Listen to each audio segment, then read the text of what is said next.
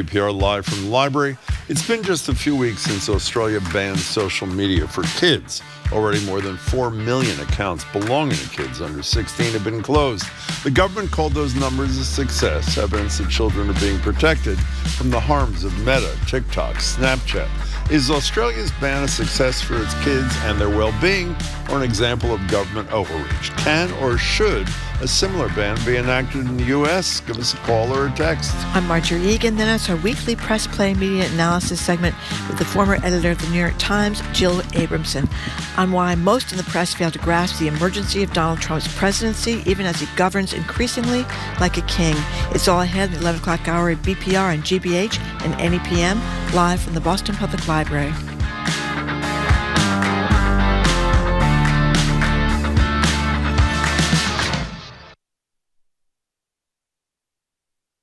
Live from NPR News in Washington, I'm Corva Coleman. Iran says protests that have swept the country and raised the prospect of U.S. military action there have stopped. But as NPR's Jane Araf reports, Iran's blackout on communications has made it extremely difficult to tell what is happening there. Iran's chief of police says the country has been calm since Thursday, despite calls from outside Iran for continued protests. The Iranian government has cut phone and internet lines, making it extremely difficult to verify independently what's happening inside the country. U.S.-based Iranian human rights groups say security forces have killed more than 2,000 people in protests over Iran's collapsing economy. Iran's foreign minister says hundreds have died, including security forces and protesters. President Trump, who has warned Iran against the crackdown, said midweek he had been told the killing had stopped. Jane Araf, NPR News, Amman. About 3,000 federal agents are now on the ground in Minneapolis and St. Paul, and more are coming. They're supposed to be conducting immigration raids in Minnesota. Their tactics are increasingly aggressive. That includes last week's shooting death of a Minneapolis woman by an ICE agent. NPR's Domenico Montanaro says overall, Americans don't like this. And there's new polling this week out from a couple of outfits. Quinnipiac poll found that 57% disapprove of the way that ICE is enforcing immigration laws. 53% said that they don't think that the shooting was justified, while only 35% say that it was. And this has become the real problem for Trump on something that had been an advantage with immigration. You know, people may be in favor of deporting criminals who are in the country illegally, but they've also been saying for months that they see this administration's approach as going too far or acting too harshly when it comes to deportations. And that's been dragging down Trump's numbers overall on immigration. NPR's Domenico Montanaro reporting. A watchdog group is calling on the Deputy U.S. Attorney General to give up his role in overseeing access to President Trump's documents.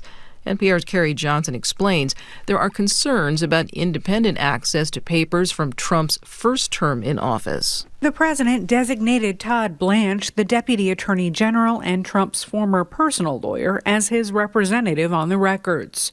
The group American Oversight says Blanche has a conflict between his obligations under the post-Watergate records law and his personal duty to Trump. They're calling on him to step aside as they demand more details about Trump's family separation policy and actions toward Ukraine. Under federal law, documents from President Trump's first term could become available to the public as soon as next week. American Oversight says presidential records belong to the American people. Carrie Johnson, NPR News, Washington. On Wall Street, the Dow Jones Industrial Average is down about 80 points. You're listening to NPR. Good morning with the latest from the GBH Newsroom. I'm Henry Santoro. The Harvard Club of Boston, which is not directly associated to Harvard University, will pay $2.4 million to settle a U.S. Department of Justice investigation into allegations that it unlawfully applied for a small business loan during the COVID-19 pandemic. The Crimson reports the case dates back to 2021 when the club applied for and received a Paycheck Protection Program loan, or PPP loan, made available by the federal government for small businesses facing economic hardship as a result of the pandemic. The club's loan was later forgiven by the Small Business Association, but under administration rules and SBA rules, private clubs with membership requirements are ineligible for loans. The Harvard Club of Boston, which requires a Harvard affiliation to become a member, fits that definition, but as we mentioned above, the club is not directly associated with the university. University. Worcester Science Museum, or Ecotarium, has been selected to host a live amateur radio call with an astronaut on board the International Space Station. The Worcester Guardian reports it's an event that'll connect 10 local students with crew members orbiting roughly 250 miles above Earth. The call, which is part of the amateur radio on the International Space Station program, is scheduled for the week of March 9th this year. However, NASA will confirm the exact date and time as we get closer to the event. Celtics and Bruins both off tonight. They're back in action tomorrow. 25 degrees in Boston, 23 in Springfield. This is GBH News. Support for NPR comes from NPR stations. Other contributors include the Charles Stewart Mott Foundation, celebrating 100 years of giving for good. More at mott.org/100. And listeners like you who donate to this NPR station.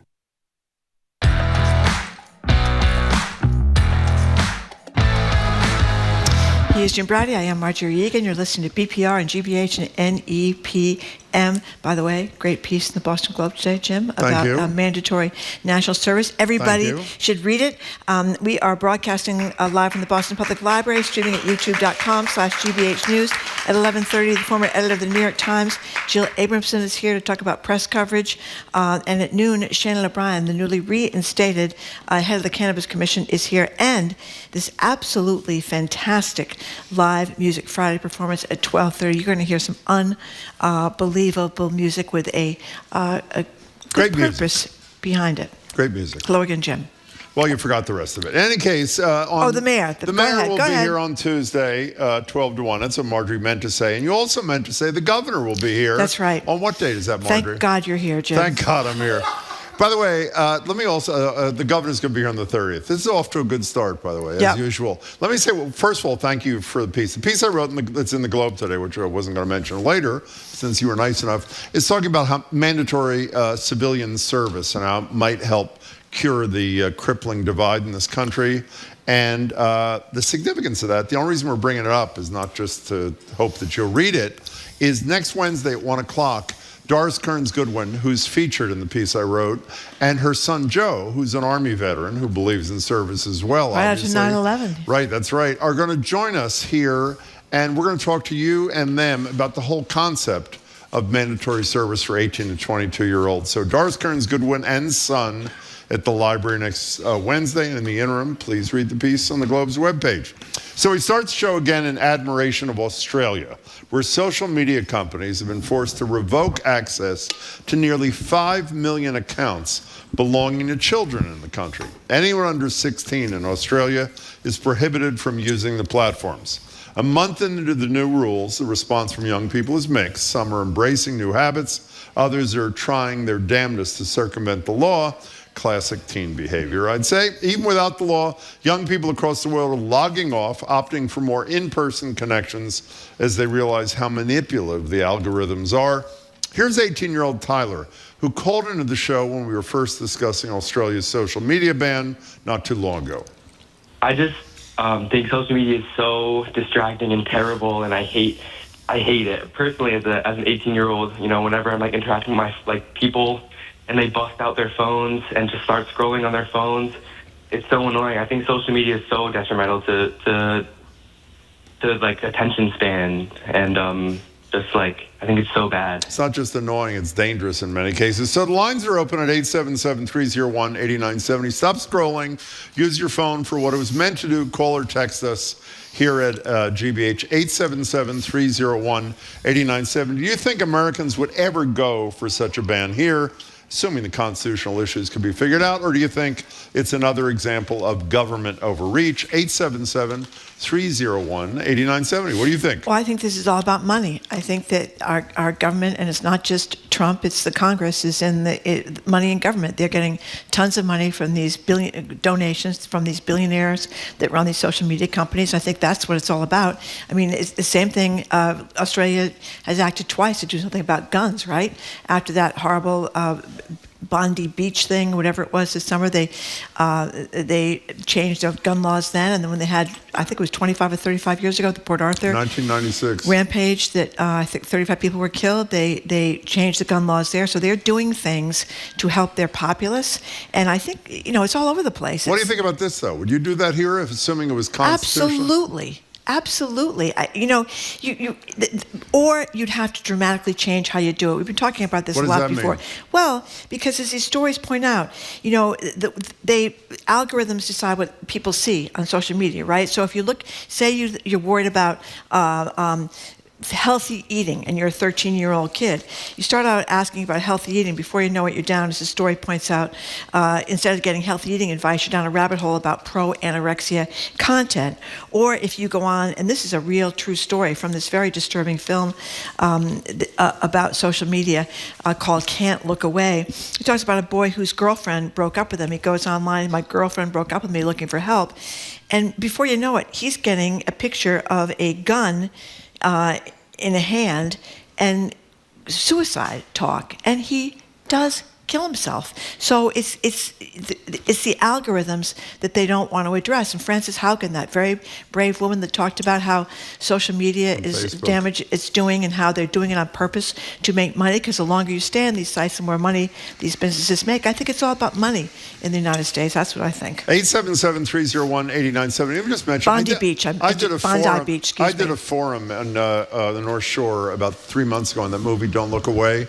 And it's not just the horror of people taking their lives by suicide like the young man did. Snapchat, according to plaintiffs in a lawsuit that's mentioned in that film, drug dealers use Snapchat to basically draw people in. A bunch of kids have died from fentanyl as a result of their Snapchat behavior, and that's algorithm connected too. So we have a couple of questions. One, should we be doing what Australia did here, essentially banning kids who are 16 or under from using social media at all? If not, what would you do? And two, why can Australia do big things, as Marjorie described, and we can't? Remember Ian Coss's great podcast, The Big Dig, the theme of which was, why can't we do big things here, or can we do big things here? That was more about Boston doing big things, well, maybe beyond. Why can't America do big things except those which do damage to the people in the country? By the way, that Port Arthur reform after 1996, they banned automatic weapons, they banned semi-automatic weapons, they banned most shotguns, and they had a gun buyback program where 2/3 weapons were turned in. Can you imagine? I know we have a Second Amendment. Can you imagine anything comparable ever coming out of Washington here? Well, at this particular moment, a lot of things aren't looking good, and good things coming out of Washington. 877-301-8970 is the number. Let's start with Kristen in the car. Hi, Kristen. Hey, Kristen. Hi, I'm a huge fan. Thanks. Thanks for taking my call. So sure. I am a photographer, and one of the things I photograph is teens and mitzvah kids, like tweens, mitzvah age and quinceañeras. And when a family reaches out to me, I send them an extensive questionnaire to learn more about the kid. And one of the questions is your child on social media? What platforms are they using? Do they have a smartphone? And for years, the answer was always yes, and multiple platforms, usually Snapchat, Instagram, and TikTok. In the past year and a half, I think that number has dropped to almost zero. And the difference in these children and teens is mind-blowing. They are engaged. They talk to me. They can talk about things that are difficult. They're opening up. They're not as anxious. They make eye contact. And they're just happier. And I say to them when they talk to me about they're frustrated, they're not on it, I said, the thing is, you're missing so many things that you don't know exist because your face is plastered to a phone. And when you wait to get it and then you get it, you'll realize it's not so great. And Kristen, then fast forward to their events. Oh, sorry. No, I want to ask you, I think you may have answered the question. The reason you posed that question to the parents was because I assume as a photographer, you felt if they don't have the ability to engage well with another human being, namely you, the photographer, your work is not going to be as high quality as it would otherwise be. Is that the point? That was part of it, but when I first started asking that question, to be honest, that's not why. I wanted to be able to contact them. I wanted them to be able to have access to me, especially kids that have big events and there's a lot of anxiety, so they could DM me directly on social media. Now I just give them my cell phone. Good for you. Hey, Kristen, that sounds great. Thank you much for the call. And by the way, following up on what Kristen said and them shutting themselves down, a survey, Margie and I read about this morning, Gen Z, what is it, roughly 14 to 28-year-olds, 63% intentionally unplugged on a regular basis. That's a pretty good number. And who's the least likely to unplug? Old people. Yeah, I thought Baby boomers. I thought that was fascinating. I mean, we're getting text people saying it is government overreach. The constitutional issues kind of out the window at the moment. We don't worry about constitutional issues in the age of Trump. But on the other hand, we put age limits on all sorts of things. Right? I think, I'm not an expert. I know it's shocking to hear on the Constitution.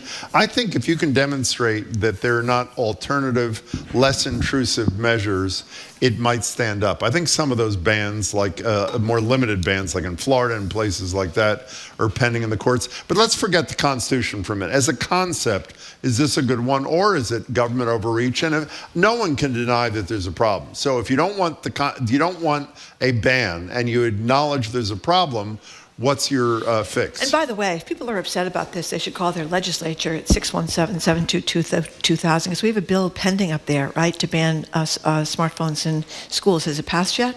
That's the Attorney General's thing, and I'm not sure. Jamie, can you check? I think it may have passed one chamber. I'm not sure that it has passed many other states. No, to ban them in schools, you said, yes. Right, in schools, yeah. Many of those states have done this already. Bell to bell, the and whole Massachusetts, school day, as usual, is dragging behind everybody else because our legislature does drag behind, I think, almost every legislature in the country. 877-301. John from Wakefield, thank you for calling. Hello, John. Hey, you guys. Hi. I just wanted to say that I think these moves are some of the most encouraging news I've heard in a long time. I think the most important choice we're going to make in the 21st century is how much to live like an embodied existence and how much to accept like fake substitutes. It's just like diet soda, right? Or it's like any number of like unhealthy choices. Like Big Macs are calories, but they're not nourishing. Social media is calories, but it's not nourishing. Porn is calories, but it's not nourishing. AI friends are calories, but they're not nourishing. So how much like young people choose to live out in the world like a humane existence where they practice embodied reality skills is going to be the most important like determiner of like our cultural well-being for the next century at least. John, that was a fabulous phone call. Thank you very much. By the way, you know what's going to happen, though? Since people like Zuckerberg and others fought this in Australia, they're going to fight it here. They're going to call Trump on the phone. You know what Trump's going to do? Seize Australia. That's what he's going to do. 877-301-8970. By the way, I don't know if I said this, but the Prime Minister of Australia in 96 at the time of the Port Arthur massacre, who implemented these dramatic gun reform things, was a conservative.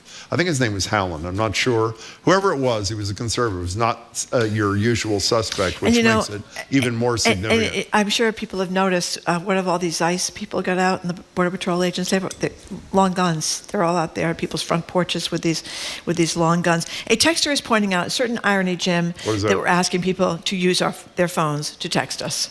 Well, we don't have that many 14-year-olds texting the show, and we're not talking about people over 16. And by the way, I generally am not, when it comes to things like alcohol, you and I are both of the belief that you should ease your kids into this. If somebody called with an intelligent suggestion as to how you limit but ease your kid into social media, I'd probably prefer that to an outright ban, but I can't imagine how you do that when you're not going to get cooperation from the companies themselves. And as you say, the Congress is not going to have the courage to take on the companies. Liz from Pomfret, Connecticut. Thank you for calling. Hello, Liz.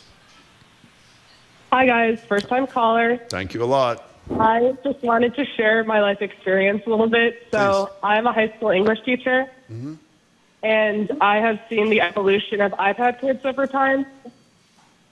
So I have seen the lowest level of 10th grade and the highest level of 10th grade.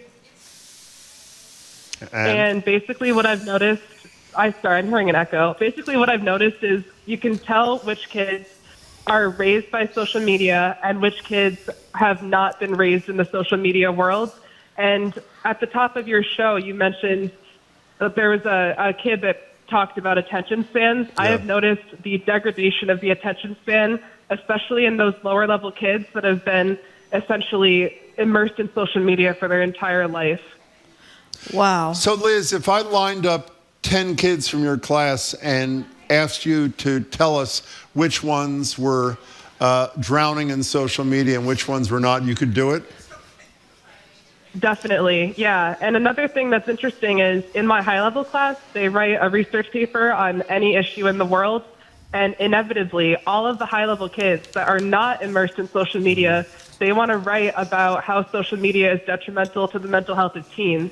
So this generation is aware of the damage that social media has done to them, and it's just really fascinating to watch it play out in both, my high-level and my low-level classes, just seeing the difference between how it's affected them over time. Liz, that was an excellent call. Thank you for your first call. Make another one soon. When you hear Liz say they're aware of how damaging it is, I assume some people are saying, well, then why don't they just stop?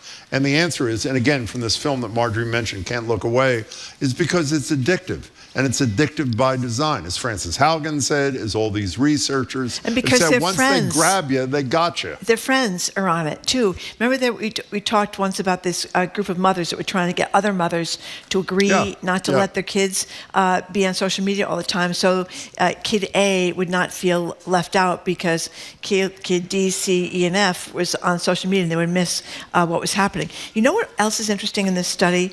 That they also talked about people are returning to writing in notebooks, to putting alarm clocks, the old physical alarm clocks in their bedrooms so they can keep phones out of their room, having paper planners instead of calendars on their phone.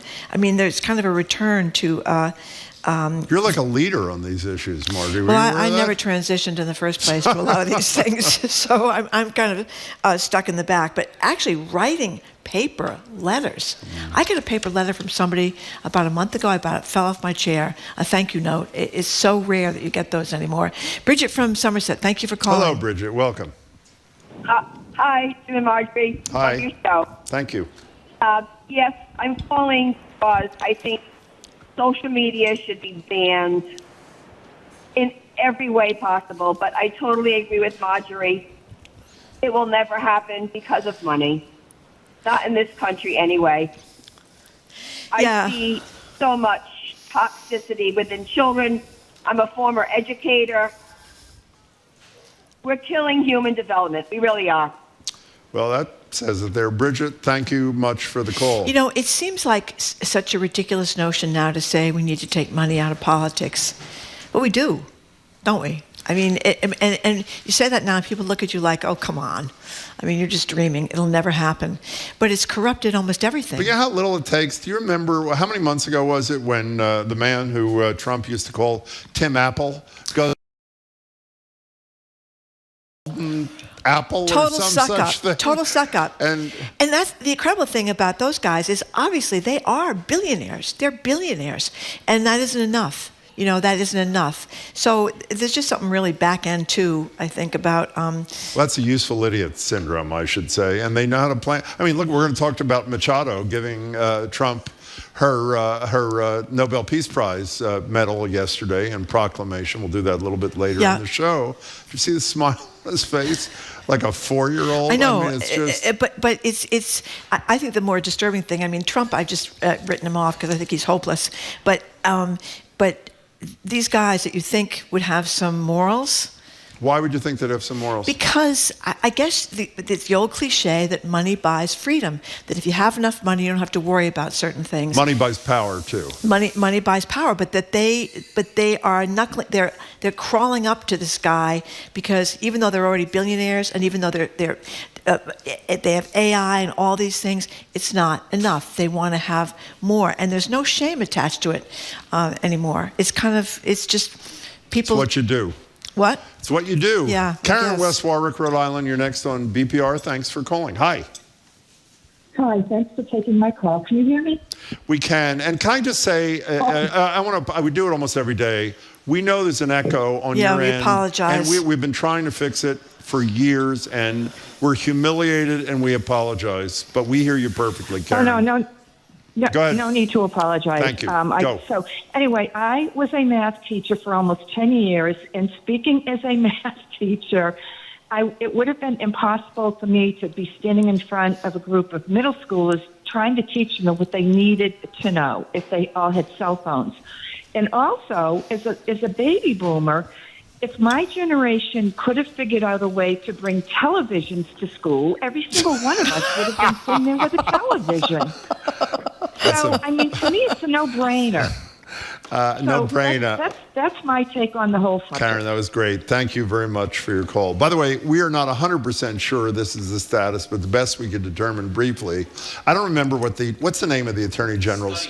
The Study Act. This is, among other things, it would ban cell phones in schools bell to bell, but there are other provisions as well. We've talked to the Attorney General about it a lot. It apparently has passed the Senate, but as best we know, we're still checking it, has not passed the House. Listen to this. Jeff in Andover says, at my 9-year-old's child pediatrician appointment, after asking about guns in the house, our doctor asked about screen time. That's pretty interesting, isn't it? I'm not surprised. Isn't that great? Shouldn't they be doing that? Yeah, and Jeff says, I think the message about linking guns and screens with children's health should be broadcast loud and wide. 877-301-8970 is our number. Why are you laughing? This is an older person who said, I think it's great that Gen Z is opting out of all this screen time. Now we could only get them to stop marring themselves with tattoos. Yes, I'm an old fogey. I'd say so. It's a little late for that. We're going to take a break, Marjorie. Okay, we're going to take a break. We're talking about what Australia's managed to do in ban cell phone use for young people, social media use for young people, whether we should do it here, whether we ever could do it here. Our number is 877-301-8970. I'm Marjorie Egan. He's Jim Browdy. You're listening to BPR and GBH and NEPM. We are broadcasting live from the Boston Public Library, streaming at youtube.com/GBH News. I want to repeat again, we got some incredible music coming up at 12:30. If you're in the neighborhood, drop on by and hear it live. This is Boston Public Radio.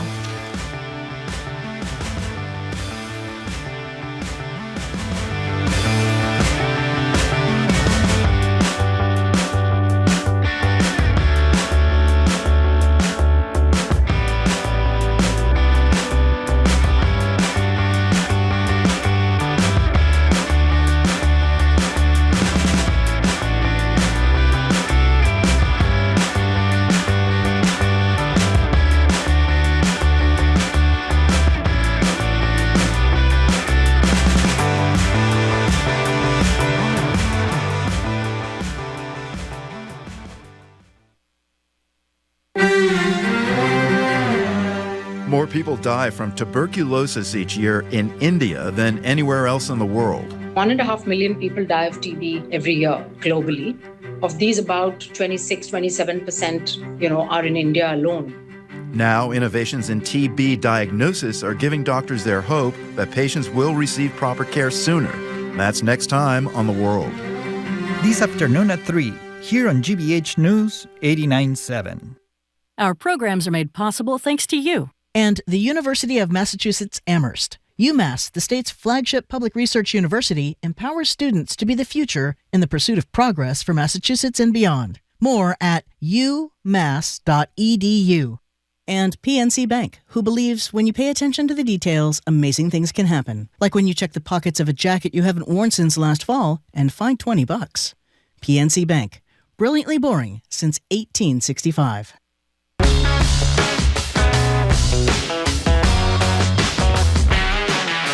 Welcome back to BPR on GBH and NEPM. Marjorie Egan, Jim Browdy. We're live at the library, streaming at youtube.com/GBH News.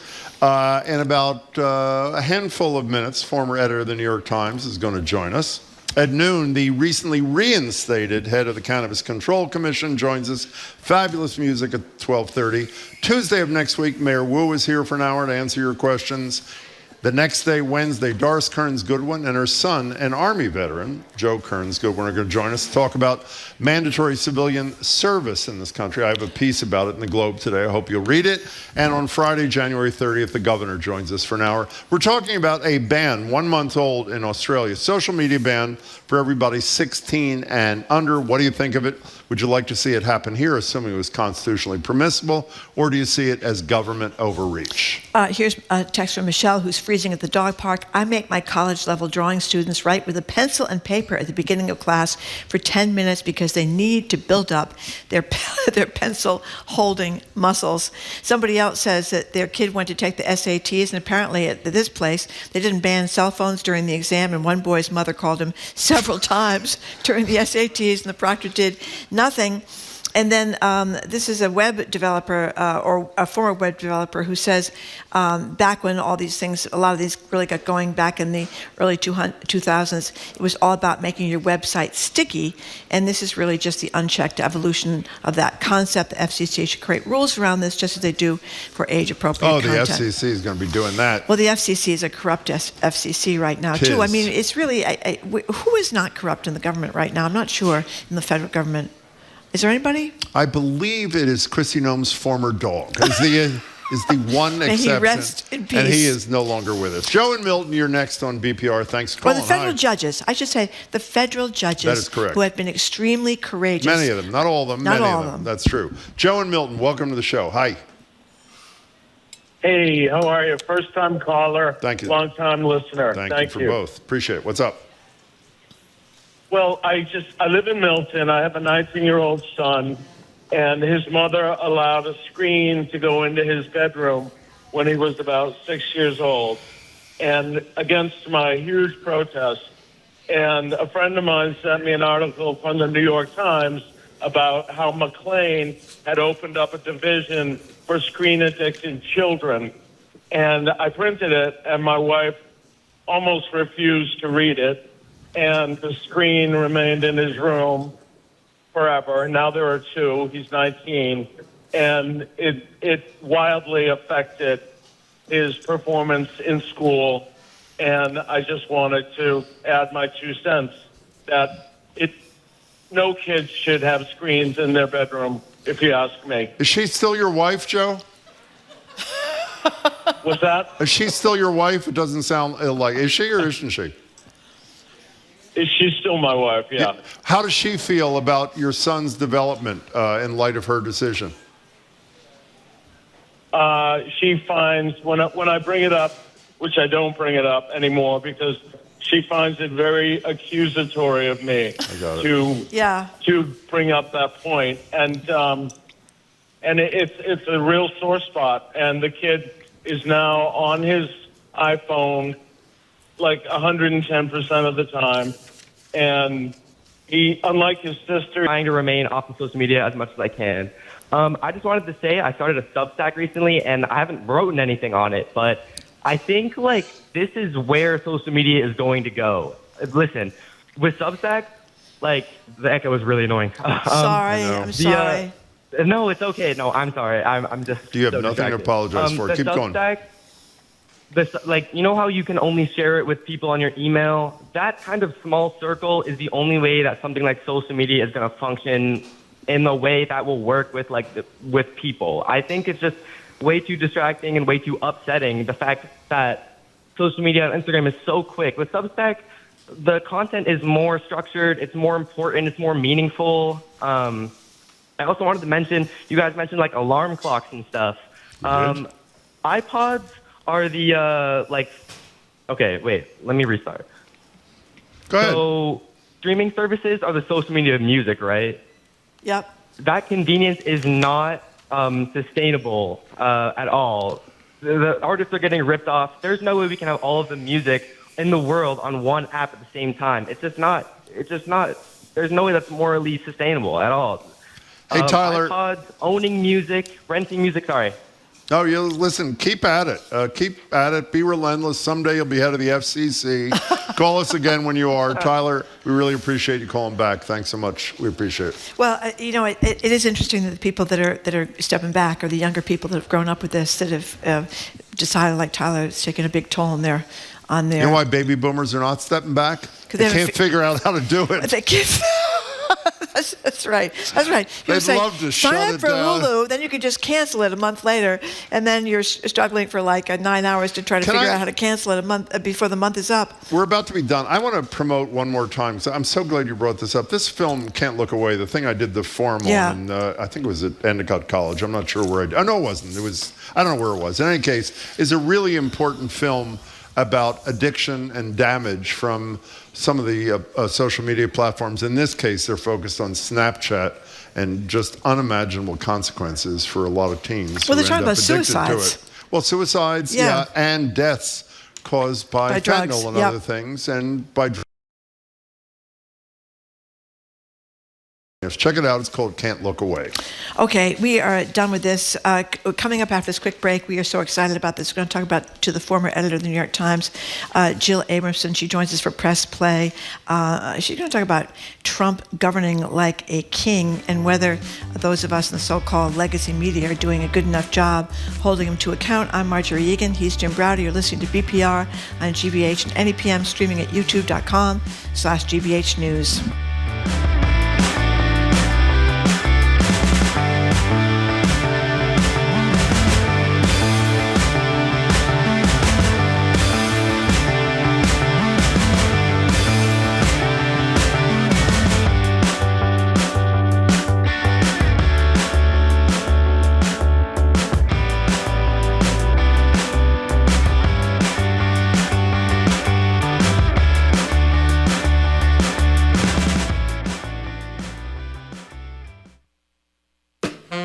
I'm Jared Bowen. Coming up on The Culture Show, poet Amanda Gorman put the inexplicable into words.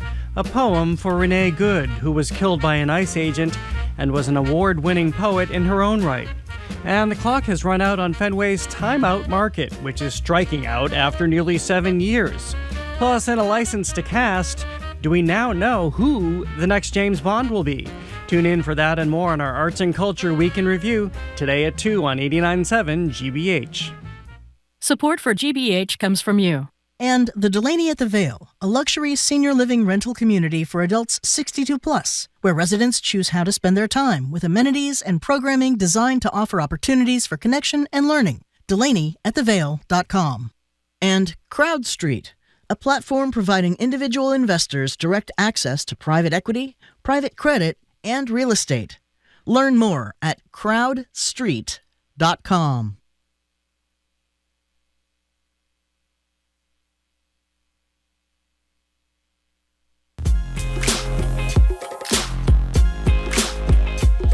Welcome back to BPR and GBH and NEPM. Marjorie Egan, Jim Browder. We're live at the library, streaming at youtube.com/GBH News. Time now for our Friday media analysis segment called Press Play. This week we're joined by Jill Abramson. Jill's the former executive editor of the New York Times. She leads the Burns Center for Social Change Initiative on Investigative Solutions Journalism at Northeastern. That's a hell of a mouthful. And is a contributing opinion writer for the Boston Globe. And speaking of that, you got to read a piece she wrote about a week ago. The press is treating a king like a president. Jill, it's great to see you. Welcome.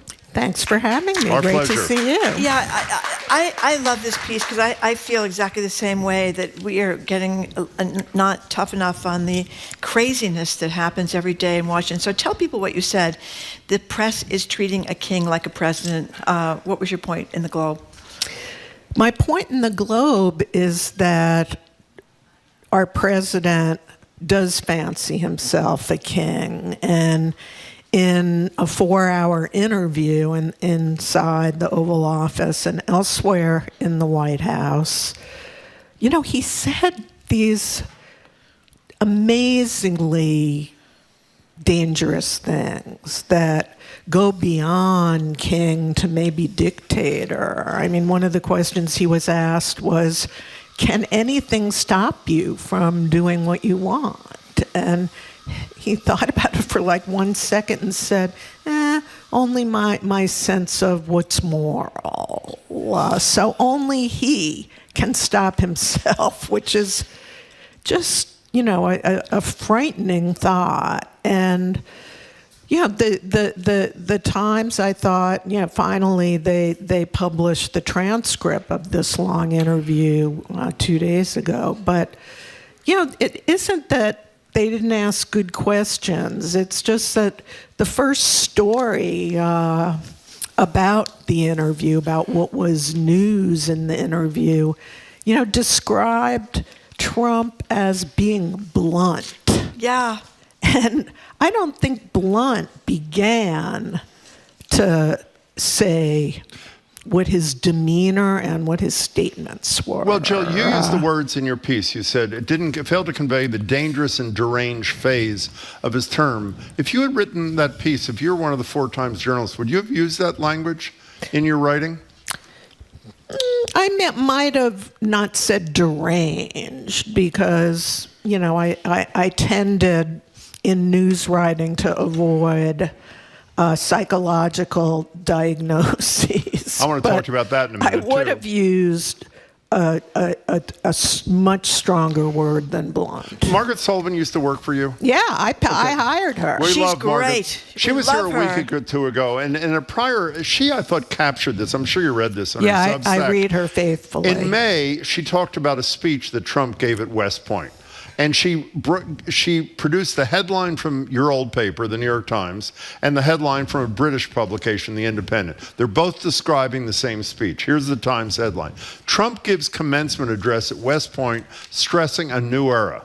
Here's The Independent. Trump gives rambling speech about trophy wives, golf, and the great late Al Capone in politically charged West Point address. That, to me, it was all factual, was totally responsible, and it did what you say we've got to do, didn't it? It did. And, why they're so different, I think, is the nature of the publications themselves. Independent is more tabloidy. They're going to be feistier and funnier. But it was every word was accurate in that headline. Yes. I'm not disputing that. The Times headline could be for any speech a president gave. It seems to me that we in the so-called legacy media, we're operating like these are normal times. I mean, you read the paper this morning, you find out that, European countries are bringing the military to Greenland in case they have to fight against us. I mean, these are like insane times, and I don't think we catch that danger and that insanity. It's not captured on the news pages of a lot of legacy publications and news organizations. That's for sure. I mean, it is the conventions of news writing are, to not let too much opinion leach into headlines and news stories. But I just think those old rules can't apply. Yeah, unprecedented. To refer to a somewhat overused, but true word in this situation. But I want to challenge something I think you said a minute ago about, I don't want to psychoanalyze them or whatever it is. And I know there's the Goldwater rule where psychologists who haven't seen the patient can't, opine upon. You say in your same piece, you were describing, I don't remember what, shows some sort of mental defect. Yeah. I'm an opinion person, and I think the guy is seriously mentally ill, which is what really scares me. Why isn't that talked about more? I don't mean I, as a journalist in the New York Times, should write that. Why can't I call the head of the American they wouldn't do it, the head of the American Psychiatric Association, if there's such a thing, and ask them what they thought about what he said in that 4-hour Oval Office? Wouldn't that make an important contribution? You don't agree with that? No, I do. I think it could make a contribution if he would comment on it or she would comment on it. Well, there were those 27 shrinks. You read, I'm sure you looked at the book a few years ago in the first term that said whatever it was. I know, but he's so much worse now. Exactly. Oh, so much worse. Exactly. And it's not, and in my opinion at least, it's not being conveyed. And I think even for news writing, some of his attributes now are clearly, extreme ADD, either extreme ADD or some kind of derangement. Because, the Times reporters in that interview, I mean, they conducted a perfectly good interview, and they asked a lot of good questions. So I don't want to seem like I'm ragging on my old paper. But, he went from, they asked him a question about democracy, which he didn't answer, and he started, I want to show you the model of the new ballroom.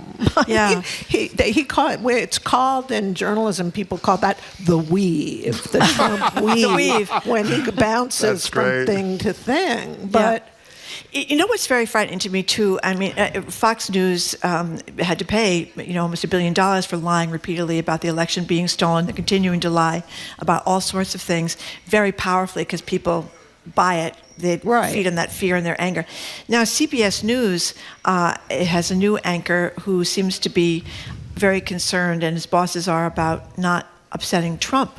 What could be the impact of this on opinions of people who watch CBS, like those who watch Fox?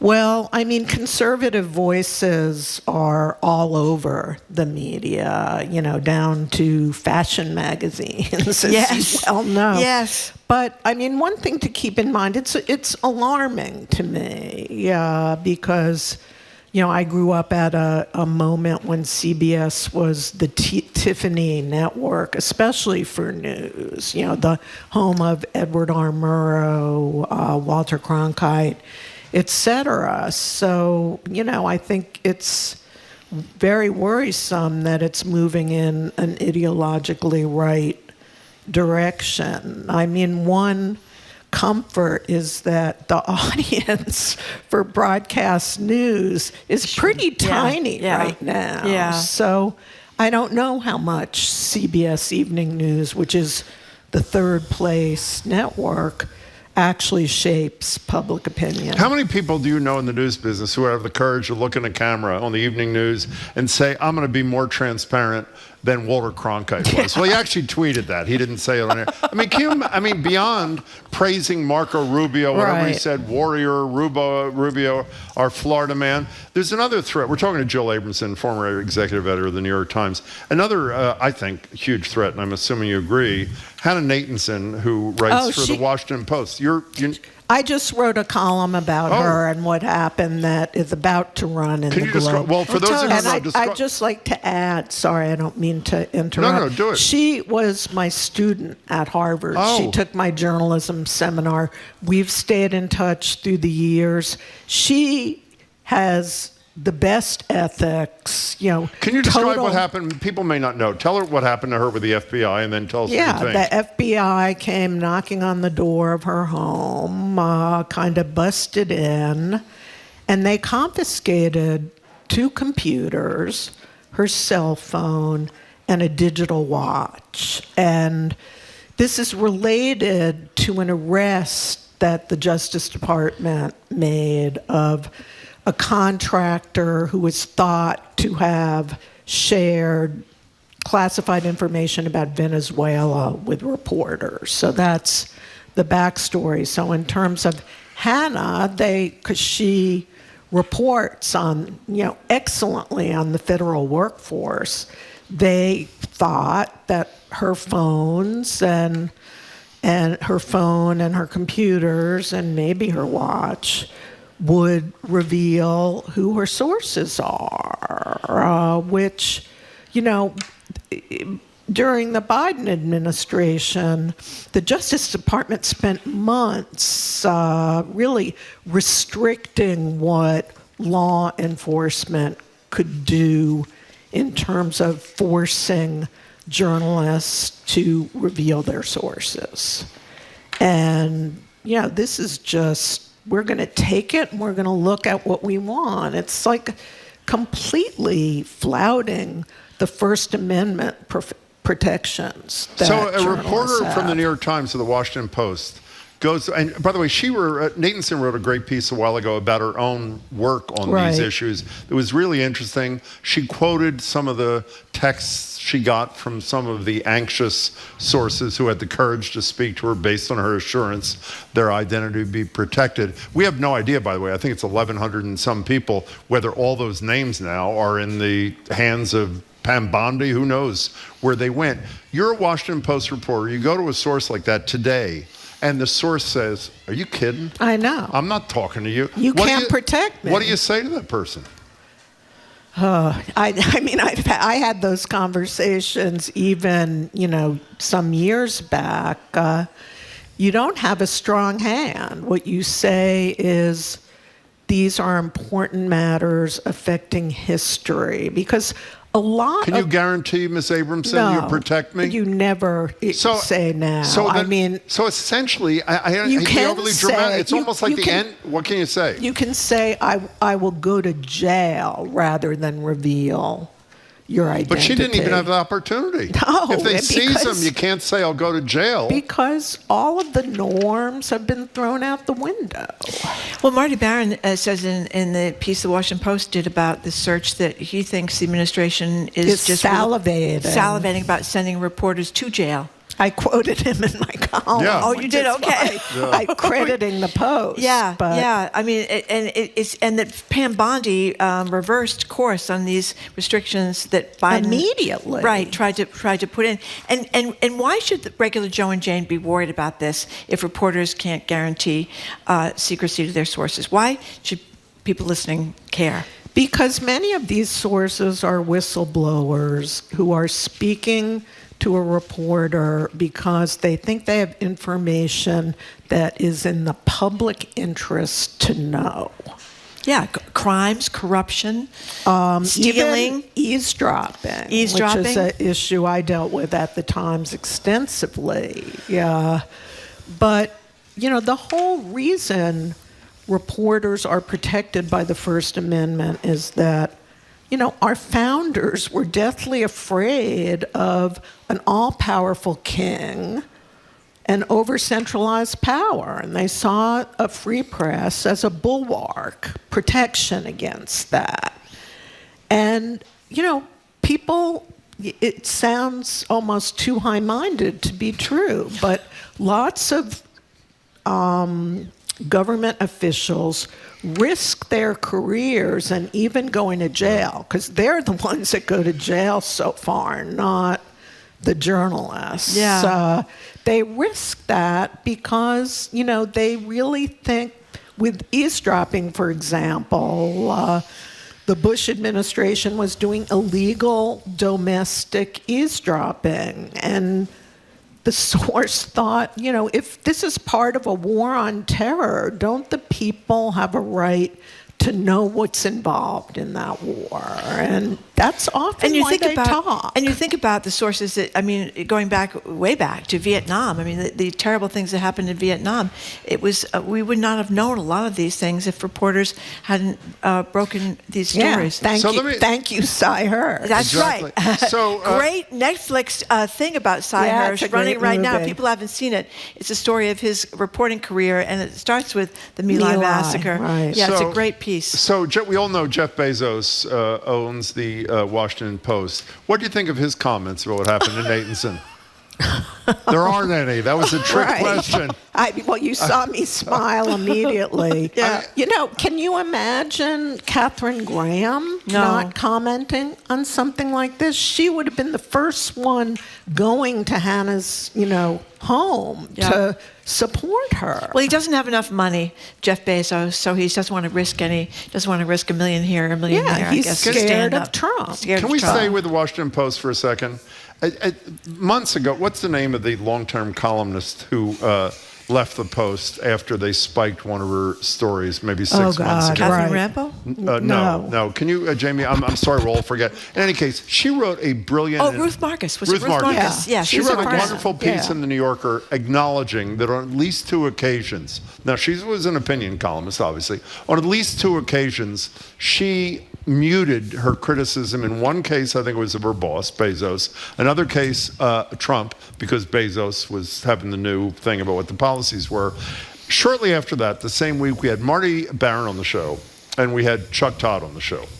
And I asked them, are you worried that that sort of, I don't want to use the word fear because I'm a fan of Marcus, but you know what I mean. That sort of anxiety about the boss is going to trickle down into the news pages. Marty Barron said, I speak to a lot of people at the Post. No one's going to be intimidated. Chuck Todd said, I speak to a ton of my NBC colleagues all the time. They are intimidated. He didn't mean that critically. Yeah. Why should we not worry that we're not even getting full factual stories anymore out of fear? I think we should be worried because it's more subtle and it applies not only to opinion writers like Ruth, but to the news. And you don't know what you don't know. Editors are the one who choose what to investigate, what to spend months, trying to bring sensitive information to the public. And, you can see editors thinking, I hope this is not true. And I don't think it's... Matt Murray is a very good newsman, the editor of the Post.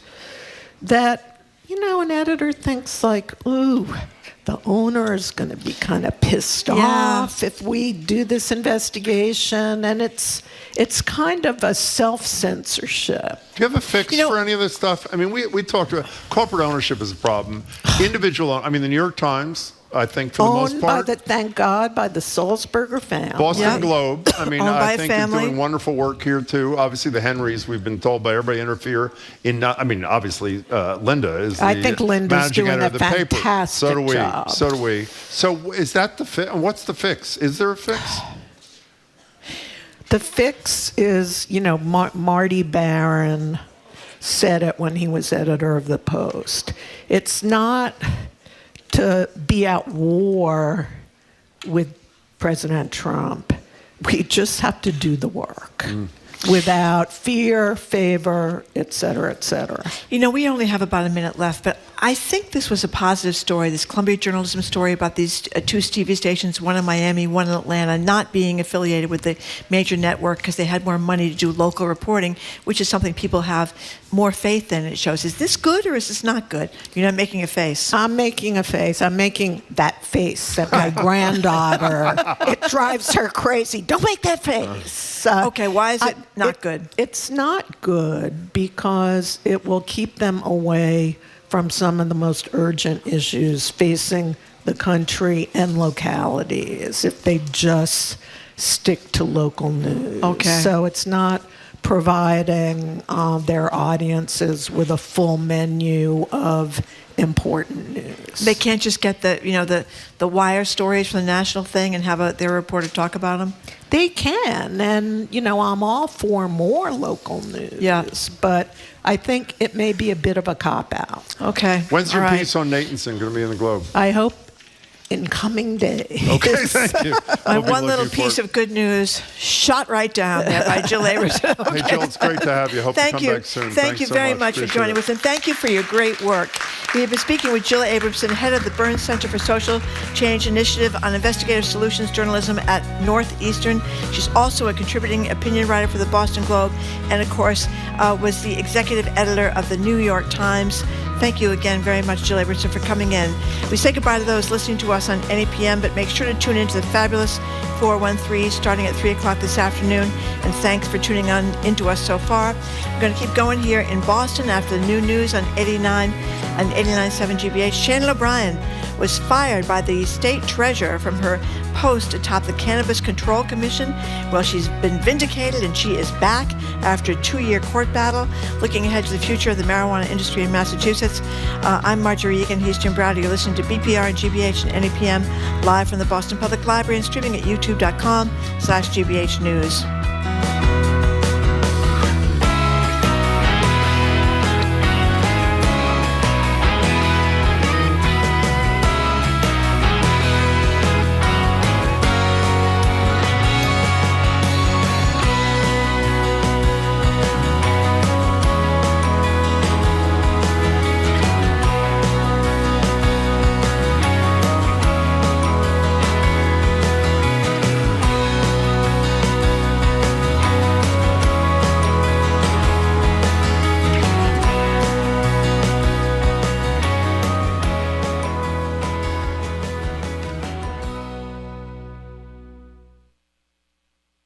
It's not over yet. More smart conversation about community issues up ahead with Jim Browder and Marjorie Egan on Boston Public Radio, right after a news update from NPR. Stay with us here on GBH 89.7. Funding for our programs comes from you and Brown University Pre-College Programs, where high school students experience college life, nurture their diverse interests, and make friends and memories that last a lifetime. Applications available online at precollege.brown.edu. From tossing tea in the harbor to snowy battles against the British, Ken Burns and his team explore the incredible story of how America's founding turned the world upside down. Watch The American Revolution tonight at 9 on GBH2. You're listening to 89.7 WGBH HD1 Boston. Online at gbhnews.org. GBH News. What matters to you? I'm Jim Browdy, head on Hour 2 of BPR, live from the library. After being ousted from the Cannabis Control Commission for alleged misconduct, a judge ruled late last year that Shannon O'Brien should be reinstated as chair immediately. She's back on the job and back on BPR to talk about what's ahead for the pot industry in Massachusetts. I'm Marjorie Egan. Then it's Live Music Friday with musicians and organizers behind Which Side, a protest music teach-out series. We'll talk with organizers and James Sullivan. And then Congressman Bill Keating joins via Zoom to talk about Trump's aggressive posture towards Greenland and investigations into the killing of Renee Good. It's all next in the second hour of BPR, 89.7 GBH, live from the Boston Public Library.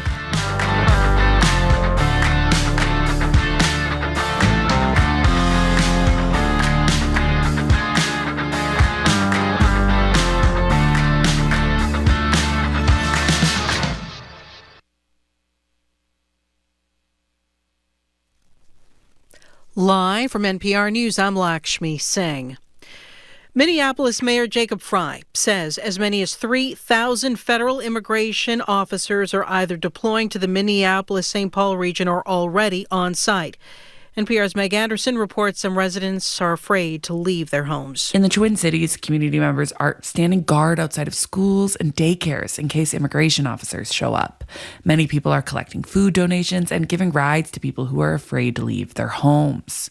One woman who asked to only be identified by her first initial, A, because she's afraid she'll be deported, told NPR she has not left her home in several weeks. Me siento que ya no veo un futuro, que no veo. A said she feels like she can't see a future for herself or her family. She's an asylum seeker with 2 young U.S. citizen children. And her fear of leaving the house is not unfounded. NPR has witnessed immigration officers stopping and detaining people of color seemingly at random on the street. Meg Anderson, NPR News. Venezuelan opposition leader Maria Corina Machado is speaking this hour at the Heritage Foundation as she seeks President Trump's support for her bid to lead her country. So far, the administration is backing the government once led by Nicolás Maduro until he was seized by U.S. forces earlier this month. I am profoundly confident that we will have an orderly transition. This is a complex phase we are right now. Some of the dirty work is being done by them. But then the result of a stable transition will be a proud Venezuela who is going to be the best ally the United States has ever had in the Americas. Machado praises President Trump. At the White House yesterday, she gave him her medal for the Nobel Peace Prize to the shock of many lawmakers and residents in Norway.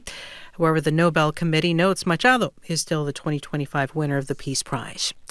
With Trump doubling down on the idea of U.S. control of Greenland, European soldiers have begun a military exercise in that region meant to show solidarity. NPR's Eleanor Beardsley reports a meeting between U.S., Danish, and Greenlandic officials failed to resolve disagreements. France, Sweden, Germany, and Norway announced they would deploy military personnel in Greenland as part of a European reconnaissance mission to explore options for ensuring security in light of U.S. pressure. Retired French General Pierre de Villiers spoke about the mission on French public TV channel France 2. C'est pour donner un signal. It's to give a signal to the international community that Europe is reacting and exploring its options, he said. De Villiers said the specialized Alpine soldiers would see what kind of cooperation can be done alongside Denmark and weigh whether Europe should send combat troops to protect the territory. Eleanor Beardsley, NPR News, Paris. It's NPR. Good afternoon. With the latest from the GBH Newsroom, I'm Henry Santoro.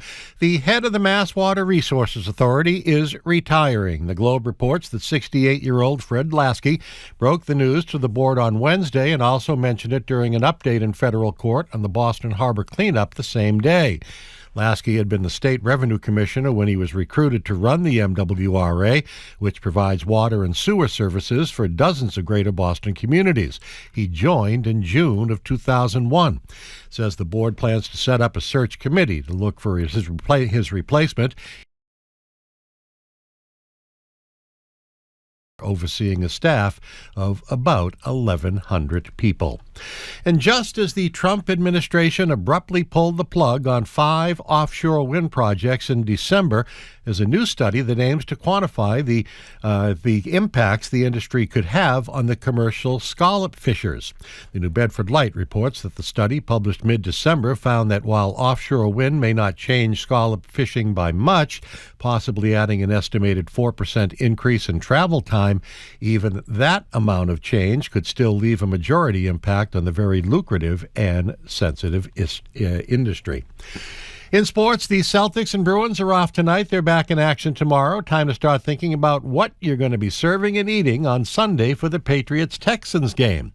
Is it going to be wings, pizza, nachos, and guac, all of the above, or are you going to go the barbecue route with ribs, pulled pork, and cornbread? Are you hungry now? 27 degrees in Boston. This is GBH News. Support for NPR comes from NPR stations. Other contributors include Fisher Investments. As a fiduciary, Fisher Investments is obligated to act in their client's best interest. Learn more at FisherInvestments.com. Investing in securities involves the risk of loss. This is NPR.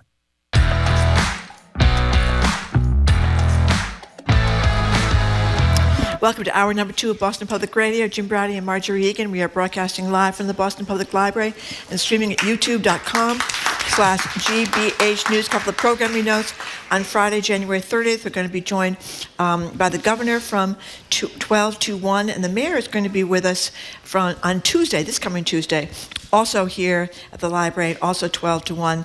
And on Wednesday next week, we're going to be joined by Doris Kearns-Goodwin and her son, Joe Kearns-Goodwin. We're going to talk about public service, and the timing is perfect because it just so happens that Jim Browdy has just written this brilliant piece in the Boston Globe today about mandatory public service, and Jim is going to go straight from the show today to begin his mandatory service this afternoon. No, I am not, but I want to say Doris is one of the major sources in my piece, so she and her kid, who serves an Army veteran, by the way, are going to join us to talk to the audience about the concept of mandatory civilian service and whether it would help heal a broken nation, or help heal.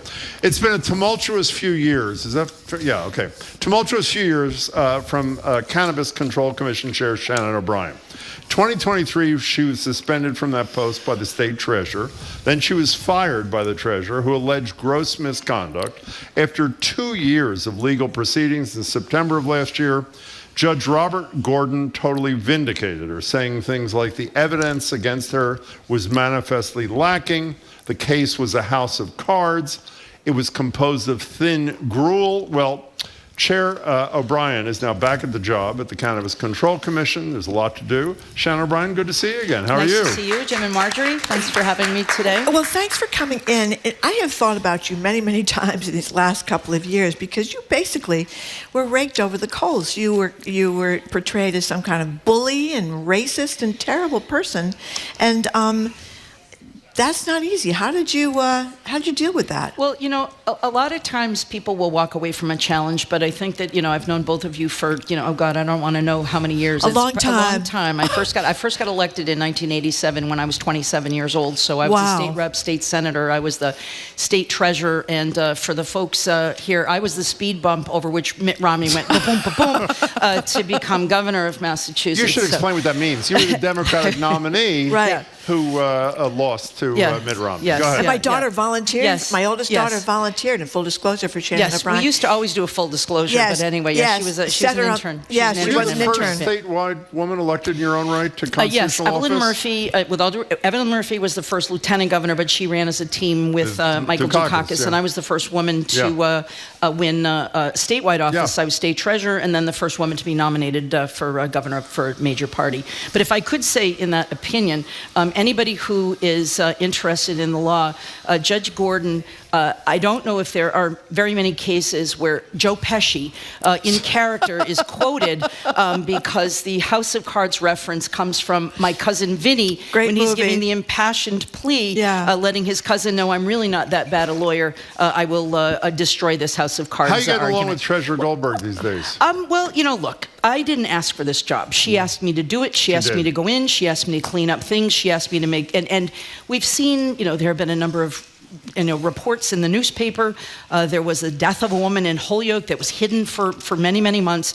The auditor, the IG, there have been a number of reports. So there was a lot of work to do. But sometimes when you're going in and you're trying to make things happen, it can be a little bit a tense situation. So bottom line is I didn't ask for the job. She asked me to do it. We've gone through the legal battle. And my whole point is, let's move forward. Let's get things done. You didn't answer my question. Did you two of you talk to each other? I have not heard from her since this. But before we move on, I think a lot of people would have just buckled. I mean, it wasn't easy. And I'm sure there are a lot of people who doubted you, thought Goldberg was right and you were wrong. So I'm just wondering if you have advice to people how to cope with this. Do you start becoming a runner, or do you drink heavily, or what do you do, Shannon O'Brien? I became a kickboxer.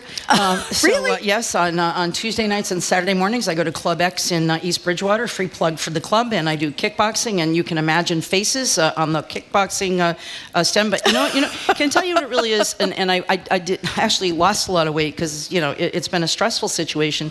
But the best remedy is being married to a really excellent partner. And my another husband, former state rep, we should say. Yeah, my husband Emmett Hayes was a state rep, and actually there was just something in the news. We've seen dolphins, and we've seen now. I'm trying to think what the latest thing, but shellfishing. You can now do shellfishing in Winthrop and places adjacent to Boston Harbor because I am married to Emmett Hayes, who was the author of the Hayes Bill, which brought in billions and billions of dollars. And I actually, when I was state treasurer, I ran the Water Pollution Abatement Trust.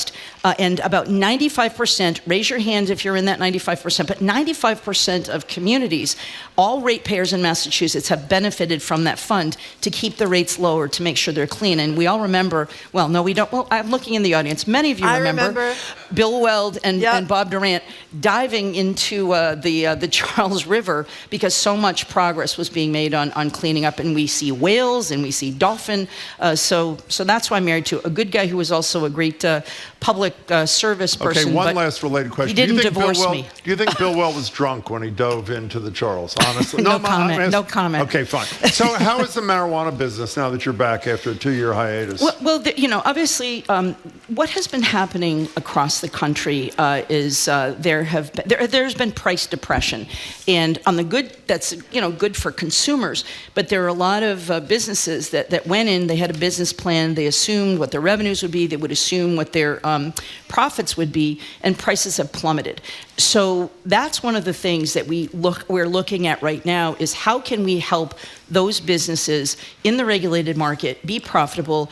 Commissioner Kim Roy and I are leading an effort, first meeting to kick it off next week, and it's red tape reduction.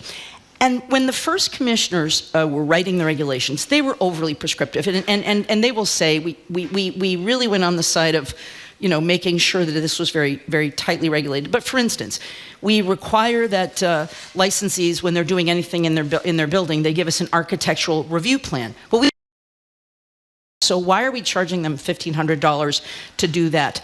There are businesses that have verticals, and you have to get an individual badge.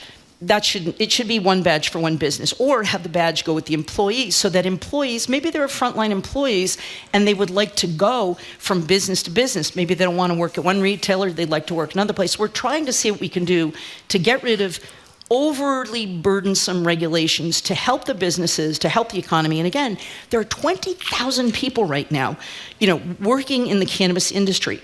Last year, it was $1.65 billion in revenue, blowing away the cranberry as our top agricultural product, and also $265 million in taxes and revenues that come. It pays for social justice programs, mental health, and substance abuse. When you talk about some of these problems, I know you don't want to talk about history, but I think it's important, particularly for the small companies. It would seem to me that the chaos of the last couple of years really damage those small businesses because no one was doing what you say you and your colleague are about to do now. That's a fair statement, isn't it? Well, it is a fair statement. Let me just say, I don't really want to. I just will tell you, I've gotten a lot of good responses. We've done a number of roundtables over the course of the last several months since I've been back, and I think that businesses recognize, because frankly, full disclosure, for a very brief period of time, I worked with a former college classmate of mine to set up an outdoor cultivation facility, and I actually said to the treasurer, do you really want me to do this job? You know, I was working with a farm. I'm no longer involved. You know, I got her there in the end of 2021. She says, your experience in the business will help you inform the decision. So I've been on the other side. I was working with a farmer. And let me tell you, I have a picture of me wearing all white pants, sitting next to Bessie the cow, having an outdoor meeting, because this was happening during COVID. So the bottom line is, I understand that this is hard. Because this is illegal on the federal level, as a business, you can't deduct business expenses off your federal taxes. Well, wait a second. Won't that change now that Trump has actually done something good? By the way, for those who don't know, he did do something good. Cannabis used to be grouped in the same classification as heroin. He's dropped it a couple of classes. It's in the works. Process. It's in the works. But when it reaches, what is it, level 3? Is that what it's called, or whatever the hell it goes from 1 to 3, I think. Will that allow businesses to do some of the tax things? Yes, they're not there's a able thing to do? called 280E, and that's what prevents. That's a good and thing. frankly, in going back to the woman who died in Holyoke, this was also something that, having been, a recovering politician, when I found out that this woman died, and just to let folks know, there was a cultivation facility actually in my old state Senate district in Holyoke, and they had a poor ventilation, and a woman was inhaling, cannabis dust, and there actually is some research going on. And the woman died. We didn't know about it for many months, but one of the first things I did is I called former Mayor Marty Walsh, who then was heading up the Labor Department, and I said, Marty, we've got to do something. The fact that it's illegal on the federal level, there was sometimes a hesitation for OSHA to go in. And so they've actually addressed that, and they're now working more closely, but that's also part of the regulatory issue. There are so many different branches of government that deal with hemp and with cannabis, with public health and safety. And so, I'm that person who picks up the phone and, tries to connect people and get things done. I'm thinking that one of the big problems in the marijuana business is because even though many studies would say liquor causes more damage than marijuana does, there's such hysteria about legalizing marijuana. I remember for a while all the politicians, no, we can't do this, that they overregulated to a point that is costing these businesses so much money. Like the example of having, if you're going to deliver marijuana, having to have 2 people in the car to go instead of 1 person in the car, or the people they have taking your license at the door and the license inside, and then sometimes they have police officers there. It seems like they're regulated to the wazoo. That's why we're doing red tape reduction. As a matter of fact, that was one of the things that I put on the agenda way back in 2023, and it took another year to get that done, because I was suspended at that point in time. But it's reducing that, and that going from 2 to 1, because right now, social equity is the program that the referendum was passed that said there are persons who have been disproportionately impacted by the war on drugs, and generally that tended to be urban persons of color. And so we actually have a whole set of programs that promote social equity. We have exclusivity. We actually are now in the middle of, and we have an April deadline, of extending that exclusivity period. So delivery, couriers, and social consumption and micro businesses. So reducing that 2 to 1 not only was red tape removal, but it was specifically meant to allow these delivery businesses that are exclusively owned right now by social equity applicants. And that was drafted in the ballot question that was voted for. Shailene Title, a former commissioner, drafted that thing. You mentioned cafes in passing. Don't gloss over that. You guys just voted to, what's that mean? What is that going to allow once it's implemented? So social consumption, it's basically, on site, whether it's in a place like maybe a retailer that already has, they're selling and they're going to have a little lounge, or it's a partnership with another business that may or may not be licensed, or maybe a festival. We've had the normal, they used to, year in, year out, the unofficial festival that would be on Boston Marjorie Common. always asked for that assignment when she was at the Boston That's Herald. right. I wonder you why. get down to Boston Common and get high off the fumes. Yeah, exactly. What do you mean exactly? You were there too? Well, no, I was looking out from the State House saying, "There's Marjorie." No, get that. So breathing deeply. So when are these cafes going to happen? So this is, it's not social consumption. The social consumption. The regulations have been passed, but because there is so much local control, we're launching working groups. We're going to be working with local public safety because there are a number of different things. Like one, if you're going to be smoking, inside, you're going to have some very costly, very expensive ventilation. We're going to make sure we're working with local departments of public health, working with local fire, local police. But we basically are working on guidelines. We have you have the statute, you have the regulation, and then you put together guidelines and protocols. And so we're going to be working with local officials. When's it going to happen? Well, right now there's about 10 communities in Massachusetts that have exhibited an interest. You have to opt in. It can't just come to your community. Understood. Your city or town has to determine, like Provincetown, Somerville, Cambridge, Boston. There are a number of communities that are interested. So we'll be working with them. I'm going to give you advice, even though you didn't ask it before. I don't know if this is your fault. That would be a different view, yeah. I don't know if it's your fault or the legislature's. When I go to a marijuana store, I mentioned this to Marjorie, it's like you feel like you're going into a porn store. I mean, well, what is it like going to a porn store, Marjorie Jim? told me it's exactly Jim, this like is this. the one down in Provincetown. What's it called? Something about Jordan Hudson's mother's place? Mother. Yeah. No, but I'm serious about this. Belichick's you girlfriend. go into a liquor store, there can be neon signs, you get to see the liquor, it's pretty, it draws you in. I'm serious. There can't be anything on the windows. You then enter this what looks like boarded off space. First thing you have to do is show your license. You put it back in your pocket. When they let you in, you have to pull out your license and show it again. It's because the people on Beacon Hill, and you know this from, I know you won't say it because you have to deal with them, they're like in another century. They are Puritans. This is like alcohol, like the ballot question said. Why can't we allow these people to have stores that are attractive to customers? Well, some of them are. You're going to get out more, Jim. That's not true. Some of them are very attractive. Well, inside. She just smells them, and it's attractive. That's right. Anyway, I'm serious. But so the point is, that's in legislation, and to the legislature's credit, I think that they're looking at a number of different things, and again, they're conferencing the bill right now.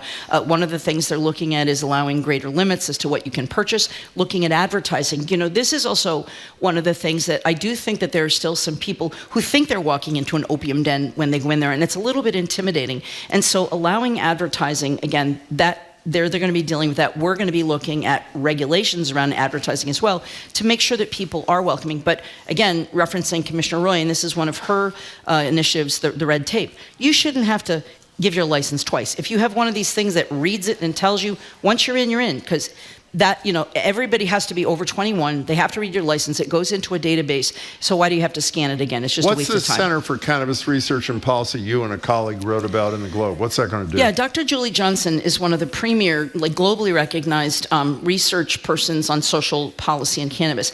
And, I was just on Channel 5 last week, and there is another MGH study which links during the time that recreational marijuana has been available in Massachusetts, there's been a significant increase in psychoses of young people, minors coming in. Now, the fact is, there are different studies. It draws the conclusion that, and when they did some of these questioning, they were asking kids, "Did you get this from a legal source?" So one, I am not sure of that because there are other studies, but when you ask an under 21 person, maybe a teenager, did you get it from a legal source? There is intoxicating hemp, gas station, weed products that you can buy in the store, and they are concentrated high THC products. You can go online and buy these products. So we need to do more research. You're questioning the research. I'm not questioning the research. I am saying, and that I got mad because that was the headline. I'm not questioning the research. What are you doing? I'm saying we need to do more research. I've had a conversation with President Marty Meehan. UMass is already, they're already, because they have one of the greatest business and agricultural schools in the country. So talking about them setting that up, and just yesterday in our meeting, because Julie Johnson and her team are doing such great work, we can't accept grant money. And frankly, we're leaving hundreds of thousands of dollars on the table that could support some of the social policy and working with Mass General and working with other researchers. But I'm talking about creating a center for cannabis research that is both research on the product. You know, when you do buy products, we need to understand what is the dosage, how does that impact pain, how does it impact sleep. So there's science around the physical aspects of the product, because we still don't know a lot. Right. But also it's the social. What are the policies that could color it? So I want to say once again, I do not question that particular MGH study, but I do think there's more research that needs to be done to pinpoint the cause of some of these problems, Understood. but to study the benefits and also the negative impacts so we know a little more. We're talking to Shannon O'Brien, who's chair of the Cannabis Control Commission. I'm sorry, Margaret. We're getting a couple of texts from people who live in buildings where they can smell the marijuana because people in their apartment next door to them are smoking it. What's the deal there? I mean, in terms of, personal consumption, obviously I think they need to take something up with their landlord. But this was one of the things that we discussed in the changes to social consumption. We went and made it a more stringent application because, I know that this is an annoying thing. You smell it. I mean, I hate to say it. Sometimes you're driving up the highway in the morning and you can smell it, and that's a problem. Again, that's something that research looking at that and public education. So in terms of their neighbor, they probably need to call their landlord. I mean, that's not something that we can. Is it legal though? Can you smoke marijuana in an apartment building in Massachusetts? It depends on if it's a federally subsidized. Oh. And can I tell you, I was not very sanguine originally about social consumption, except we have a mission to support social equity. And so on the one side, social equity means we want persons who've been disproportionately impacted, persons of color, women, veterans, to be able to economically benefit. But there's another side, and this is because of the scheduling on the federal level, that if you are in a public housing agency and it is a federally funded, you can't do that. It's still illegal federally. People should remember that. Yeah. Right. I mean, again, when I was working with my farmers and the cows, we were looking at two different farms. One had an agricultural preservation restriction. Basically, the state would pay the farmer not to develop their land. One of the other farmers, actually Jay Healy, you would remember Jay Healy. I do indeed. From Charlemont, and we were not able to proceed on that because his Agricultural Preservation Restriction Act had federal funds, and so we were precluded from doing that. So in a privately owned triple-decker, you can smoke pot in your apartment? Again, call your landlord. Okay, Shannon O'Brien, there's likely, unless a legal challenge prevails, where there's an argument that the petitioners they defrauded signature providers, people who sign petitions, put this question on the ballot, I'm not explaining it well, which would repeal the recreational marijuana law. One, who's behind this? I can't believe in 2025 we're talking about this, repealing the law. And are you able to get engaged in the ballot campaign, or you can't? No, the commission, and I'm the chair, and I have additional responsibility and authority to oversee the operation of the commission. But unless we have all sort of agreed on something, this is my personal opinion. And so, my opinion is 65 to 70% of the people in Massachusetts support it being legal. But and one of the things I've been working on is testing. And that's the difference between offline and online, legal and less than legal, is that it's our job, and that's another thing I'm working on right now, is making sure that we have more consistent and better testing so that when you buy something based on what the THC is, you want to know that it's also safe and there are no contaminants.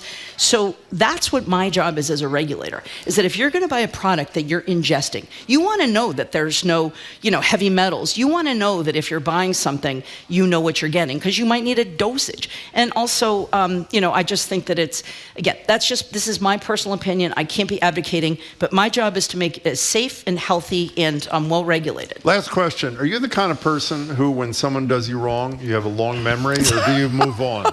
Are you asking if I have Irish Alzheimer's?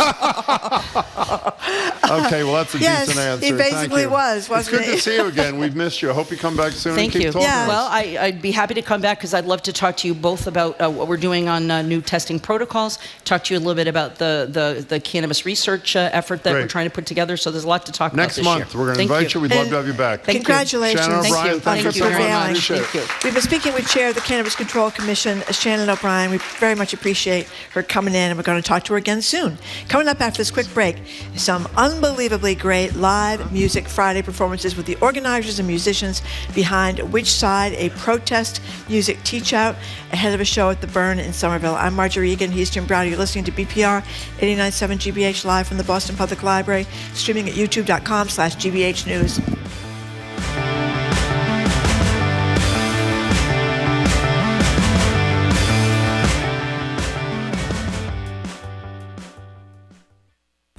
How do you deal with grief?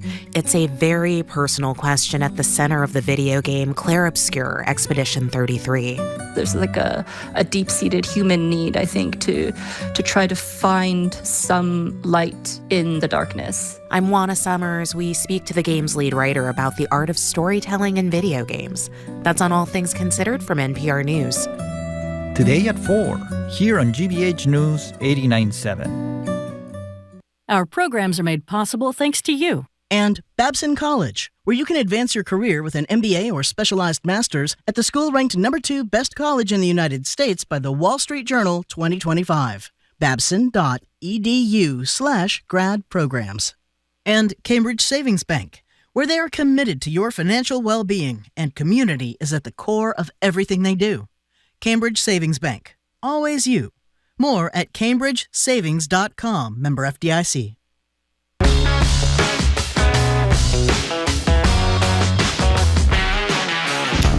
Welcome back to BPR. Jim Browder and Marjorie Egan live at the library, streaming at youtube.com/GBH News. Next Tuesday, the mayor joins us here from noon to 1. Mayor Wu to answer your questions and ours. We finally made it to Live Music Friday.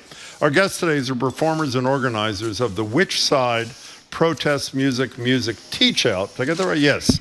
At the legendary Burn in Somerville on January 20th. We'll hear more about the series in a moment. More info at Which Side, one word, .Boston. We'll talk with series co-producers Joyce Linehan and James Sullivan in a moment. Joyce is a legend in Massachusetts progressive politics. Elizabeth Warren decided to run for Senate in her living room. Joyce helped launch Marty Walsh into City Hall and obviously worked closely with him. James is a journalist and author of the book, can I hold this up right now? Which Side Are You On? 20th Century American History and 100 Protest Songs. I can't wait to read it. But first, some music. Since Sullivan opens his book with a song we all know pretty well, to be performed now by John Butcher. I think you'll recognize it. Welcome, John. It's great to have you.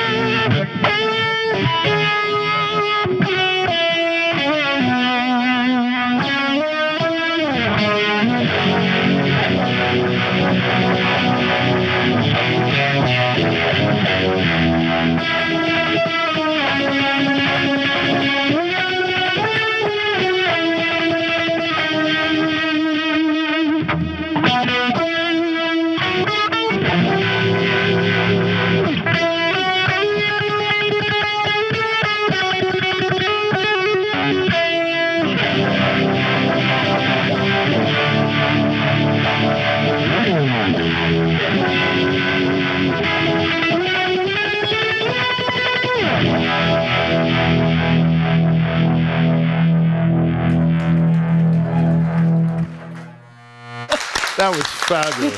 That was fabulous. John, you coming over here? Or are we going to talk to you from there? Talk to us at the mic. Tell us why you chose that song. That song has had a change of character over the years. It started in one place as something patriotic, and it's transcended, thanks to people like Jimi Hendrix, into something much more revolutionary. How daunting is it to do?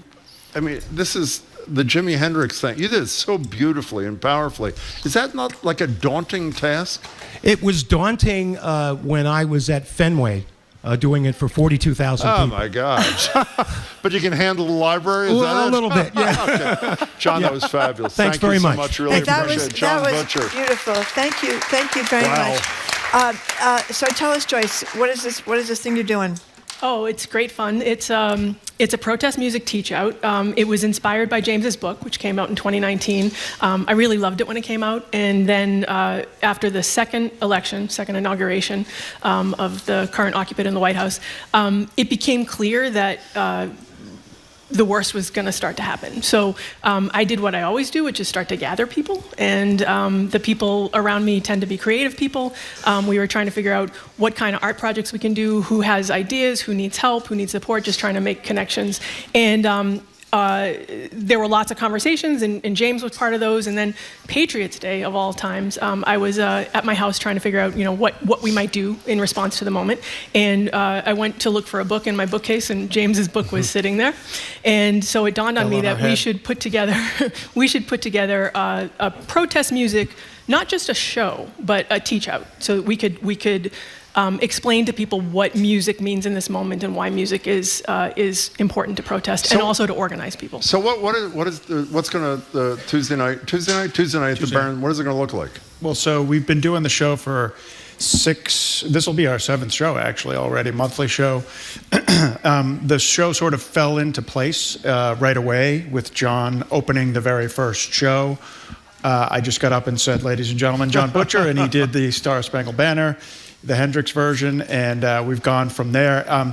What happened from right away from the beginning, Joyce and I both just assumed that we were going to have local musicians perform their favorite existing protest songs. And the first 2, 3, 4 musicians that I reached out to, John included, said, hey, that's great. And I also just happened to have written a protest song myself recently.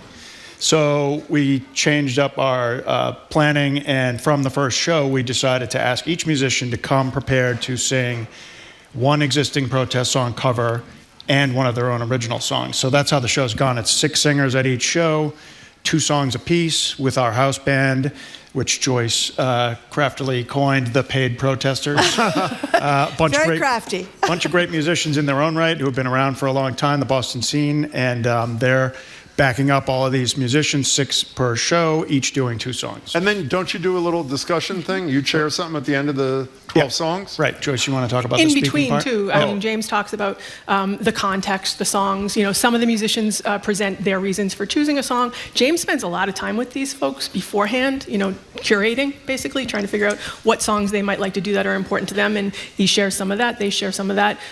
We've also started to do this thing that we call it the closer, so it's somebody who comes up and talks for, 3 to 5 minutes about some aspect of music or protest. So we've had Carol Rose, of course, who was just exceedingly optimistic, which gives me she is every month here too. It's amazing. Yep. We had Rasan Hall from the Urban League who told an amazing story about visiting his family in the black cemeteries in the South, and talked about what music means to this moment and told us to all keep singing. So we try to sort of end on a little bit of a... Who's the closer Tuesday night?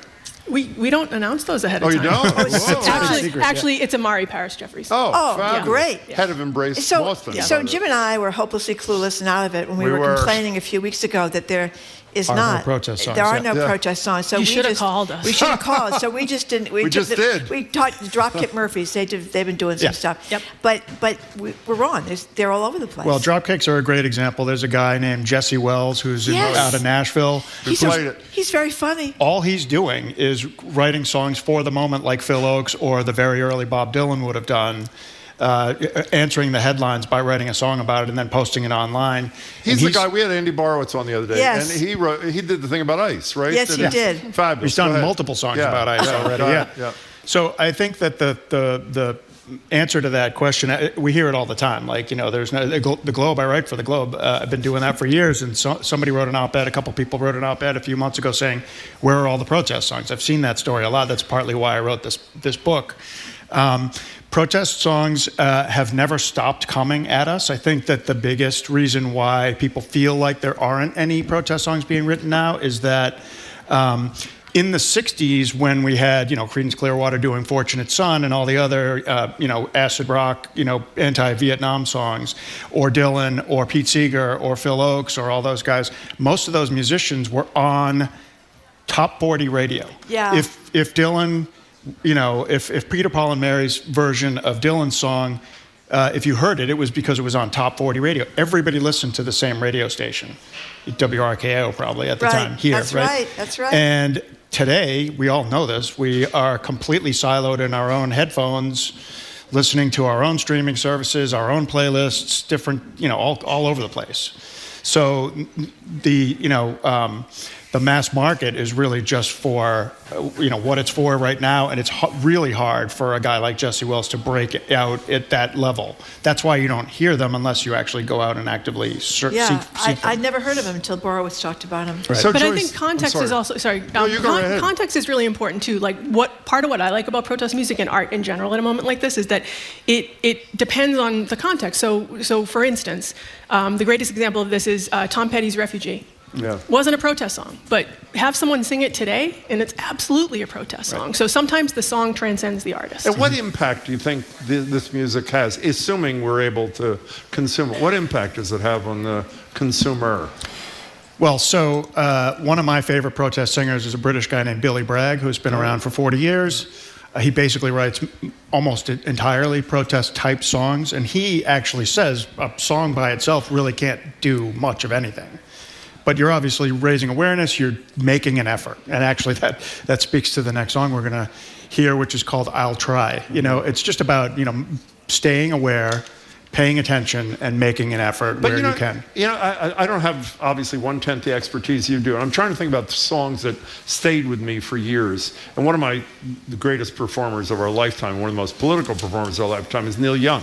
Sure. And when you think about what he does repeatedly, from Ohio to everything, I don't even know what the impact is, but if it stays in your head, it seems to me it's sort of the context within which maybe you do things that matter. Is that? I'll give you a concrete example. Please. My political career is because of punk rock in the late 70s. It's because during the Reagan-Thatcher years of the 80s, I was listening to that music that was showing me what was wrong with the political world. Mm-hmm. And that's what got me interested in activism and ultimately politics. That's the answer to the question then. Yep. That's pretty dramatic. I gave you the answer. And wonderful. You did.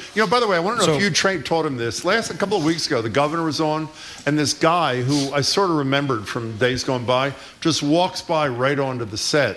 And it turns out was the former mayor of Boston. Is that how you taught him to behave? Or yeah. I can't get away from him. He lives like 5 doors down from me, so I'm the wrong person to ask. I'm sorry, James. You were going to say something. No, I wasn't actually.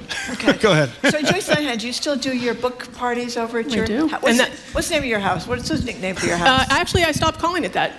So my friends nicknamed it Ash Monticello, and some people told me that was perhaps not a good name because of the connotations. Okay, Thomas Jefferson.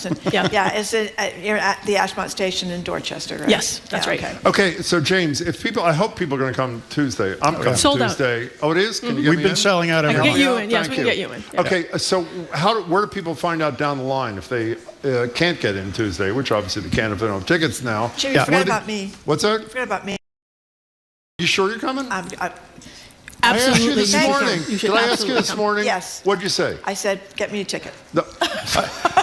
We're both coming Tuesday night. I think we can find room for you. Thank you. Our website is whichside.boston, and we already have an amazing archive. We've had a bunch of amazing contributors to this project, besides the musicians and Joyce and myself.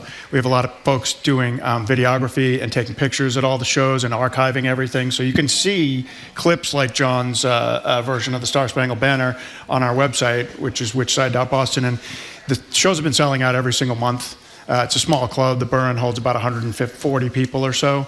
But we have a newsletter, which basically, if you just enter your email address on our website, you'll get the updates about when the tickets go on sale, and they have tended to go pretty quickly over, as soon as we put them up after last month's show, a couple days, and they're usually spoken for. Joyce, we should mention, too, that it's pay what you want, because you shouldn't have to pay to go to a protest.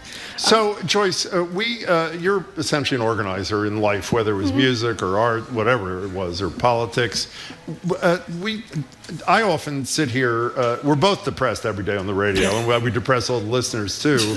And I'm upset about how the reaction to this atrocity that we're seeing every single minute of every day is not nearly as intense and as relentless as the actions we should be protesting are. Am I being unfair? I know there are great demonstrations here and there. Am I being unfair? And if I'm not being unfair, why do you think that is what it is? I don't think you're being unfair. I also long for an opposition party that actually stands up and says that this is wrong and we should be doing something different. So why are we so meek? I mean, I don't think people are meek. I think people are looking for something to do. And like Carol had an op-ed yesterday talking about how that can be anything from something really, really big to something small, right? So what we do is we gather people. I mean, I tell people this is an organizing effort. I don't know what we're organizing for, but I have a friend who says we have to continue to exercise this muscle because we're going to need it sometime soon. Fair enough. Okay, we're going to hear some incredible music right now from Allie McGurk, and I want you, Allie McGurk, before you start, tell us who your band members are so we can give credit. Actually, is that going to work, or should we have one of these people? Is that mic going to work, friends? Well, she's going to sing through it. No, I know, but it doesn't always work for talking. Let's try again. No, not good enough. Can you tell us who they are, James? Sorry. Yeah. Jill McCracken, Megan Tracy, Erica Mantone are the backup singers, and Allie McGurk. We're not done with that. No. We're not even close to ready yet. Allie's got a new album, which is called Watertop. She's got a single coming out on Monday called Where Does All the Money Come From? It's a remix featuring E-Rock Arroyo of Foundation Movement. None of those are as important as the following. Is your mother here? Where's your mother? There she is right there. Your name is Lori, is that correct? Here's a text from Lori recently to the show. This is when Margie and I were both off, or there were at least two women hosting the show. Lori said, is it my imagination or are more male Trump apologists calling today just because it's two women hosting? Is that what your perception was? You were right, by the way. I think that's true. That would be Allie's mother. Allie and all of you, welcome. We're thrilled to have you. Thanks so much.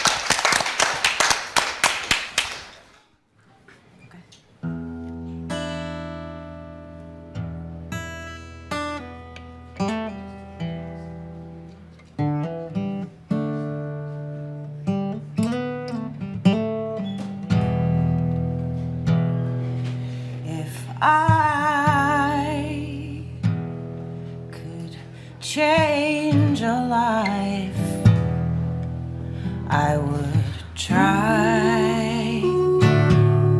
I'd try. If I could use my heart like a knife, I'd try. I'll try. I'll try. Yes, I'll try, I'll try, I'll try.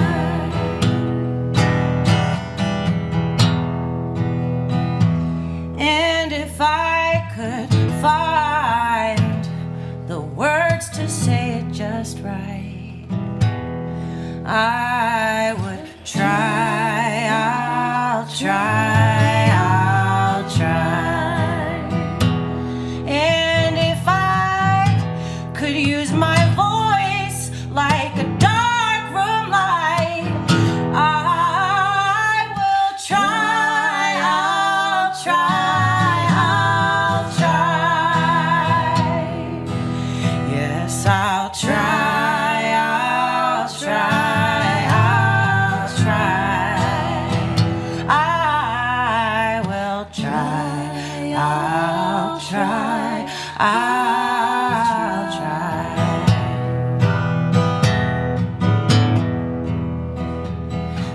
they think we don't see them, but we see them. They think we're gonna believe them. We won't believe them. They can hide in plain sight, but we know it's not right. They can hide in plain sight, but we know it's not right.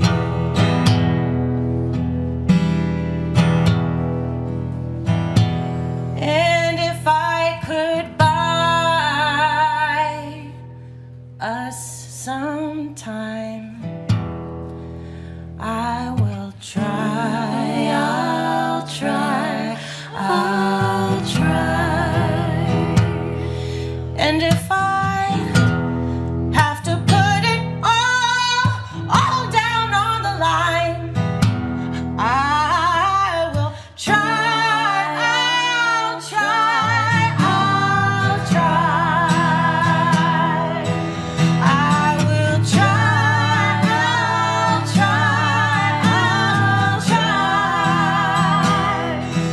I will try, I'll try, I'll try.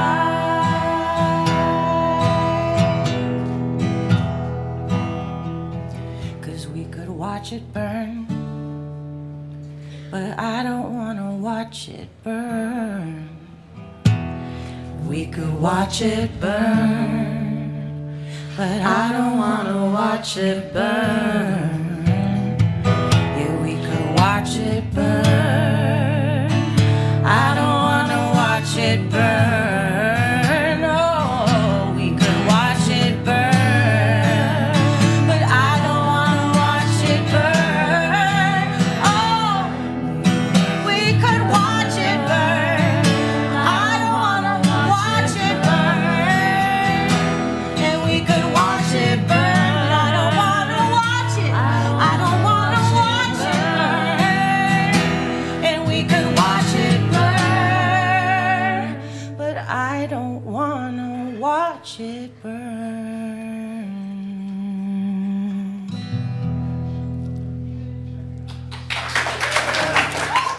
That was Ally McGurk Fabulous. with Megan Tracy, Erica Mantone, and Jill McCracken Wow.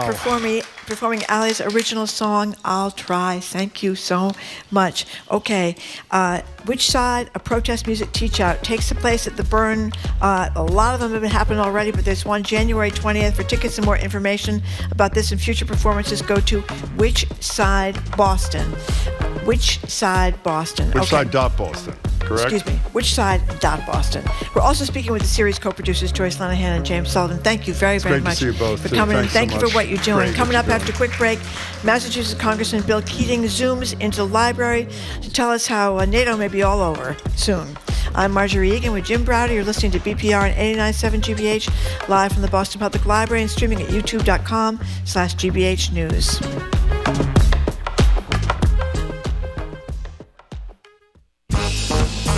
This week on Under the Radar with Callie Crossley, millions of Americans nationwide observe the holiday for Reverend Dr. Martin Luther King Jr. by performing acts of service in their communities. For local volunteers honoring Dr. King's legacy of public service, it's a day on, not a day off. That's Under the Radar with me, Callie Crossley, Sunday night at 6 here on 89.7 GBH and the GBH app. Support for our programs comes from you. And MIT Sloan Executive Education, offering dynamic short programs tailored for mid-career professionals looking to build expertise in innovation, leadership, and technology. Details at executive.mit.edu. And Pro Arte Chamber Orchestra, presenting A Musical Menagerie, a family concert co-presented by the Music Performance Trust Fund. January 18th at 3 at Newton War Memorial Auditorium. Reservations at proarte.org.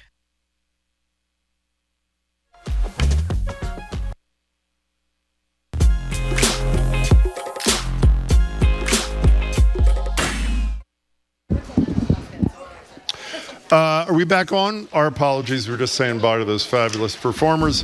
I'm Jim Browdy. She's Marjorie Egan. We're on Boston Public Radio, live from the library, streaming youtube.com/GBH News. Joined on Zoom by Congressman Bill Keating. Congressman Keating represents the Massachusetts 9th District, covering the Cape and Islands and South Shore. Representative, thanks so much for your time. We appreciate it. Yeah, thank you. Thank you very much. Is that the applause from the group, or is it from Egypt? It's for you. That was for you, Congressman. Oh, thank you. Thank you so much. So we were fortunate enough to speak with Rufus Gifford, who used to be the ambassador to Denmark in the Biden administration the other day, and he talked about his fears of the end of NATO if Trump persists in his efforts to take over Greenland. Do you think that's true? I think it's true. I think that really, if he persists in moving this in an aggressive way, it will fragment and really undercut our NATO coalition. It's interesting, and it's unbelievable that we're sitting here, the three of us, talking about invading Greenland and making this a real discussion, but it's happening. Well, it's unbelievable to me that reports of our allies are bringing in troops to fight with American troops. If we do invade, I mean, that's what do we make of that? This is absolutely lunacy, because Trump is trying to be coercive and aggressive on a NATO territory that we have to defend. So we're both the aggressor and the defender. That's quite a gift to be able to do that. But the NATO troops, you're right, Mark, Norway, Sweden, Finland, the Netherlands, France, Germany, are all having troops in Greenland just to demonstrate the fact that they're protecting under Article 5 NATO, something we're obliged to do as well. Congressman, what are you doing or attempting to do legislatively? United States president? Well, the strongest thing we can do is just, as a Congress, is to cut off the funding for it. And I put in legislation that would say we're not allowed, incredibly, to say we're not allowed to expend funds or use personnel to aggressively pursue land in Greenland. It's got approaching 70 sponsors right now, just in a few days. So we're doing this knowing that the Speaker won't likely take this up. But that demonstration, including a couple of Republicans, will show that Congress has its own view and the president has his on this issue. Are there Republicans among those 70 people who've signed on to this, Congressman? There are two brave souls, yes. Who are they? One is Representative Don Bacon, who's a retired military general, and he's leaving office. He's not running for election. And the other is the person that undaunted Tom Massey from Kentucky. Good for them. You know, Congressman, it does seem the military might be spreading a little thin. We're sending a big ship to Iran. We've had ships outside of Venezuela. Trump is talking about the Insurrection Act, sending military people into Minnesota, and now we're Greenland. And Pete Hegseth is running the Pentagon. It's a nerve-wracking picture. This is frightening. And I talk, as you know, with our allies. I've been either chairman or ranking member for Europe since I've been in Congress. I have close relationships with those officials, and they're taking this quite seriously, as they should. 20% of our military assets are off of Venezuela right now, and we really stepped into quicksand there with that. So we have incredibly textbook version, our own textbook of war crimes without a war being committed by us, and we're aggressing a country that we're supposed to defend. Congressman Keating, if we can change gears for the final minute or two and go back to your former occupation, in between being a state legislator and being a member of Congress, you were a district attorney in Massachusetts.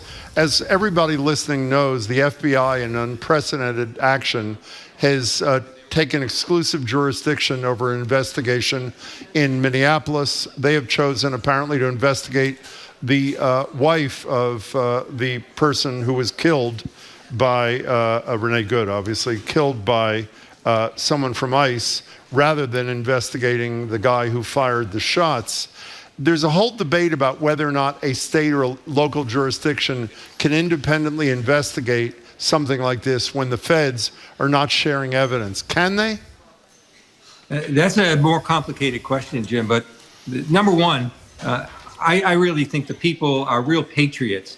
Those members of the Justice Department, career members that resigned rather than do this. These are people whose names we may not know, but they are true patriots to sacrifice their career for the job they're supposed to be doing. And the whole situation there, the federal government is supposed to come in.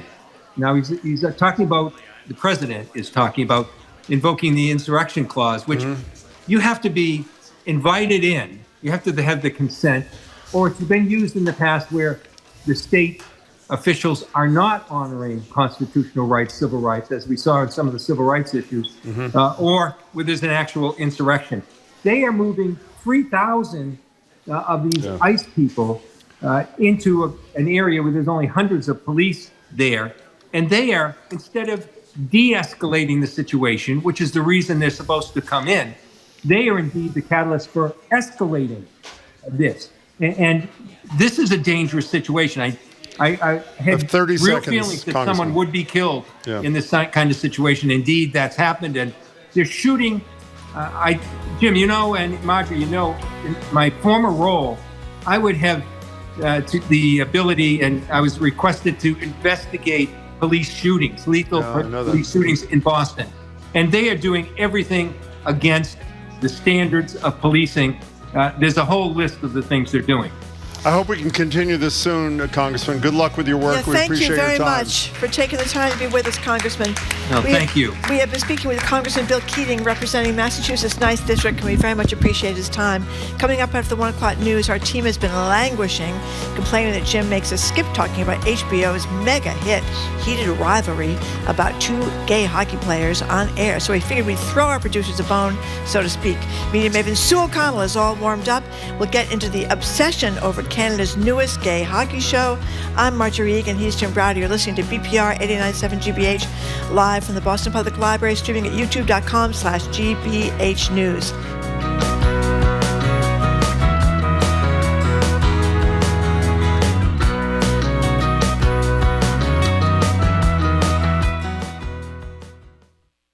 For that next birthday, holiday, or special occasion, you can give a standout gift. A GBH membership. Thousands of hours of your favorite PBS shows, event deals, and local business discounts. Learn more at gbh.org/gift membership. Support for GBH comes from you. And Boston Ski and Tennis, helping families stay active and outdoors this winter, offering a range of winter sport products and services, with locations in Newton and Westboro, or online at bostonskiandtennis.com. And Mass Humanities, presenting Voices and Votes, Democracy in America, a Smithsonian exhibition in East Sandwich now through January 30th, in collaboration with Massachusetts 250. masshumanities.org. You're listening to 89.7 WGBH HD1 Boston. Online at gbhnews.org. GBH News. What matters to you? I'm Jim Browder, head on Hour 3 of BPR, live from the library. Media maven Sue O'Connell and the hot hockey series phenomenon on HBO, Heated Rivalry, that Marjorie cannot stop talking about. A gay love story that has women like Marjorie swooning. Plus how the internet is turning press for the new Melania Trump documentary into a meme. I'm Marjorie Egan. Then today is National Fig Newton Day. The soft, sweet squares named after a Massachusetts town have been in production for 135 years. What other snack brands have endured supermarket shelves and pop culture tastes? Oreos, are they holding up? Animal crackers? Ritz? Ritz? Twinkies? Ho-Hos? Yes, Jim, another stimulating end of the week call-in segment. What does the Fig Newton mean to you? Call or text next in the third hour at BPR 89.7 GBH, live from the Boston Public Library. A fact sheet about Trump's healthcare plan says it would, quote, execute the president's vision to send money directly to the American people. Cynthia Cox of the nonpartisan health research organization KFF says the details are sparse. What it seems like is this idea of turning the financial assistance that's available for Obamacare enrollees into essentially cash that they might be able to use to buy health insurance that is not compliant with the Affordable Care Act. She says that could cause ACA marketplace premiums to skyrocket and weaken the markets. The White House hopes that lawmakers will turn these ideas into a bill, but did not set a specific timeline. Selena Simmons-Duffin, NPR News, Washington. During Friday prayers in Iran, Ayatollah Ahmad Khatami says all detained protesters should be put to death. His sermon was carried on state radio. President Trump has warned the deaths of anti-government protests in the Islamic Republic could lead to U.S. military action. The United Kingdom's Deputy Prime Minister has arrived in Ukraine. The visit was not previously announced and timed with the anniversary of what the UK calls a 100-year partnership with the country. Here's NPR's Lauren Frere. During Deputy Prime Minister David Lammy's visit to the capital, Kyiv, the UK government announced another $27 million in funds to repair Ukraine's energy infrastructure.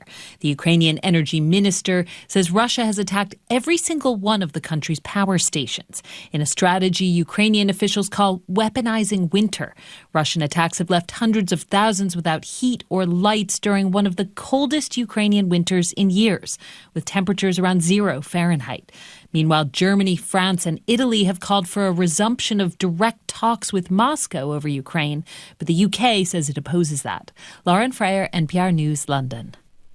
From Washington, this is NPR News. Good afternoon. With the latest from the GBH Newsroom, I'm Henry Santoro.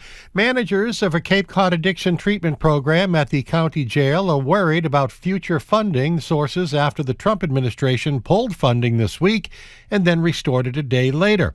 The funding is part of roughly $2 billion that HHS revoked earlier this week across the country. Barnstable County Sheriff Donna Buckley oversees the addiction treatment program at the county jail that relied on that federal funds. I can't overstate how critical it is. You know, this is just one component of the work that we do, but how critical it is that we increase resources for addiction and recovery and mental health, not take $2 billion off the table. Buckley is worried for when she has to renew the federal grant for another 5 years, which she's hoping to do soon. Massachusetts Governor Maura Healey holds an event this afternoon to celebrate the completion of the New England Clean Energy Connect transmission line. The State House News Service reports that line will begin delivering hydropower from Canada to Massachusetts today and will provide the state with nearly 20% of its overall electricity. In sports, the Celtics and Bruins are off tonight. They're both back in action tomorrow. Of course, the Patriots and Texans at Gillette on Sunday. That's a 3 o'clock start. And it's cold out there, 29 degrees in Boston. But plug in that heater and you'll be nice and toasty. Clouding up overnight tonight, low 23.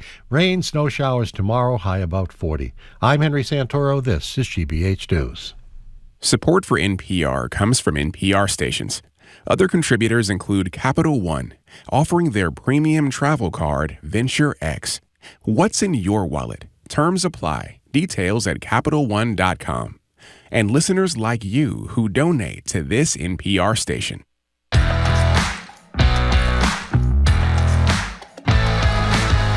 Welcome to hour number 3 of Boston Public Radio. Jim Browdy and Marjorie Egan live from the Boston Public Library, streaming at youtube.com/GBH News. We're going to be joined on Tuesday by the Mayor of Boston, Michelle Wu. She'll be here with us in the library from noon to 1 on Tuesday. Wednesday, Doris Kurtz Goodwin and her son, Joe Kurtz Goodwin, are going to be here as well because Jim Browdy just wrote a totally brilliant piece in the Boston Globe. It's online today about mandatory it can't be mandatory volunteer civilian service. Yeah, mandatory civilian service. And we're going to talk to Doris Kearns and her son, who joined the military, about that on Friday, January 30th. The governor's going to be with us from noon to 1. Hello again, Jim. Hello again, Marjorie. Joined out at the library by media maven Sue O'Connell. Sue is a news influencer, thank you, at NBC 10 Boston and co-publisher of Bay Windows and the South End News, and apparently not, from what we understand, a lover of softcore gay porn on HBO Max. Hello, Sue. Nice to see you. I mean, when you're surrounded with gay people all the time, the last thing you want to do when you go home and kick back is watch more gay people. I don't know about you. I didn't watch Will and Grace. There was no gay porn on Will and Grace, but I'm like, I'm working at Bay Windows. Then I got to go home and listen to this? No. Well, Marjorie is running in the other direction. Let's put But it that I have way. a lot to say about it. Well, I tell you, my youngest kid is 30. We went out and had a bite to eat last week, and here I am, a lot older than she is, obviously, and she was really into it. Everyone's into it. Luckily for me, last Friday night I was cooking in the kitchen, and I decided everybody's talking about the heated rivalry. I said, I'll turn on the TV. 4 hours later, I was still... Maybe you want to tell people what we're talking about. We're talking about heated rivalry. It is a story about two extraordinarily good-looking gay guys having a That's clandestine... redundant. Every gay guy Wait, is good we're looking. hockey stars, young hockey stars. having a clandestine... Oh, my one of God. them is a Russian on the show. He's not in real life. And they're having a clandestine affair. And there are other people having clandestine affairs. But it's really... Want to play a little sound from it, Jim? I would love that. Okay.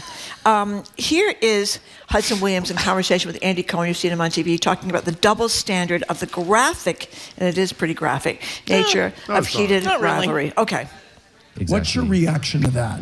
That was something even going in that Jacob was very sort of like explicit in talking with us, and also kind of just being real with his grievances of going like, if this were straight sex scenes, people would be like, oh, it's not, we don't see anything, you know, like there are no boobs in the show, there's no in the show. There's just a lot of butt, but if that was... Beautiful butts. Beautiful butts. Congratulations. Thank you so much. Yeah, but that doesn't sound... We should give them a feel, so to speak, of the thing. Well, here is sound. Here's a scene from Heated Rivalry. You don't even want to talk about This I totally do.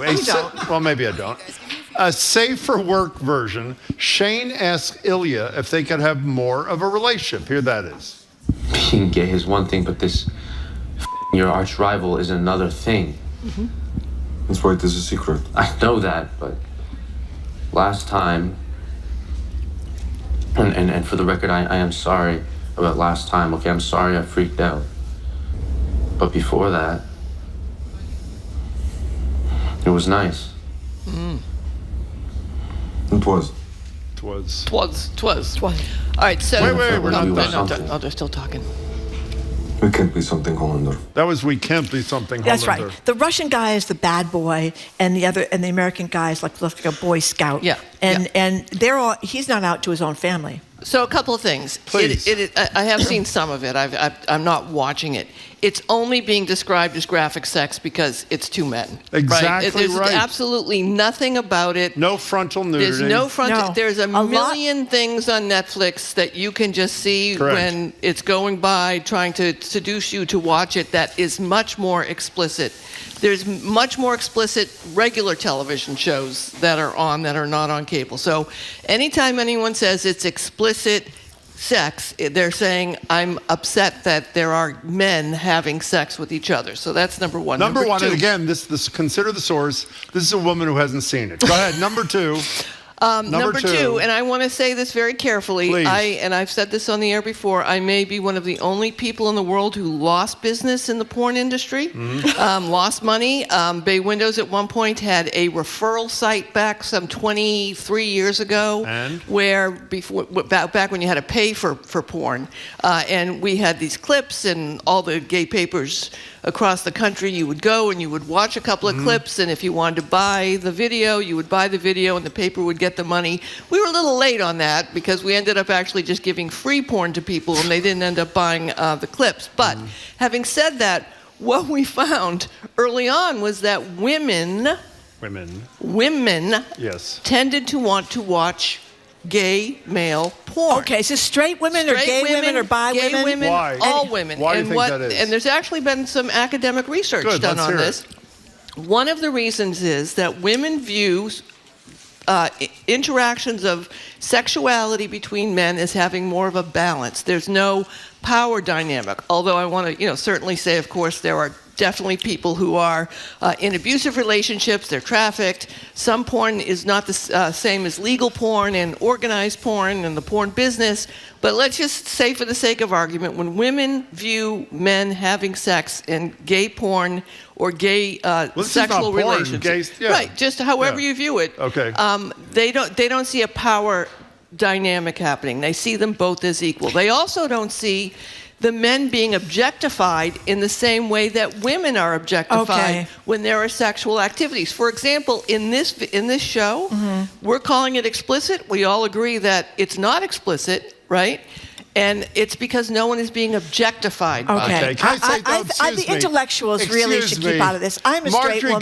No. I'll tell you why. Marjorie comes It's got in nothing to do with misogyny or It's power how dynamics. good-looking they are. These two gorgeous hockey players, and they're unbelievably gorgeous. Of course, they're all working out to the nines and that kind of stuff, and they're just gorgeous. And they're in a romance that is not going to end tragically like Brokeback Mountain. We don't know that. We don't know that. Well, so far, there's not been a actually, I have it on good information from Okay, you're Jared. ruining everything for everybody. Let me just say this. Marjorie is not quite explaining the intensity of her interest in this. How many days? I told you, 4 hours. I was How many watching days ago did this come on? Like yesterday, and she's watched all of them, right? No. Every single morning when she gets to work. Tell me if I'm wrong. Jamie, every single day when she gets in, after she says a cursory hello to all of us, the first thing she talks about is heated rivalry. He is so Jamie, am I telling the exaggerating, truth? He's nodding in agreement. So why do you Thank like it, you. Marjorie? Why do you like it? Because they're great good looking. looking? Incredibly handsome. But there are handsome men in all sorts. I mean, everybody you for on that. television. There's chemistry. There's great chemistry. You like the chemistry. I You like the chemistry. romance? I like the bromance. Yep. It's just sort of, it's like a romance novel, but it's not a man and a woman. So It's what two other gay guys. heterosexual shows are you watching that have the same energy? Well, the rest of the time I'm watching, CNN. So it's not exactly That Jake Tapper. titillating, He's really Jake giving it. Tapper. It's not Here's the an same. anonymous, a lot of texters. Me too, Sue. Can't watch it 100% from a gay guy, he says. Yeah. So there you go. No, a lot of gay men I know are not watching it just for the same reason. It's like, it's great to have representation. You definitely want,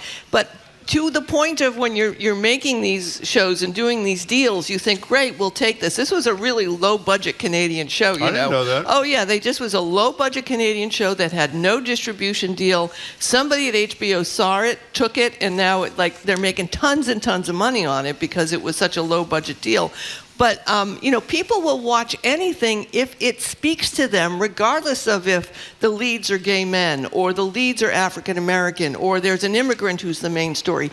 It's the writing, the story, the acting, and hitting the niche of what people want to see. And in this time when our entire world is burning, it's nice to go home and watch a couple of good-looking hockey players get it on. Okay, so there's a very funny story written about this in the LA Times. Give a little notice. It's in the Voices section of the LA Times. The woman's first name is Victoria with a C with a K instead of a C, called The Diary of a Casual, Not at All Obsessed, heated rivalry fan. She talks about how obsessed she is, and she talks about how she's trying to explain it to her elderly father. And the players are supposed to play. One is supposed to play for Boston. One is supposed to play for Montreal. And she's talking about it to her father. And she mentions the guys' names. And her father is confused because he's never heard of these players that she's talking about. And then she confesses that she didn't understand that the Boston, whatever they call them in the movie, it's not the Boston Bruins. They call them something else in Montreal.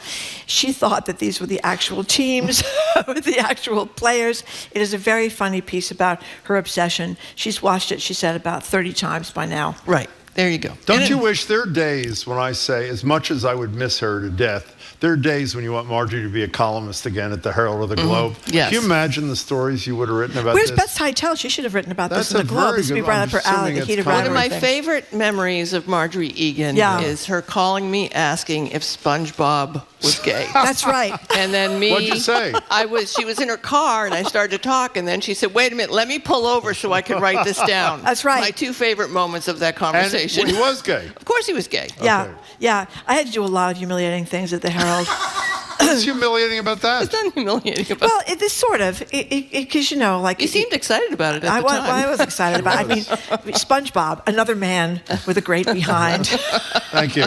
Okay, we're moving Jen, on. would you like to say, you watched it and thought it was ridiculous. I watched 10 minutes, and in the 5th minute, the two of them are in the workout room in the hotel. Oh, gosh, we know where that's literally, going. like in a high school thing, the eyes of the American guy go right to the crotch Boom, of chicka, the bow, bow, Russian guy. chicka, bow, Exactly. bow, boom, chicka, That's bow, exactly bow, what I said to chicka, bow, Jamie. bow. You expect to be that. So I was not impressed. I'm going to I watch will say, more. I'll take a high road here for just a Please, moment. I There wish are a you lot would. of LGBTQ athletes, both in the professional and elite world, that are thrilled that they're getting some representation, that, there are lesbians and gays playing sports professionally. It's still, many of them are closeted, but they are happy to be having But there are at a lot least of some lesbians who are not closeted. closeted. There are more lesbians who are not closeted than there are men. That's a real issue. I mean, we're much more accepting now of lesbian and gay, LGBTQ community.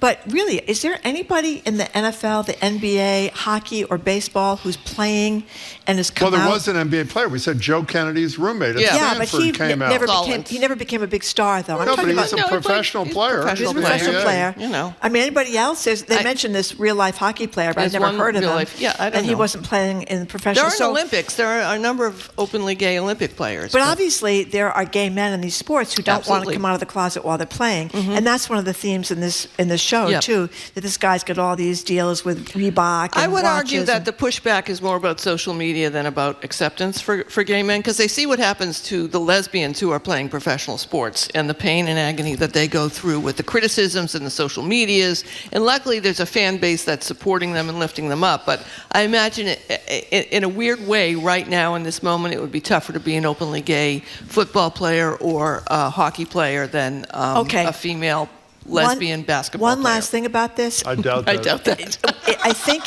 I think it's kind of neat that in the uber macho sport of hockey, these guys are the premier. They're the stars of their teams. They're the stars of hockey. They're not real, by the way. I know. But I think it's important to show these guys as uber macho guys. So the stereotype is you're not uber macho when you're a gay guy. There is nothing gayer than male sports.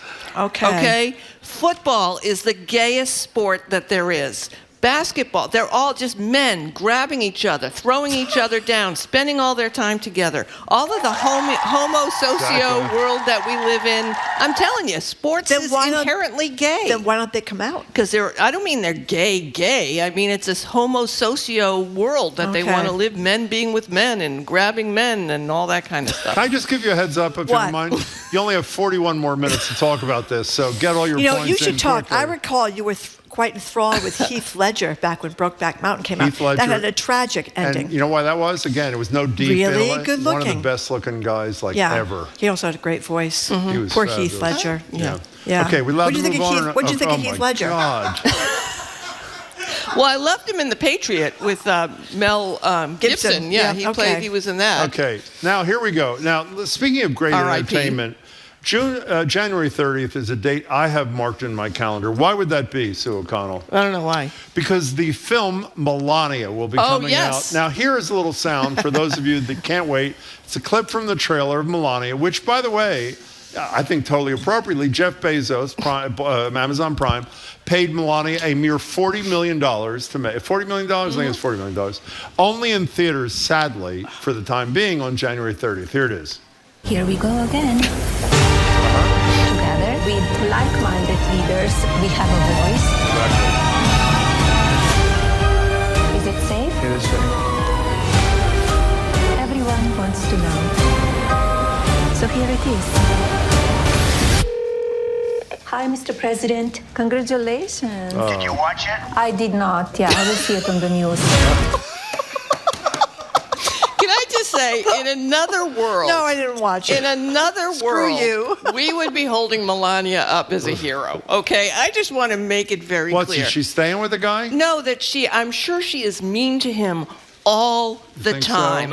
So? She doesn't want to be with him. She just wants to take his money, have his baby, be the queen of America, and doesn't want to have anything to do. And I think everything he does, he looks to her like, look it, I've invaded Greenland. And he goes home and she's like, so what are we getting now? You brought me nothing from Greenland? Oh, go away. Like, I'm sure she would be a delightful foil to Trump if we weren't living in this time in the way that now, apparently they're selling absolutely no tickets to this. Which I find, in a moment of seriousness, wouldn't you think that every MAGA person they'll fill it up. was to be going to this? They'll give free tickets and coerce people. I'm going to this. Are you going to this? I'm going to this. When I talk to MAGA people, like real people, not politicos or stuff, Melania never, ever comes up. Like, it's not as if I think she's this big hero to the movement, right? I think she gets, because she doesn't politics. She's not like a traditional political spouse. She's not, they only prop her out and bring her out by her rules. I mean, God bless her. She sets the dance card.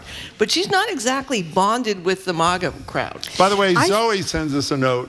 That trailer we just played is exactly like a phone call between Jim and Marjorie talking about heated rivalry. Did you watch it? No, Nope. I'll see it on the news. Very good point, But you know Zoe. Thank something? you. I think this is a big miscalculation because I don't think this is going to go well. What do you mean? Because I think she's going to be ridiculed and She doesn't demeaned care. and- She does got a not $40 million care. check. She is That's the all they most care about. successful. Yeah, she's the most I know. successful immigrant in American history. She may be, but she's got $40 million. She's the first lady. She doesn't have to put up Christmas decorations. I would kill to not have to put up Christmas decorations. Well, again, she doesn't have to put up Christmas she's decorations. married to a billionaire. She can probably. She doesn't care. She doesn't care. No, and this is probably her $40 million, which is her money. I bet it's not his money. So she's all banked out. She's all set. I mean, I don't want to sound like I'm a Melania fan here, but she's totally picked her route. Well, she has not one but a second prenup, so she's already all set. Yeah, I know. I mean, but that's the thing. You think this is? I mean, you see what people are doing to these signs and the bus stops all over the place. We shouldn't already. mention some of the quote Yeah, reviews. it's really I awful. should say, for those who don't want to spend money to go into the theater, I will not be able to wait till it goes streaming. It will be on Amazon Prime. Obviously, at some point, it's unclear how soon. Did you say it was debuting at the Kennedy Center? I didn't. That's where debuting at the Kennedy Center. Because she's Jackie Kennedy Part 2. Okay. I'm $40 laughing million so I don't from cry. Jeff Bezos. who Laughing owns the so I Washington don't cry. Post. Okay. Yeah. Okay, we're talking to Sue O'Connell there. I've lost all my stuff. No, well, this is an easy one. Is there anything you wouldn't do if someone offered you their Nobel Peace Prize?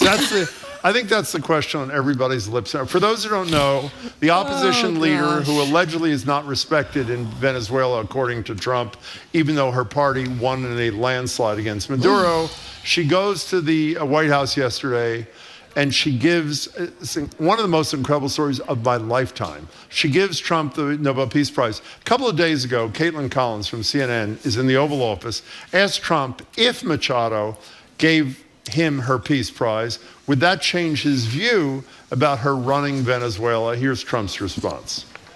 Well, I have to speak to her. I mean, I'm going to have to speak to her. She might be involved in some aspect of it. I will have to speak to her. I think it's very nice that she wants to come in, and that's what I understand the reason is, because Norway is very embarrassed by what took place. Very. Whether people like Trump or don't like Trump, I settled 8 wars, big ones, some going on for 36 years, 32 years, 31 years, 28 years, 25 years. I can't think of anybody in history that should get the Nobel Prize more than me. I don't even know what the question is. What do you think of that? Well, the question is, I think to your point too, Jim. What was my point? I was so embarrassed as an American. I mean, and it's hard to say in this scheme when you get embarrassed. I was so embarrassed by this. I was embarrassed when FIFA gave him that peace award. The soccer peace And the prize. reason why I'm embarrassed as an American around this and about him accepting it and wanting it is the world operates in different places, in different ways, right? I'm fine if there's this gift-giving culture. I understand if in your country bribery is kind of not really bribery, it's just a gift for you or gift for me. Whatever you want to do in your countries is fine. But we now have a president who is definitely operating in a quid pro quo way, taking bribes in order to do something openly. And the problem with it, besides it's degrading to people who have won this award, you can argue whether or not it's important or not, whether Obama should have gotten it or not, blah, blah, blah, whatever. But what it says is now we are in the same spot as some of those countries who require bribery to get something done and do it in the open, and it is a debasing of America. It is just completely embarrassing, and it is angering me beyond what I thought it would. I want to make one amendment to what you said. I think it is attempted bribery, not bribery. And because not for her. I'm not being critical about her. I am being critical of her. Yeah. But in almost every circumstance where you attempt to bribe the president, whether it's with a gold plaque, whether it's with Keir Starmer, the Prime Minister of the UK, saying no one has ever been invited to 2 state things by the King of England, they never get what they came for. Right. Machado didn't leave with a commitment that he cared about democracy. He forgot about her as soon as she left. And you know what she left with? A swag bag. She had a tote of bag. Trump crap a GBH from the gift tote bag. shop. No, it wasn't. It was a Trump bag. At a gift shop at the White House. I mean, so the Look moral... at Pam Bondi. I mean, she could be gone soon because he's been criticizing her a lot too for her. Well, he has no alleged... loyalty to anyone, and yeah, to your point. I mean, the quid pro quo is no quid pro quo. It's just quid, and then hey, thanks. No quo. I mean, I just don't understand how you can be, the success that Trump has had in his life. Whether obviously. And then still need this affirmation, this people telling you that you're right. I mean, what more do you need when you are a president of the United States who has been elected without 2 consecutive terms, after all that he has been through, all the indictments, and he still needs people to suck up to him? I mean, I don't understand it. Well, I understand it, and I've said it. I'm not an expert. I said it to Jill Abramson. He's mentioned. Fortunately, the press has not done what I think they should do, is put people in the New York Times and Washington Post stories who have expertise in mental health and describe his behavior as symptomatic of somebody who suffers from mental health issues. And I think people would treat him, both the press would treat him differently, and maybe even the weak-kneed sycophants in the Republican Party in Congress who are going to regret this, and their children will regret their behavior for the rest of their lives, might stand up and show some principle. Yeah, no, it was embarrassing to me, and I'm always shocked. One thing about this administration is I'm always surprised when I get shocked by something. How do you feel about fig Newtons? We're going to talk about fig Newtons. I love fig Newtons. I love fig Newtons. Do you not love them less than you did 20 years ago? No, I love them the same amount. Really? I love fig Newtons. There are a bunch of snacks that we had in my household in the 1960s growing up. Like what? Fig Newtons, vanilla wafers. Yeah. And also saltines with, this is what my mother thought was fancy. Saltines with cottage cheese on them. That God. was a little. We did that too. Maybe that's an Irish thing. And then there were other things that I didn't. My mother was born in 1920 and my dad 1918. So they would often give us depression snacks, which I thought was a type of snack, and I thought it was a fun thing. And it's the snacks they had to eat during the Depression, which would be a piece of bread with butter and sugar on it, because they couldn't afford any other food, or Depression cereal, which was stale bread broken up in a little bit of milk with a lot of sugar on it. It was delicious. And I grew up thinking those were like the wonderful snacks my parents grew up with. And then I realized it was because they were poor. Okay, I have to check on one thing, saltine item. This was big. Saltines with cream cheese and strawberry jelly. Oh, I had those when I was a kid. I would eat it today if there was one here. It was fabulous. That was a huge thing. Why are you talking about fig Newtons? Is there a Because it is National Fig Newton Day. And because Jim wouldn't talk about heated rivalry, I wanted it to continue. But he put the kibosh. We talked about it for a half hour. We can talk about heated rivalry, or we can talk about Fig Newtons. You know what those Fig Newtons are doing in that sleeve? You better believe it. Sue O'Connell, it's great to see you. Have a wonderful weekend. That's Sue right. O'Connell. Those naughty little Newtons. Those little Newtons with their figs. Okay, naughty Newtons. That's what we're going to talk about up next. Thank you very much, Sue O'Connell, NBC 10 News influencer Sue O'Connell, publisher at Bay Window, and the South End News. Thank you very much, Sue. Coming up after a quick break, as I said, we're opening the lines. Jim insisted on talking about Fig Newtons. You've heard that right. From steamy hockey to the bland, seed-filled snack. Jim is going to tell us all about his relationship to Fig Newtons. Stay tuned for that. I'm Marjorie Egan. He's Jim Browder. You're listening to BPR 89.7 GBH, live from the Boston Public Library and streaming at youtube.com/GBH News.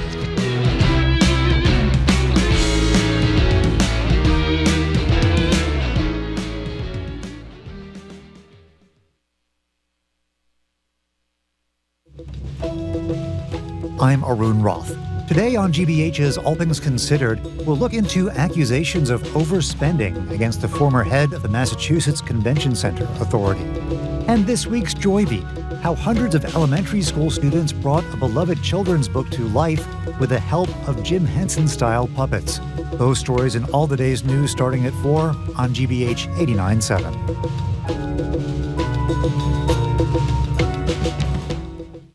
Our programs are made possible thanks to you. And Cambridge Savings Bank. CSB is committed to improving the financial well-being of local small businesses through financial education and banking services. Learn more at cambridgesavings.com. Member FDIC.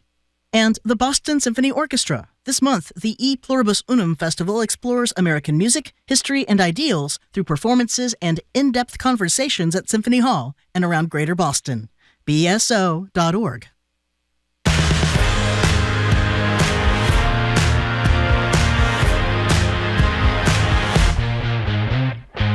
Welcome back to BPR. Marjorie Egan and Jim Browdy live at the library, streaming at youtube.com/GBH News. Tuesday, Mayor Wu is with us from noon to 1 to answer your questions on ours. Wednesday at 1 o'clock, Doris Kearns Goodwin and her son, Joe Kearns Goodwin, will join us, talk about mandatory civilian service, which I did write an op-ed for the Globe about. It's in the Globe today. Hope you read it before. Everyone's talking about and it. on Friday, well, we are. On Friday, January 30th, the governor joins us noon to 1. Now for something completely...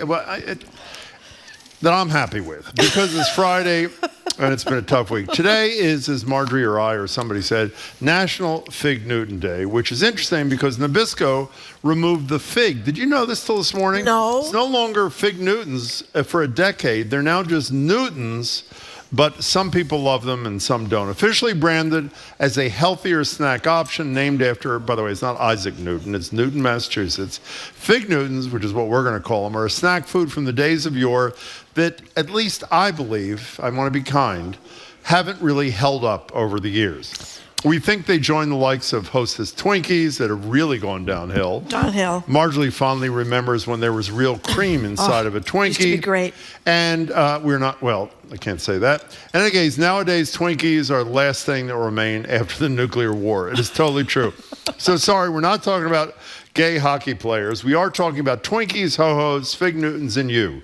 877-301-8970. What other processed snacks that you love, even if you know they're not exactly good for you, do you still love from, let's say, 10 or 20 years ago, and which have not stood the test of time through the years? Now, Marjorie, 877-301-8970, Marjorie identified one snack that has totally stood the test of time this morning. What would that be, Marjorie? Oreos. Don't you think? Are as beloved and as great as they ever were. You can have the single stuffed or the double stuffed, and that is a debate whether you want the. Where do you fall on that issue? I am a double stuffed girl myself. I must say, you can put them in your milk, or put them in your coffee, or put them in your tea if you want to melt them a little bit. But Oreos have still stood the test of time. But did you know something? I learned this today. What's that? That there was something called the Kennedy Biscuit Works. It was I think it was in Boston.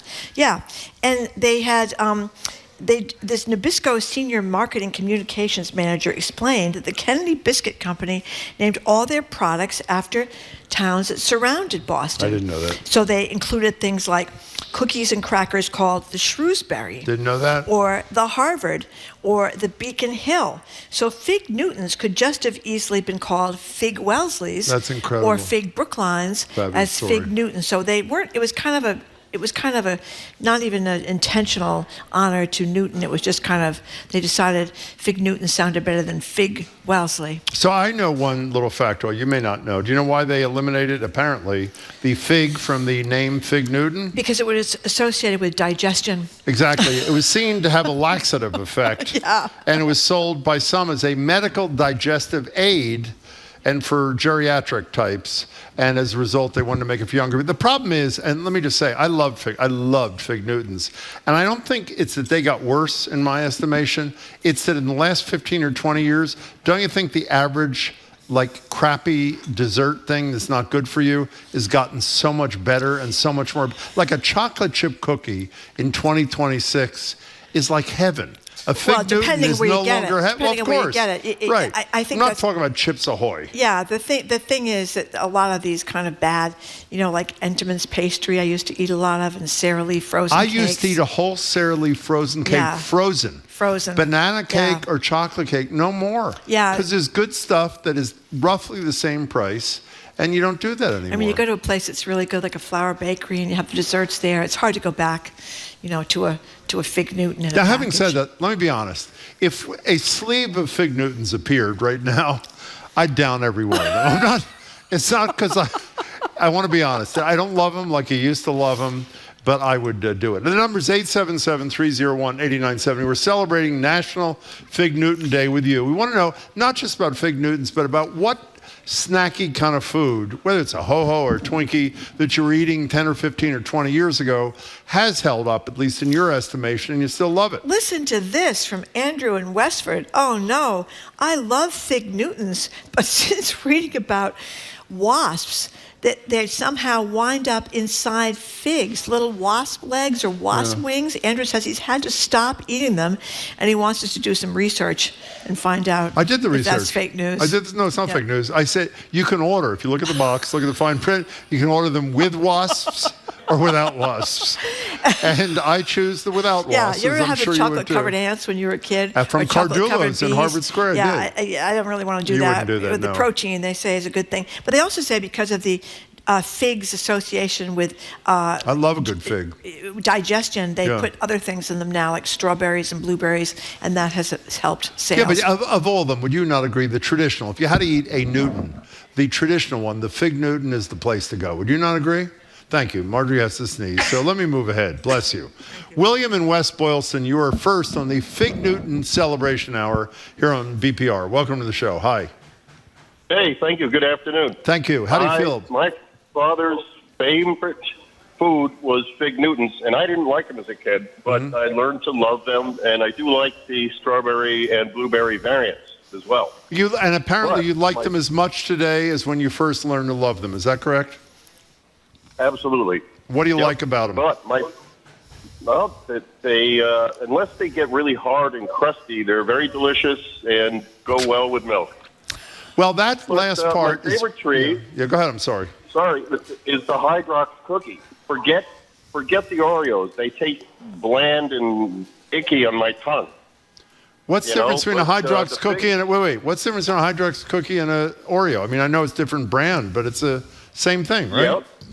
But hard to find. No, they're not the same. The cream is different. It's less sweet, and then the cookie is more hard and crustier, and it's like a darker chocolate too. You can now get it through Leaf Brands on the internet. Well, you have a How do lot you of feel expertise there. William, how do you feel about Girl Scout cookies? Are they holding up?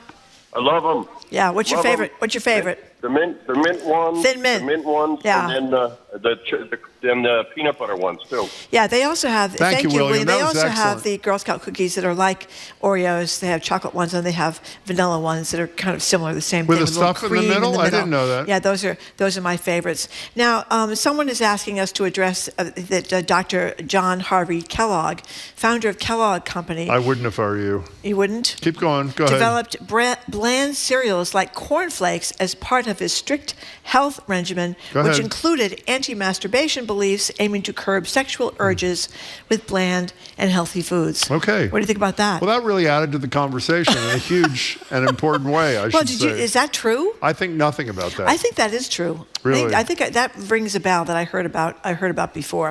877. And by the way, if you're looking for a pro-virility thing, your basic Fig Newton is definitely that cookie. Is You that a think cookie? so? By the way, what do you call that? Is that a cookie?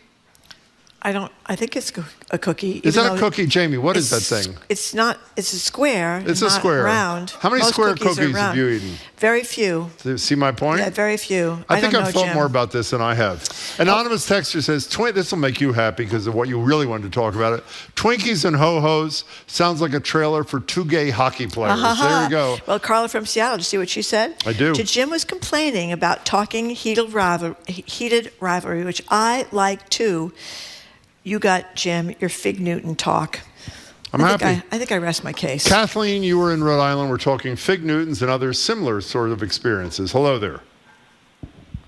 Good afternoon. As far as Twinkies, Please. frozen, eat them frozen. Likewise, my favorite is Funny Bone.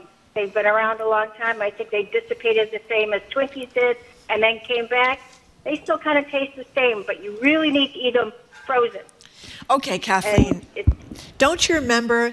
And actually, it's mega stuffed Oreos, not double or single, mega. I didn't know there was a mega. That's fabulous news. So that's even thicker than the double Mega, stuffed. yep. Did not know that. But Kathleen, the Twinkies are filled with it's just kind of like this sugary grain. It's like plastic. Grainy kind of thing. Yeah. They used to be filled with almost like a whipped cream kind of thing.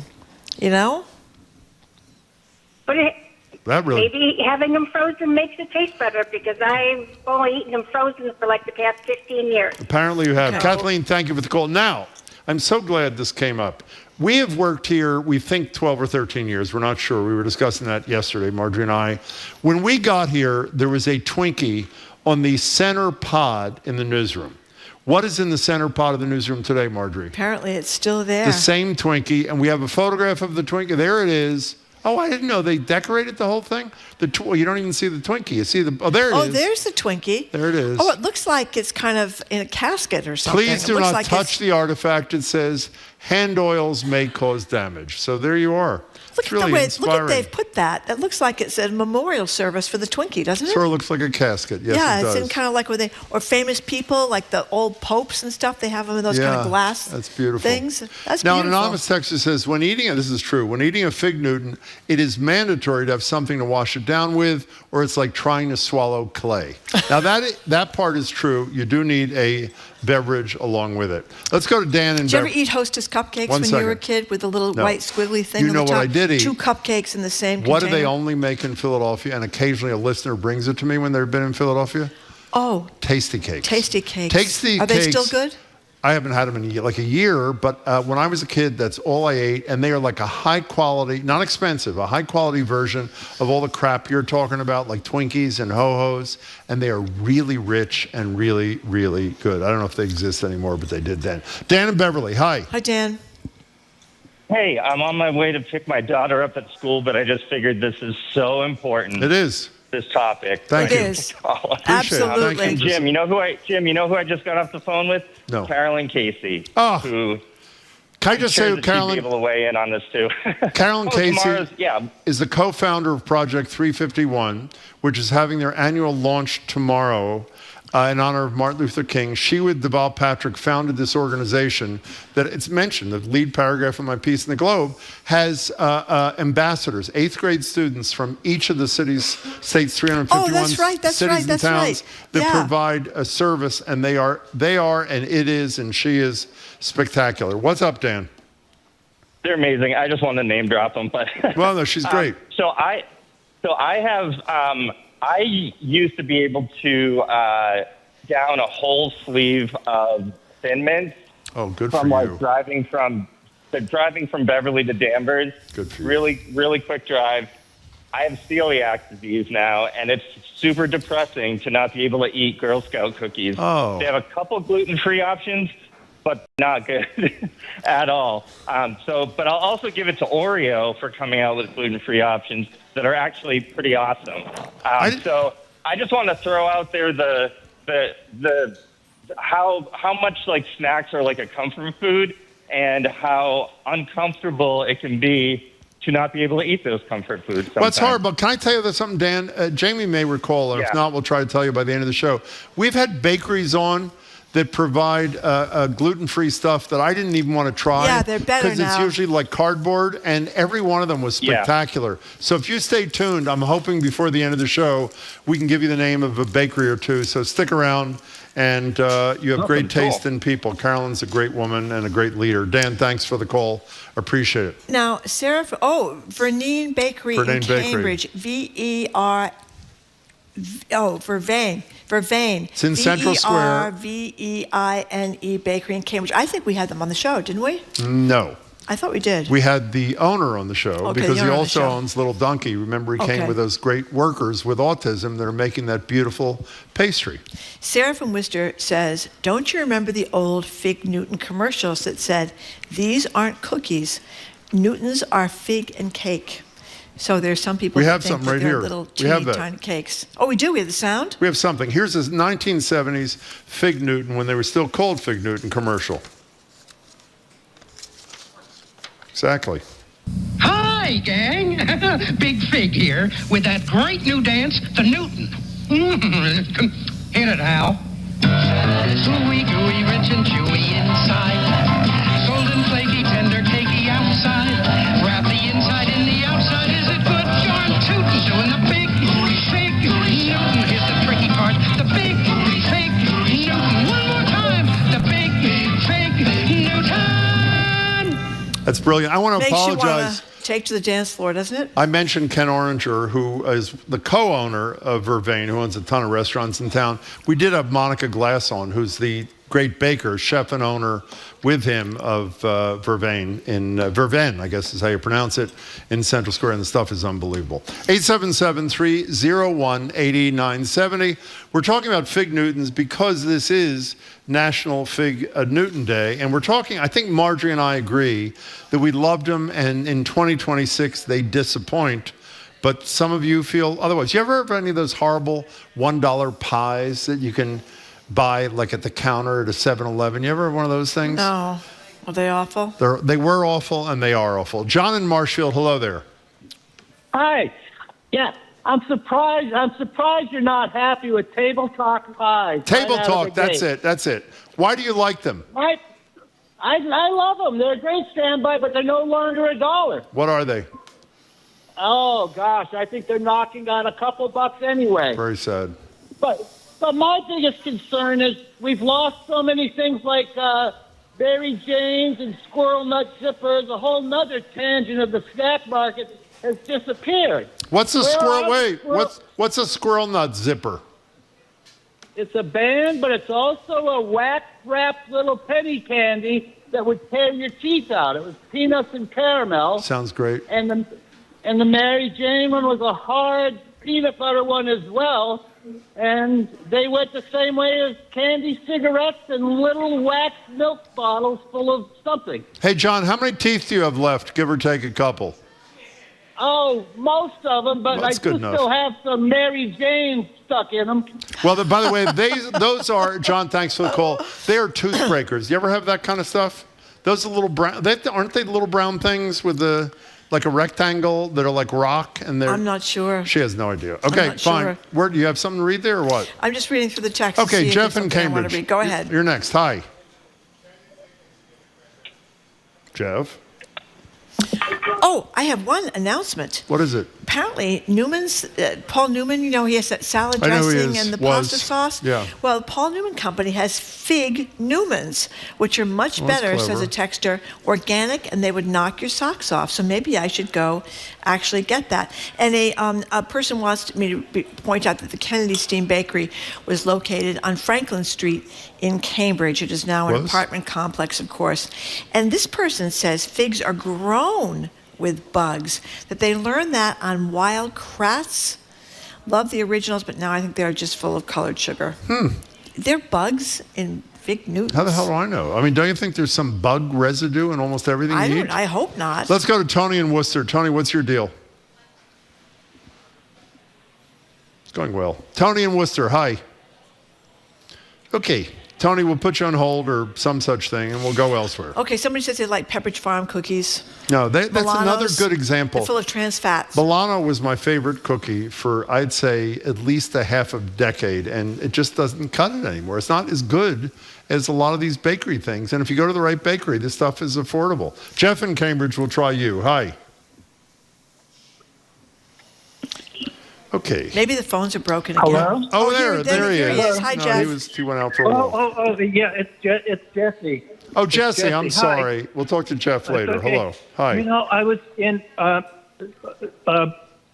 little story about Squirrel Nut Zipper. Is please. They must have been produced in Cambridge. Why is that? Because they converted a building and there was a big painting on the name Squirrel Nut Zipper was left on the wall. So at any rate, that's an aside. Marjorie? Yes. I'm a person who pulls apart the Oreo, carves out the white filling, and eats the chocolate cookies. Wow. So, you can have my filling and make triple stuffed if you want it. By the way, who eats an Oreo and doesn't split it in half? Everybody does, right? But you don't eat the cream at all. Is that your position? Jim, I have something more important, which is the subject of the definition of malignant narcissist came up last month. Oh. Before you say that, excuse me, before you say that, the first person to call Donald Trump a malignant narcissist was in a CNN op-ed in 2015. Who was it, Marjorie? I think it was David Gergen. David Gergen, that's correct. Go ahead, Jeff. Oh, wow. The late, great David Gergen. It came up in a conversation on your program last month. Yeah. And I sent you a link in the text. Oh, sorry. Send it again. We'll look for it. Jeff, thank you for your excellent, very informative call. We appreciate it. 877-301-8970. Okay, we have a lot of people mentioning things that are no longer eating or they no longer can get them. What are they? Hostess coconut snowballs. Never heard of them. Oh, snowballs. Yes, I have. them. I have, yeah. Ring dings. Yeah, horrible. Horrible then, horrible now. Lorna Doone cookies. Not horrible then, horrible now. Now- They were dunkable. If they were dunked, they were good. Circus peanuts. What are circus peanuts? Zoe said that is that airy, horrible, light, disgusting thing that people eat, mostly around, what's that called? What's that holiday called? I don't when you know. eat them. What's Easter? that? Easter, Easter? thank you very much. Around Okay. Easter, they're inedible. Go ahead, Marjorie. Okay, now several people have said that it's not wasp legs that are inside these What is fig it? Newtons. It's just seeds. Oh, well, and that's you may fine. be fooled. Wasp so seeds? let's hope it's seeds. Oh, you mean like fig seeds? Hello? They're seeds. What are you laughing about? They're seeds in a fig. I know some people are sick of this, but Harriet Heinemann Okay, we're not could doing this today. shot-put We're not doing. case of fig Newtons all the way We're not doing this. to Jim's house. Not doing this. And if she did, I never Have we got mentioned them. pinwheels? No, what are pinwheels? Yeah, during COVID, the cost went up to $8 in some stores, but I guess it's come down a little bit since then. Tony in Worcester, we're going to try you again because we're in a good mood. Hello there. Hi. Hi. What's up? Hi. Forgetting a staple, pretzels. Oldie but a goldie. Well, pretzels are pretty good, and pretzels have stood the test of time. Are you a hard or a soft pretzel person there, Tony? When I can get them soft, but hard pretzels are great too. You know what city is most famous for the soft pretzel with mustard, my friend? Minneapolis? That would be wrong. Hometown, Philadelphia. Thank you very much. Tony, thank you much for the call. We really appreciate that. Okay, there's a lot of dispute about the wasps and the fig Newtons. Well, let's hear it, Marjorie. I think people care. People are saying that they were cooked with them, or the legs got in them, or what? I don't know. This may not be true. We may be maligning fig No, Newtons. first of all, we are not maligning. You are maligning. Okay, just to be we're not clear. clear at all. A previous Do you know that a texter said fig it was has little things? seeds. Figs have little tiny seeds in it. Do you know that or you don't know that? You ever had a fig? I love figs. So what is it? I like when you dates bite into a better. fig, what does it have inside of it? Little seeds. Yeah, seeds, and that's why they're in the fig Newtons, Jim. Exactly. But other people are saying they've moved on from the fig Newtons to the strawberry Newtons and the blueberry Newtons and the different kind Okay, of fruit. let's take one more call and then we can end this Squirrel nightmare. nut What is zippers? it? Have you heard about squirrel nut zippers? Yeah, a guy just called 2 minutes ago. Where were you? I was reading the text. Okay, squirrel nut zippers. Okay. Thank you. I'm sorry, Jim. I didn't know you were Ken so in Westport, attached. please make it brief because this is torture. Hello, Ken. Hi. Hi there. Yeah. Well, I'll try to be brief, but first of all, I'll say that I just completed a 15-year argument, and I won it. Okay, what is it? With my mother-in-law about who invented the Kit Kat. Who did? It was actually the English. Really? Forever, she was claiming it was the Kvikklunch, which was, from Norway. Yeah. How'd you win the argument? Who'd you bring in for the closer? How'd you win the argument? I actually had to use AI to delve through the entire internet to find the guy who invented the Kit Kat. That's fabulous. Yeah, quickly. She said, okay, the point is that the fig Newton was actually derived from the fig roll, which was started in the 19th century in England. Oh, my God. And that might rock your world. Well, it did rock my world, and I'm unsettled to this moment. Thank you, Ken, for bringing it to our attention. Did you know that it was the fig Lowell originally, Jared? Is that true? Well, Ken doesn't lie. I would think not. I was just so distracted by Jamie and the cake you have in front of you that I wasn't paying attention. it's somebody's Sorry, birthday. with apologies You aware to of that? Ken. It's Juan Jose Cadena's birthday. Juan Jose But Cadena? apparently I it's didn't know not that. really his birthday. It's next No, week. it's next Happy week, but he's not birthday. going to be here He's next not going to be yet. here, so we're premature, but we'll say happy birthday anyway. They got Juan Jose a cake from flour. Would they get me a cake from flour for my birthday? No. Okay. I've never had a cake from Okay, flour fine. on my birthday. You know, we How had do you our feel 10th about Drake's anniversary. cakes? You know who bought our 10th anniversary cake for us? You. We did, exactly. Didn't we? I am not surprised. We did. Thank you very much. Well, you had to buy your own birthday cake, Jim, which is Okay, even let's worse. not go into that. We don't have time to talk to you about fig Newtons, thankfully. What are you doing on the show? We're going to talk about the Smithsonian turning more documents over to the Trump administration and why that is happening. Including about impeachment, right? He's trying to erase impeachment. Oh, that's gone. Yeah. That Oh, ship that is gone. It's already off the wall. Okay. So we'll talk about that, literally off the wall. We'll talk about timeout market and I know, it's sad. Uno's Pizzeria closing down shops true? in Massachusetts. Wow. What happened to Uno's? We'll find out on the Culture Show. Wow. I know you love when when you I have do to, that. It's like a tease. And then MTV, it's essentially gone away in terms of having all music videos, but there's a website that has sprung up, which is just like the old MTV, where you can just sit and watch all these music videos back to back to back, just like the old days. So talk about that's TV neat. Rewind. Well, we'll be listening. There, Jared Bowen, right here at the library. Don't go away. Jared is live with his buddies in 3 minutes. Gotta go get cake. Thank you. Okay. Thank you for listening to another edition of Boston Public Radio. Thanks to people that came down to the Boston Public Thank you Library. all for Really coming. We appreciate it. You can keep up with us 24/7 by way of our podcast, or check out our TikTok page at Boston Public Radio. On Monday, for a special Martin Luther King Jr. edition of the show, we're going to be featuring Amari Paris Jeffries, Doris Kearns Goodwin, the Reverend Liz Walker, actor Ethan Hawke, rapper Paul Willis, and more. Our crew: Zoe Matthews, Nicole Garcia, Hannah Loss, our engineer John the Claw Parker, our executive producer Jane Bologna. Our special thanks to our BPL staff: Maddie Geyer, Patrick Lally, Matthew Glover, the birthday boy Juan Jose Cadena. Happy birthday in advance, Olivia Curcio. Thanks to our hosts at the Newsfeed Cafe and across the street at the Lenox Hotel. Stay tuned to the Culture Show's Week in Review, which starts immediately after us on 89.7 GBH and live from the Boston Public Library. Can I just say one thing? Yes, Jim. To the listeners, to all the listeners out there, I want to say next January 16th, which is a year from today, we will discuss heated rivalry, not National Fig Newton Day. I want to be clear, okay? That's my commitment to you. Okay, Jim. Thank you for Thank that. you. See you. later. Have a great day. Bye. Stick around for the Culture Show. Bye.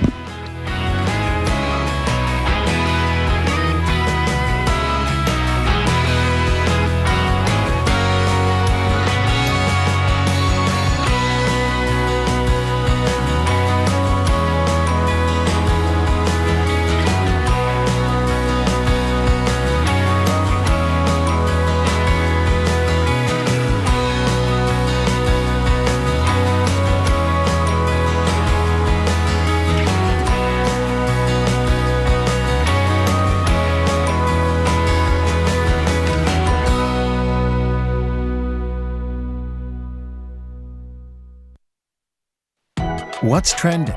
What's interesting? What's going on around town? We're talking all things arts and culture on The Culture Show, next on GBH 89.7. Funding for our programs comes from you. And MIT Sloan Executive Education, helping professionals stay competitive with 2 to 3 day courses on AI essentials, strategic leadership, and more. Details at executive.mit.edu. Whether it's fried, roasted, or stewed, GBH has some glorious food with all the seasonings. Catch your favorite culinary shows starting tomorrow morning at 11 and continuing all afternoon on GBH2. You're listening to 89.7 WGBH HD1 Boston.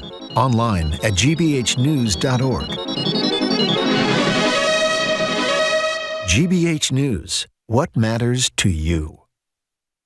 Good afternoon. With the latest from the GBH Culture Show news desk, I'm Henry Santoro.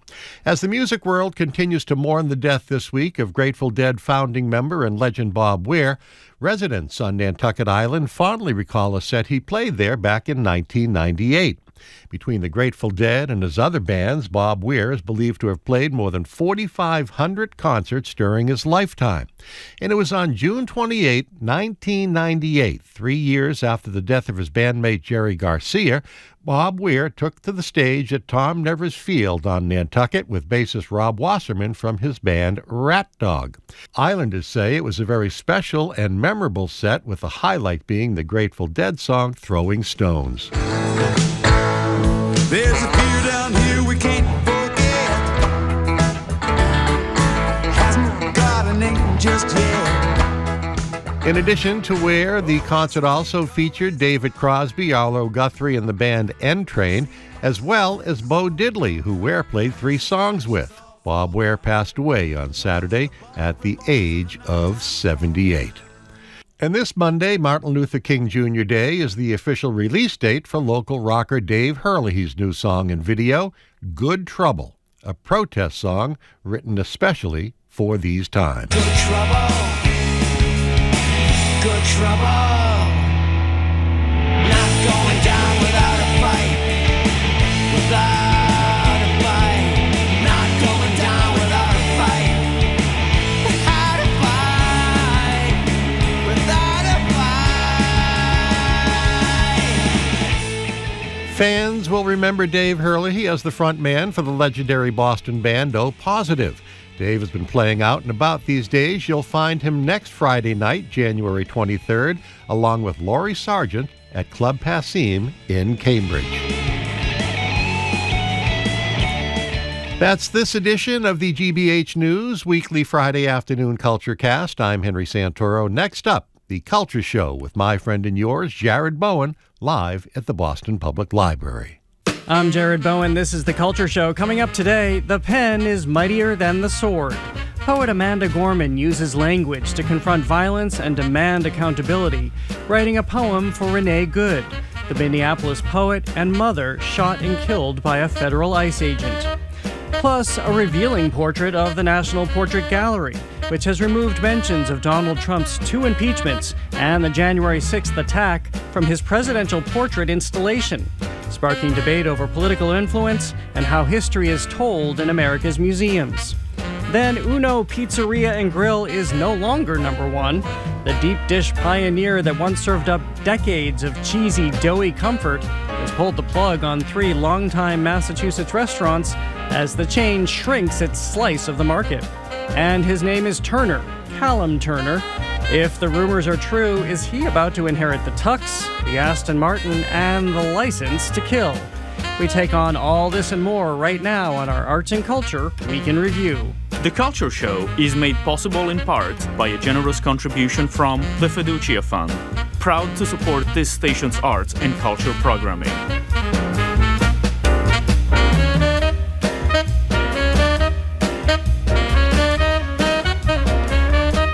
Welcome to The Culture Show. Welcome to The Culture Show on 89.7 GBH and streaming on the GBH News YouTube channel. I'm Jared Bowen. I'm Callie Crossley. And I'm Edgar B. Herwick III. We're going over the week's top arts and culture headlines, starting with inaugural poet Amanda Gorman. She was compelled to write a poem for fellow poet Renee Good, the Minneapolis woman shot and killed by a federal ICE agent.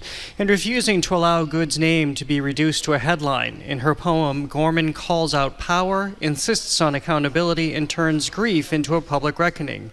Here's a little bit of Amanda Gorman reciting for Renee Nicole Good, along with her describing this poem. They say she is no more, that there her absence roars, blood blown like a rose.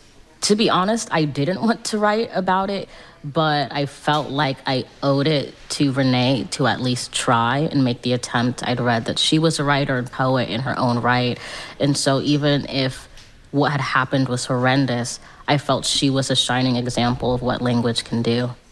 Well, just as Amanda Gorman rose up into prominence, first as Youth Poet Laureate, I had the fortune of speaking with her for Open Studio because she was galvanizing people even as a student out of Harvard with the way she could coalesce words and people into thoughts and ideas through her art. And I thought it was extraordinary what she did at the inauguration for Joe Biden and how people were looking at this very young voice who again galvanized people. And it seems to me now that she, in some ways, is very selective in when she reemerges in the public and has done so in a very big way. I thought it was very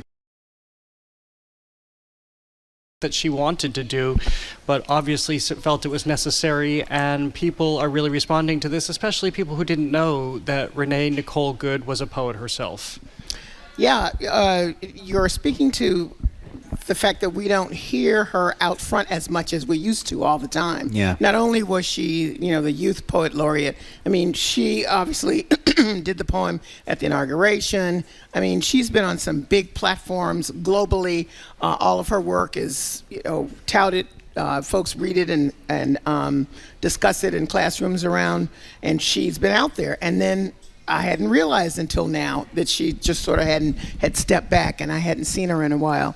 But yet this poem, very, very, very signature Amanda Gorman. I mean, I love this piece that says, somewhere in the pitch deep of our grief crouches our power, the howl where we begin, straining upon the edge of the crooked crater of the worst that we've been. Then she goes on to say, change is only possible and all the greater when the labor and bitter anger of our neighbors is moved by the love and better angels of our nature. And I read that part because she always is optimistic. no matter how grim the situation is as she's reporting it in her poetry, she always has a little bit of light. She's always going toward the light. In fact, it's light is part of many of her poems. So this was very powerful, not only for its timing and the fact that she did it, but also the way in which that she spoke in this moment, in the way that poets have done when there have been situations like this. You know, the immediate thing that came to mind when I saw this was Bob Dylan in 63, 64 writing The Lonesome Death of Hattie Carroll, and Crosby, Stills, Nash and Young in 1970 with 4 dead in Ohio right after the Kent State incident. These things happening in real time around us, and somebody in the arts like a poet or a writer responding to it and sort of saying like, hey, like, this is happening, right? Like, we are in history right now. It's happening right now. And this person, this voice, this moment, this incident, this thing that happened right here is something we need to look at and think about and grapple with right now. Document. Document. That's a great point, Kelly. Document. But you talked about the musicians. James Baldwin did it. Maya Angelou did it. Allen Ginsberg did it, all right in the moment. And this is, again, also calling attention to Renee Nicole Good, who was studying English, who received a major poetry prize for her work and has been cited by her professors as being somebody who was very singular in her own expression. She won the 2020 American Academy of Poets Prize. And we see a whole level of society and an administration that is trying to discount that, who she was as a person, who she is as an artist, as if her being an artist fuels even more some fallacy about her life. So I think this is another situation where we can see the arts lift somebody up, as we've all talked about, but bring people together. Kelly, like you, I was struck by Amanda Gorman's positivity in all of this as well. And look at the phrase that has emerged out of this shooting. I'm not mad at you, dude, which an artist, a performance artist, who one of her prior performances was singing songs for 24 hours to remember people who died of AIDS. She was shouting this, I'm not mad at you, dude, as part of her performance art piece. So already the artistic legacy of Good is carrying forward. And you know, the thing that poets, writers, musicians do in the moment, if someone's voice has been snuffed out, they become the voice. So she became her voice in this moment, and as did the other people that you all mentioned do for others who were felled by these situations. And also because, you know, the woman is brilliant, Amanda Gorman, and not in just the turn of the phrase, but the way she's able to get right to it, can bring some other attention to this, to Renee's Good's death. Yeah, and I think another thing that really struck me with Amanda Gorman, I mean, one, we were talking about, I think for a lot of people, if she's in their consciousness, it is this idea that she was like a youth poet. I mean, her maturity is like off the charts. So first of all, like we talk about, she's reemerged. It's just like seeing a very wise person developing before your eyes. But I think, you know, we were just talking about the fact that her work does look to the light or move to the light, and there is positivity in that. But I think also in an interview with NPR, she was talking about that passage that you wrote, or that you talked about, Callie, where she's quoting Abraham Lincoln about the better angels of our nature, and there was a question about like how do you stay positive in this time or something along the lines. And she said, I think anger can actually be really be an incredible mechanism for change, but it has to be paired and activated with love and humanity. And I think her nodding to the fact that it is also okay to be angry in this moment. You take that anger and you challenge it, but it's not like it's okay. Like, it's okay. It's normal to be angry that this is happening as well. You don't have to ignore it to do the positive thing. You take it and you channel it. I think that's very mature and wise. Well, speaking of maturity, I can tell you when I interviewed her when she was a Harvard student, this was during COVID, so it was by Zoom. She was sitting in her bedroom in California because she couldn't be at Harvard that semester, as no student could be in school that semester. She was wise beyond me for years. Everybody else, she's always had it. Well, we move to Washington now, where this week, after months of pressure from the White House, the Smithsonian turned over internal documents related to how exhibitions are shaped, represented, and what its America 250 plans are. Well, at the National Portrait Gallery, references to President Trump's impeachments and the January 6th insurrection have been purged. Together, the institution's actions are raising questions about political influence and how history is told in America's museums. So this all stems from the executive order from the president called Restoring Truth and Sanity to American History. Part of this executive order was looking at arts and culture, specifically something the administration thinks it can control, even though the Smithsonian is it's under its own auspices. It's in an independent organization, albeit with 63% of taxpayer funding. So the administration has asked Lonnie Bunch, the head of the Smithsonian, all of the museums, all of the institutions, to hand over these documents. We don't really know the complete nature of them. We just know that they have handed over some things. But we know the administration has wanted the removal of any DEI references. They wanted removal of anything that suggests that America was anything but this place that was always advancing opportunity for all people in all time. And it was all good. Good. There was nothing uncomfortable ever happened, according to President in Trump's American history. Yeah, that's right. You can't focus on the bad, Cal. No, you can't. Okay, because that just didn't happen. So that's what we're doing.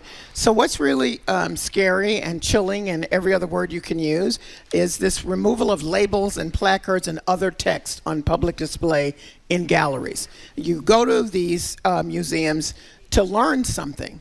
I just want to first reflect on the big discussion back when the 9/11 Museum was going up about whether or not that last gallery should have history and context about the hijackers. And that was a real fight. Some people said, no, let's just honor the people who were killed and let's not talk about it. And other people appropriately said, that's not the whole story. How do we tell that story without information there? So in the end, if you've been to the 9/11 Museum, there's, at least at this moment, there's a full gallery that tells you the ugly part of this, because that's part of the story. So I'm particularly impacted about this, and have been for some time, and scared, because the National Museum of African American History and Culture is, really his focus, and has been the focus of taking a lot of heat, because for him, DEI has anything that says, black people in it, it must be DEI. So when I was there a few months ago on business, I literally ran over to the museum thinking to myself, they're going to shut the museum down, or they're going to rip off stuff off the wall that is telling the truth. And it was a regular day. It was a Tuesday. It was packed. And dare I say it, there were more non-black people in the museum than black people, because it's so interesting in the way that it's laid out. And for me, I ran up to the floor where the Civil Rights Museum pieces are, and just put my hands on the countertop that is from the original countertop of Greensboro, North Carolina, where students protested segregation at the lunch counters, and it was a violent confrontation. It's real, it's there. So you're gonna say this didn't exist? This, is that what's gonna happen here? Or how can you put a placard there to say, oh, people ate here, but nothing happened? You help me with it. But it's really scary. So I literally sat there and put my hands on it to remind myself it happened. It was here, and you can't take this away. And the other people who are in the museum want to see and be a part. They want to know all of our history. We were literally in these spots last week talking about the fact that there was data out there, which is recent data, that suggested that essentially, after friends and family, the thing American people trust the most are museums. Yes. So, the idea that the attack is on museums in this case, I think, is not an accident, right? I mean, we know this. And I sort of feel like, I don't know, when I see this, I don't know which of it troubles me more, right? The request of, basically the White House is saying, like, we need you to send us the copy, the text of everything that is on your walls. Every display, we need to see it, right? And it seems like, at least my understanding, is that is some of what the museum has currently turned over. Now, in my mind, that's troubling, but it's also like you're kind of making a job easier for them, that if they would really want to do it, they could go and do. Somebody could go to the museum, look at the text, and mark it all down, So that request, uncomfortable, but the one where it's like, also we need your planning documents, also we need to know what's coming up, also we need to know that kind of stuff, which is not publicly available, that's, I think, to me, even more. I mean, they're both troubling, but that one I think is even more troubling. Well, it's troubling because in past shows, on this show, the Culture Show, we have talked about areas and pieces of art that were specifically targeted by the administration, all in the realm of this.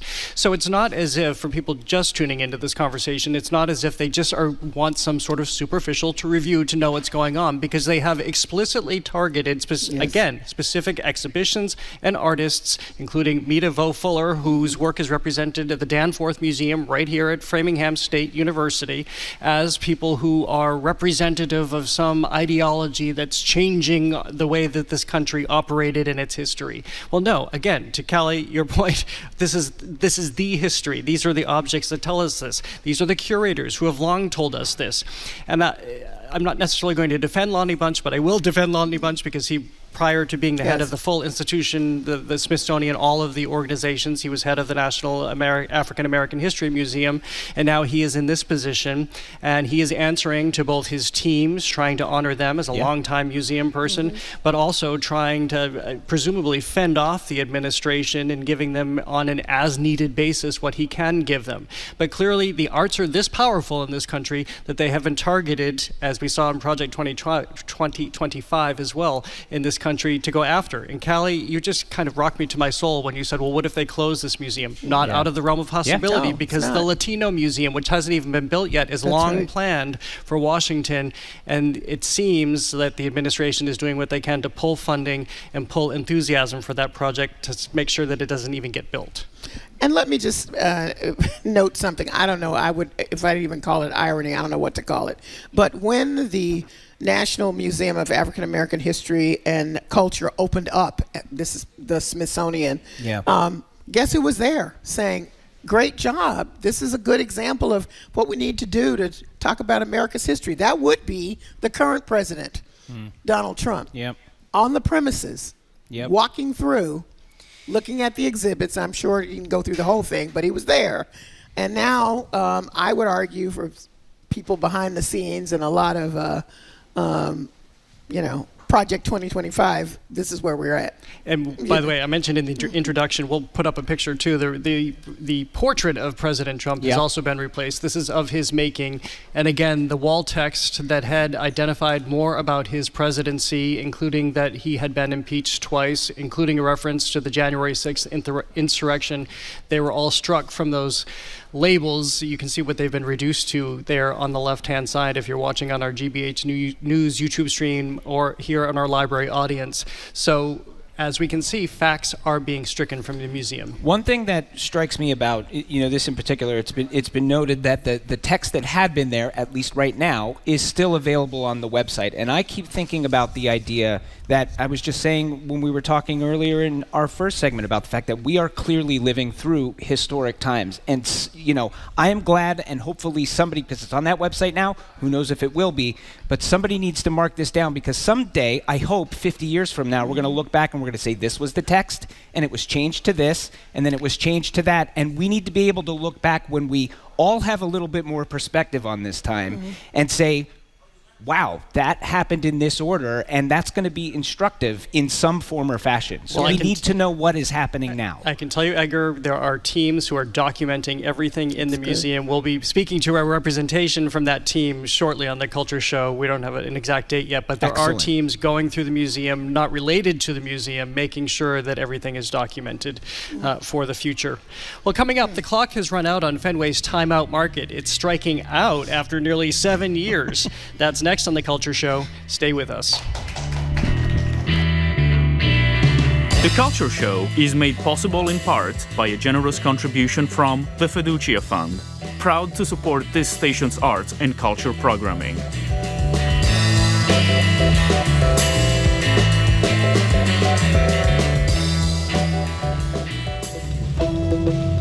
I'm Arun Roth. Today on GBH's All Things Considered, we'll look into accusations of overspending against the former head of the Massachusetts Convention Center Authority. And this week's Joy Beat, how hundreds of elementary school students brought a beloved children's book to life with the help of Jim Henson-style puppets. Those stories and all the day's news starting at 4 on GBH 89.7.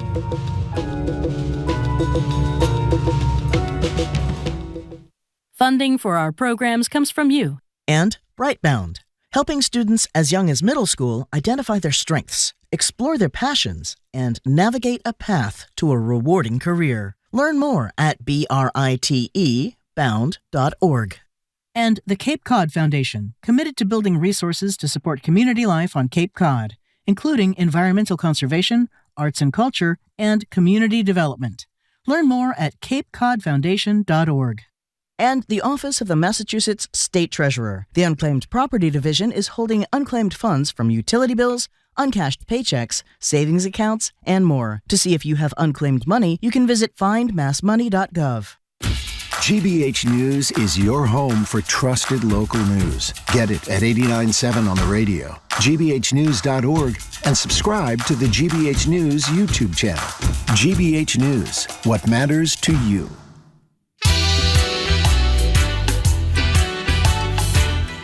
Welcome back to The Culture Show. I'm Jared Bowen, live from the Boston Public Library and streaming on the GBH News YouTube channel. If you're just tuning in, it's our Arts and Culture Week in Review, which includes a big change coming to Somerville's Davis Square. The Burren and Dragon Pizza, two longtime neighborhood anchors, are set to be rehoused inside the proposed Copper Mill redevelopment, which replaces existing buildings with a residential tower and retail project. This comes after months and months of community pushback about displacement. So these are very much two institutions. The Burren is legendary, iconic on the international music landscape, especially for Celtic music, long-time venue of more than 30 years. But Edgar, I'm going to bounce this over to you now because this is a landscape that you know very well. I am one of the, and I would guess there are probably hundreds of people who feel like the Burren is like their second home in this area. There are a lot of people, especially music lovers and musicians, who feel that way. I see that phrase all of the time. Yeah, it's been around for 30 years. In fact, they're celebrating their 30th anniversary this week. And when you say music, I think it's important to note about this place in particular. It's music 7 nights a week, right? But they have multiple spaces for that music. So on a Saturday, a typical Saturday at the Burren, you'll have probably an old-time kind of bluegrass music session in the day in the front, and there's probably another music thing happening in the back. Then later in the evening, again, music in the front, probably Celtic music, maybe 2 different shows in the back room. So that's all of those musicians playing one day. The other thing is, not only 7 days a week, but all of the stuff that happens in the front of the Burren is, you just got to come into the bar to get it. Now, sometimes there's ticketed stuff in the back, but a lot of free music there. So, and it's also, I've said this for a long time about the Burren, it's special in part because there's no TVs there. There's no TVs in the bar. So because there's music all of the time, they don't want to have the distraction with the TVs. And because of that, I think it was last month, blew up on social media. Somebody was asking about where do you meet a partner in the Boston area, right? And the Burren emerged as the love pub, and there was apparently dozens and dozens and dozens and dozens of stories on this post from this woman on TikTok of people being like, I met my husband there. I met my wife there. So, I mean, great place, amazing place. And yeah, what's going on in Davis Square right now, I mean, this development stretches all the way back to pre-pandemic times, and it's handed over a couple of times, the project here and there. And I think just largely you look at, and this is a tale that we see in other neighborhoods too, right? Somerville, it was that Davis Square area of Somerville 20 years ago, whatever, 30 years ago, kind of rough and tumble. Arts and culture venues came in, music came in, built it up, people wanted to live there. Now everybody's being pushed out. That's a story we see in city neighborhoods all over the place, and here it is happening here. We should just clarify that they will go back, but there's at least a year and a half, maybe more, of closure, but they'll be going back to a very sanitized building, not their historic space. Who knows? Yeah. Okay, so I want to be Amanda Gorman here and see the light. Do it, Callie. So there's 2 optimistic ways to look at this. First of all, because this project has gone on forever and ever, they've taken the time to really listen to the feedback from people in the neighborhood who are like, no, you're not going to do that, you're not going to do this, you're not going to do that, and by the way, we want to preserve this history. So yes, it may be sanitized from the way that we know it now, but it's going to be there. A year out, that's a lot. But I bet you they'll figure out some place to have that music going until they can get back into their new space. The other thing about it is that is really hopeful. That is, Wow. yeah. And I'm usually negative Nanny. So, and the second thing is just the fact that in the end, the developers recognized that both the Buren and, for that matter, Dragon Pizza yeah. Are two important fixtures in the neighborhood, gave it its flavor. And they're going to, make that part of the development. Like, that's part of Absolutely. So I think those two things we can look at, hopefully. And then since they took the time to listen to people about these important things, I have to hope that the sanitization will not be such that, it's just creepy and weird and modern. Yeah, no, I don't know that it will be. And honestly, I think the larger question is, I think right now, initially it was a 6-story residential building, then it was going to be lab space. Now it's a 26-story tower with 500 apartments. So I think more so than, the notion of whether, the Burn or Dragon Pizza's new space is sanitized or not is what does a 26-story tower and 500 new apartments do to that? And I think that will have a greater impact on the neighborhood than anything else. Yeah. And we know that there's a housing crunch in this city. Yeah. There's always that struggle when you have a place, and maybe we won't think of the Burn as completely historic with only 30 years, if we think of other storied venues around the country or even in this city. But we do know that cities evolve. We do know that cities change. Needs, of course, change, including finding more housing. But a space does change. It does change. The smells change. The dents, the little marks that people make, leaving their own little message under the table, those disappear. This one seems a little bit more difficult, and we hope that they can withstand the closure too. Although I'm with you, Callie. Artists are thrivers, and will find opportunity wherever they can make it. So it would be a fun thing if somebody figured out a venue for them to keep going during the year of closure. And you're absolutely right, Callie. I think they will. And I think it's also, to hear you talk, Jared, it's a reminder to ourselves always to remember that everything is always fleeting. So when you've got something that you love and it's great, try to enjoy it while it's happening, because it's not going to be there forever. That sounds like love pub talk. What's wrong with that? So close to Valentine's Day. Another sign of the times, Boston is losing a buzzy food hall scene and a deep dish standby. But first, Fenway's Timeout Market is in the bottom of the 9th with no extra innings. It is set to close next Friday. So we're talking about, if you've been to the city, by just down the street from Fenway Park, there's another old historic building, and a number of years ago, Timeout went there. They opened a food market. They found a lot of success in opening one in Lisbon, in Portugal, that is now world-renowned. They opened up food markets inside the United States, including here in Boston. Boston's opened in 2019, and it was interesting to know that this was a little bit like the Michelin Guide, and that they visited restaurants around the city and then invited people to be part of this food hall. So you go there, and in this most recent batch, there were 15 vendors. You could have everything from dumplings to donuts to pizza to a taqueria. Food halls. Yeah. Walk up and down. Yeah. But it just didn't seem to work for timeout practices. So they're saying that it's because they never recovered from COVID, and so the food costs rose, and there was the lower number of people, just foot traffic going through. I read a lot of the comments attached to one of the stories, and people were really focused on parking they either knew about or didn't know about. So this is huge. People said, hey, in the comments, there actually is parking, but you could never find it or figure out how to get into it. The other people said, oh yeah, but now it costs 3 arms and a leg before you could even get into the space. Yeah. So there was a lot of focus on that. A lot of people bringing up the conspiracy theory.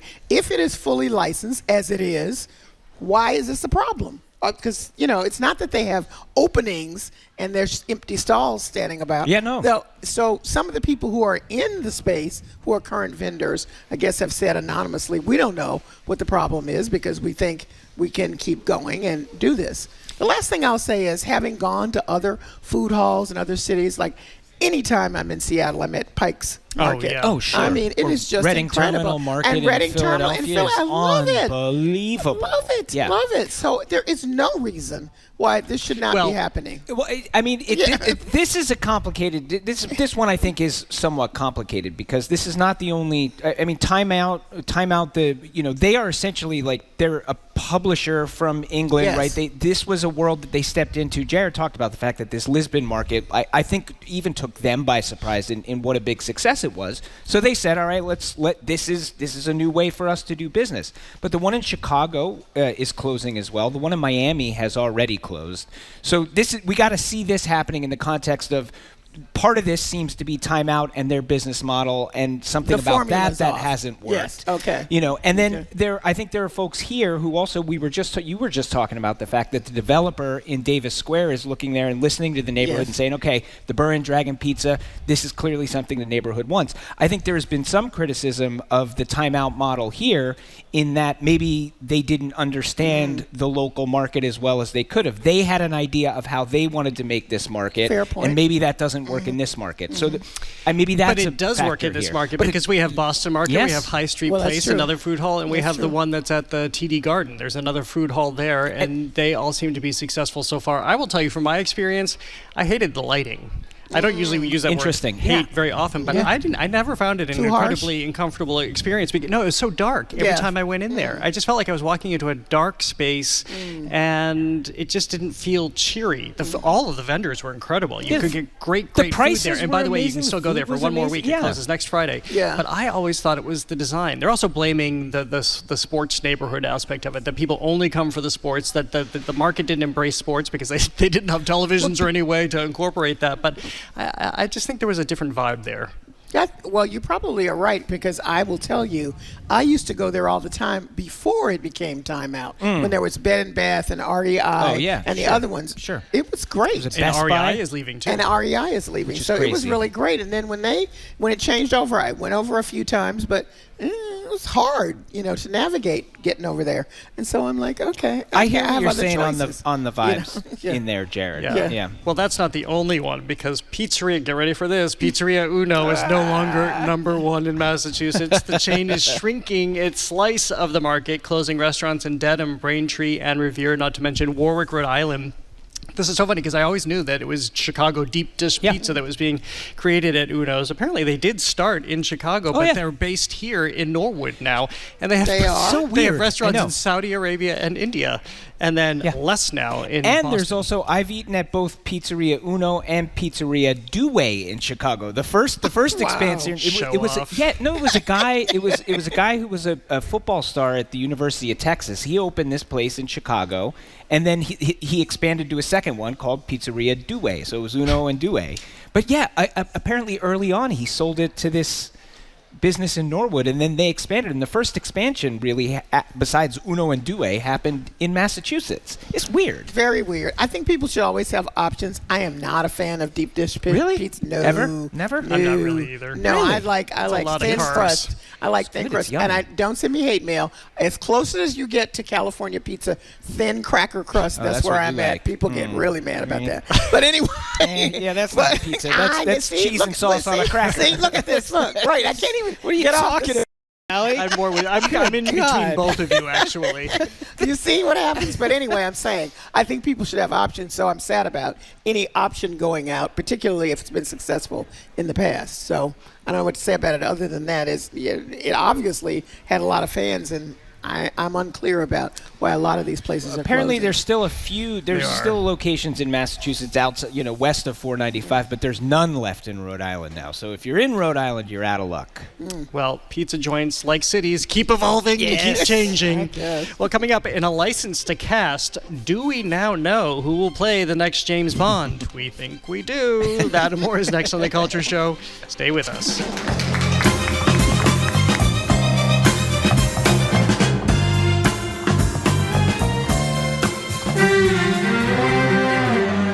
More people die from tuberculosis each year in India than anywhere else in the world. 1.5 million people die of TB every year globally. Of these, about 26-27%, are in India alone. Now, innovations in TB diagnosis are giving doctors their hope that patients will receive proper care sooner. That's next time on The World. This afternoon at 3, here on GBH News 89.7. Our programs are made possible thanks to you and Brown University pre-college programs, where high school students experience college life, nurture their diverse interests, and make friends and memories that last a lifetime. Applications available online at precollege.brown.edu. And Boston Harbor Hotel, celebrating the 37th annual Boston Wine and Food Festival with winemaker-hosted dinners, seminars, and more from January through March. Details at boswineandfoodfestival.com. And Mass Humanities, presenting Voices and Votes, Democracy in America, a Smithsonian exhibition in East Sandwich now through January 30th, in collaboration with Massachusetts 250. masshumanities.org. From your neighborhood to your newsfeed, GBH News is your trusted source for the news that matters to you. Find us wherever you are at GBH News and always at GBH 89.7. GBH News, what matters to you.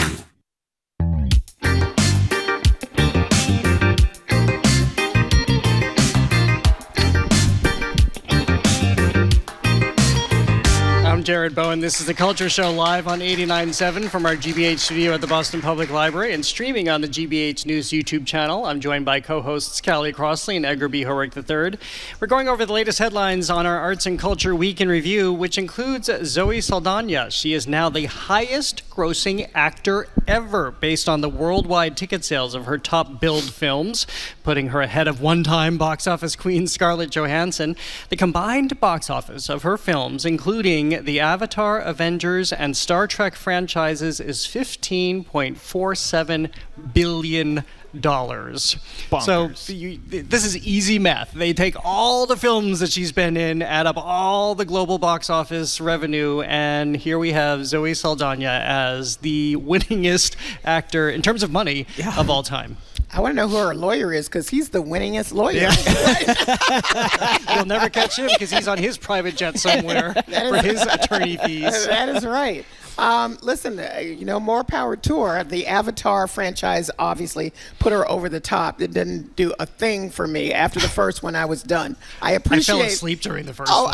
I'm with you. I appreciate James Cameron's vision and futuristic use of the tech and, marrying the story and all of that. But, go with God, Zoe. I will not be the one in the seat for you on that. However, I will give her some props for Emilia Perez, which, as you know, got a lot of attention. Good. I think and she got bad. some props for that. She did get she some win props the for Oscar? that. But so I'm bringing that up because she actually is an actress. Well, it's interesting though, Callie, because that's kind of what I was thinking. Is this? I don't want to call it a disconnect, but obviously, you look at that list.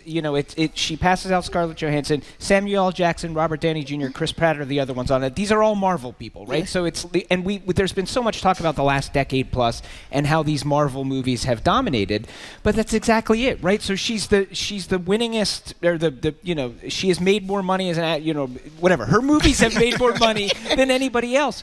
But then you look at Emilia Perez, and she can sing, and she can dance, and she's charming, and she's a good dramatic actress.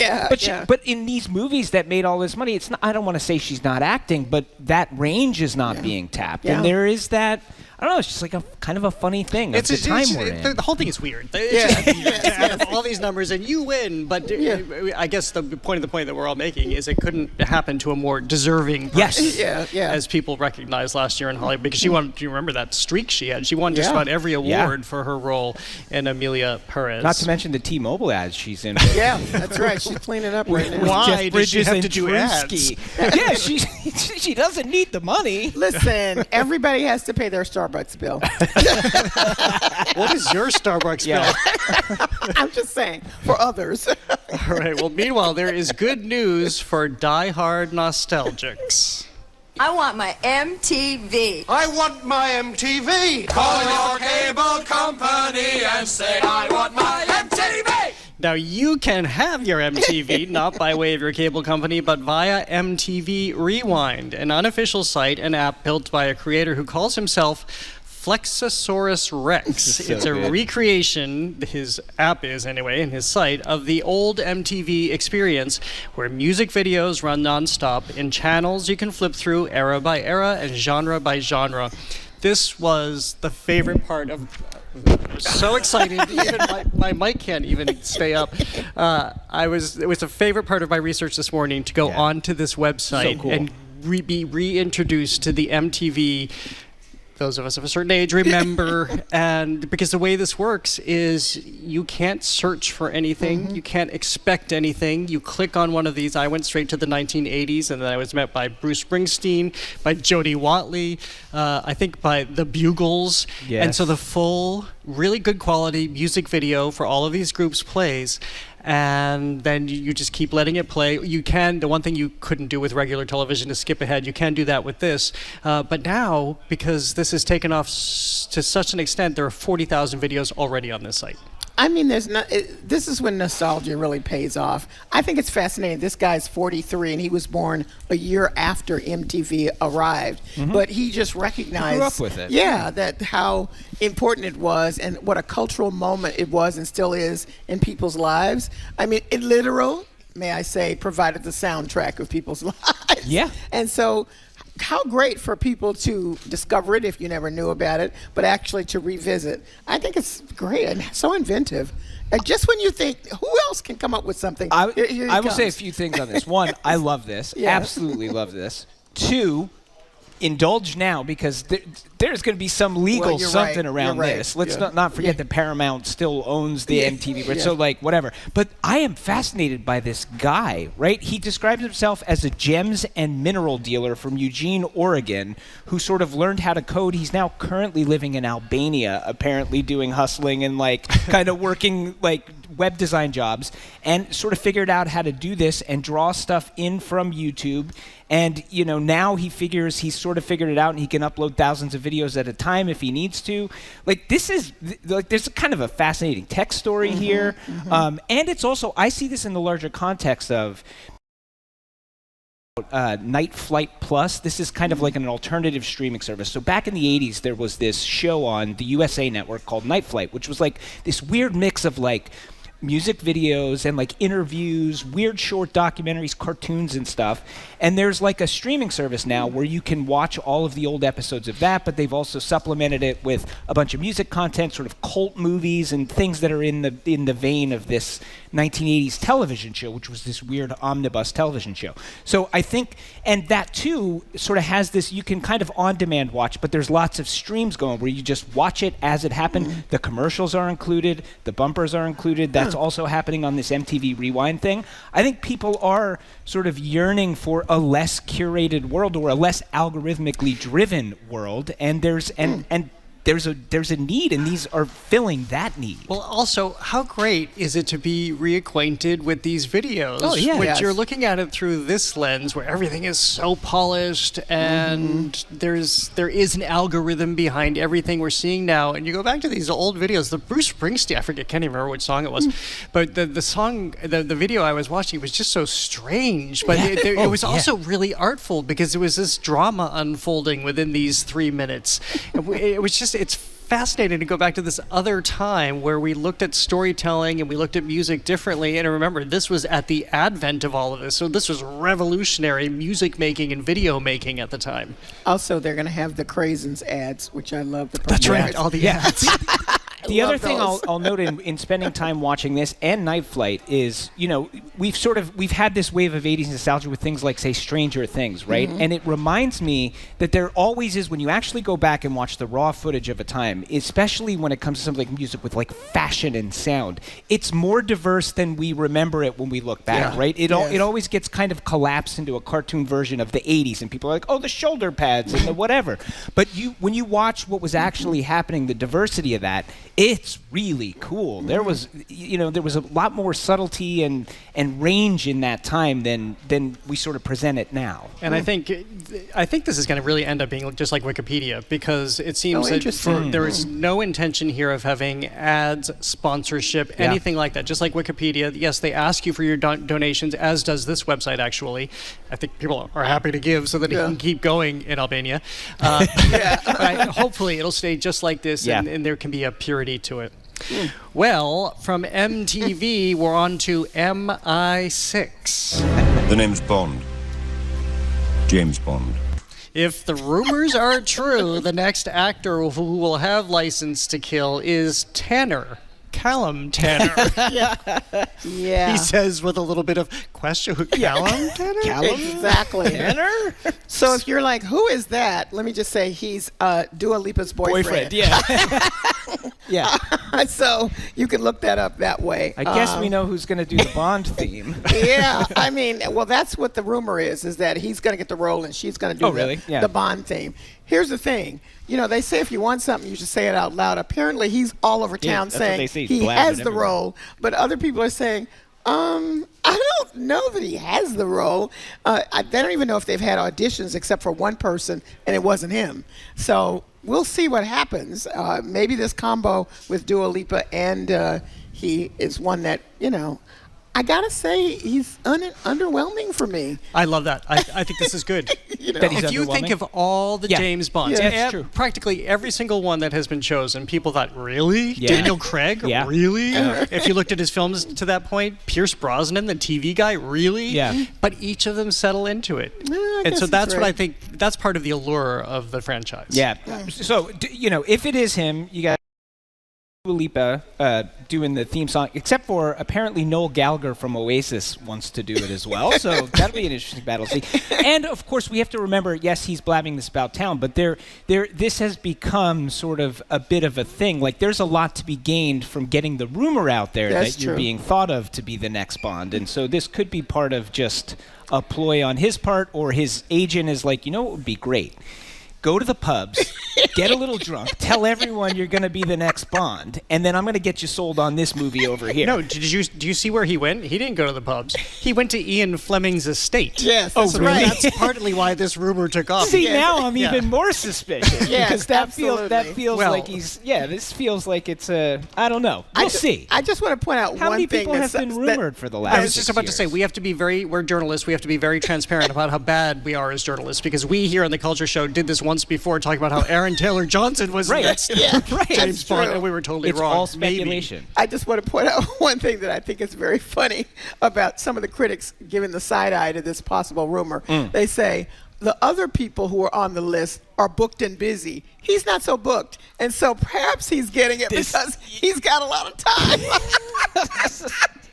Well, the other one who's being mentioned, by the way, is Jacob Elordi. Well, now, if that's the case. But Jacob's, is he British?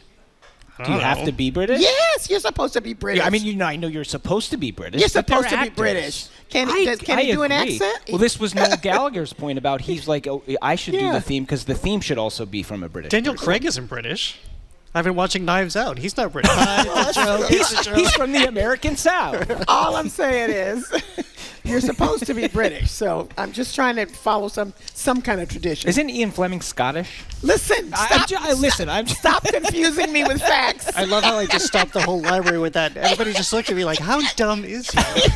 Daniel Craig is not Jared, British. you host a culture show. You need to know these things. Well, moving from one super spy shakeup to a superhero succession, Damson Idris could be stepping into Wakanda as the next T'Challa in Black Panther 3. So this is a lot of speculation, and this just goes right back to what Callum Turner is doing, because he has been out there. By the way, you might know him for his big role this summer with Brad Pitt in F1, where he was the rookie upstart who was challenging him. But he has definitely been out there saying, yeah, I'm doing this. Yeah, I mean, he's kind of given the wink, maybe, if they would ask me, maybe, whatever. By the way, his girlfriend's Lori Harvey. They broke up, but they seem to be back together again, just to keep, keep the theme everybody of, updated. Make sure everybody knows who everybody's girlfriend is. Yeah, very important exactly. stuff. Yeah. So he would be great, because he is British. Yes.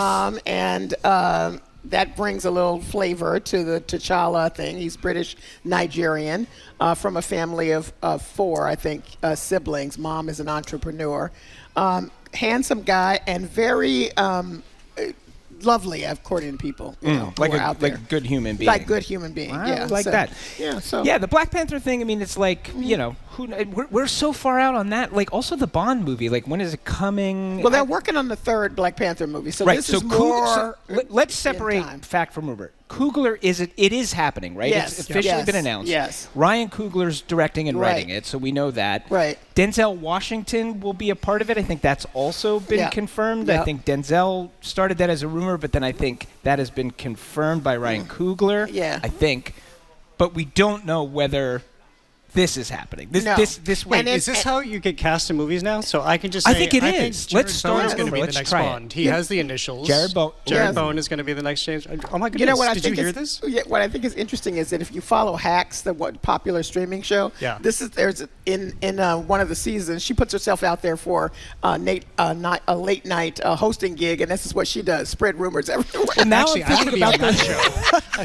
Did you know that Jared Bone's going to be on Hacks with Gene Smart? Did you know that? Now I'm thinking about the Muppets Take Manhattan, and they do this in the Muppets Take Manhattan too. Kermit and them, they go to the one restaurant, and they're starting to, have you heard about the Muppets? Have you heard about the Muppets?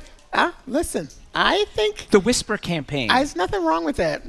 Let's just see what happens. By the way, Letitia Wright is playing T'Challa of the T'Challa role, Black Panther, in the new Avengers movie. So going to 3 will mean and they had been talking about recasting it, with a guy. So.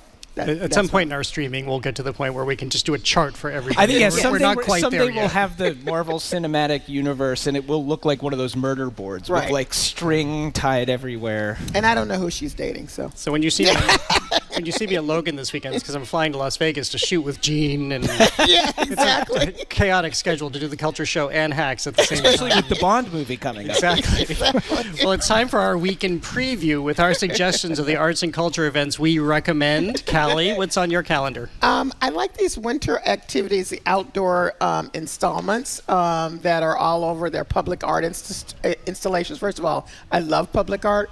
Back in the day when the cows exhibit was out, I literally took myself to Chicago to see them because I just yes, because I really wanted to see them. So, but no deep dish pizza while you were there. No, okay, no. But I love this kind of stuff because they're weird and quirky. So they, this. You may recall they had the Kraken arms out last year. Now they've got some big eyes, literally, on buildings around town. And they've got a seesaw somewhere. They're going to be all over for a while, 15 art installations, 2 more waiting to come out. So and they're up through March. I think it's fabulous. I just think they're so fun. And this is all throughout downtown Boston. Yeah. What's wrong? This is nothing but fun.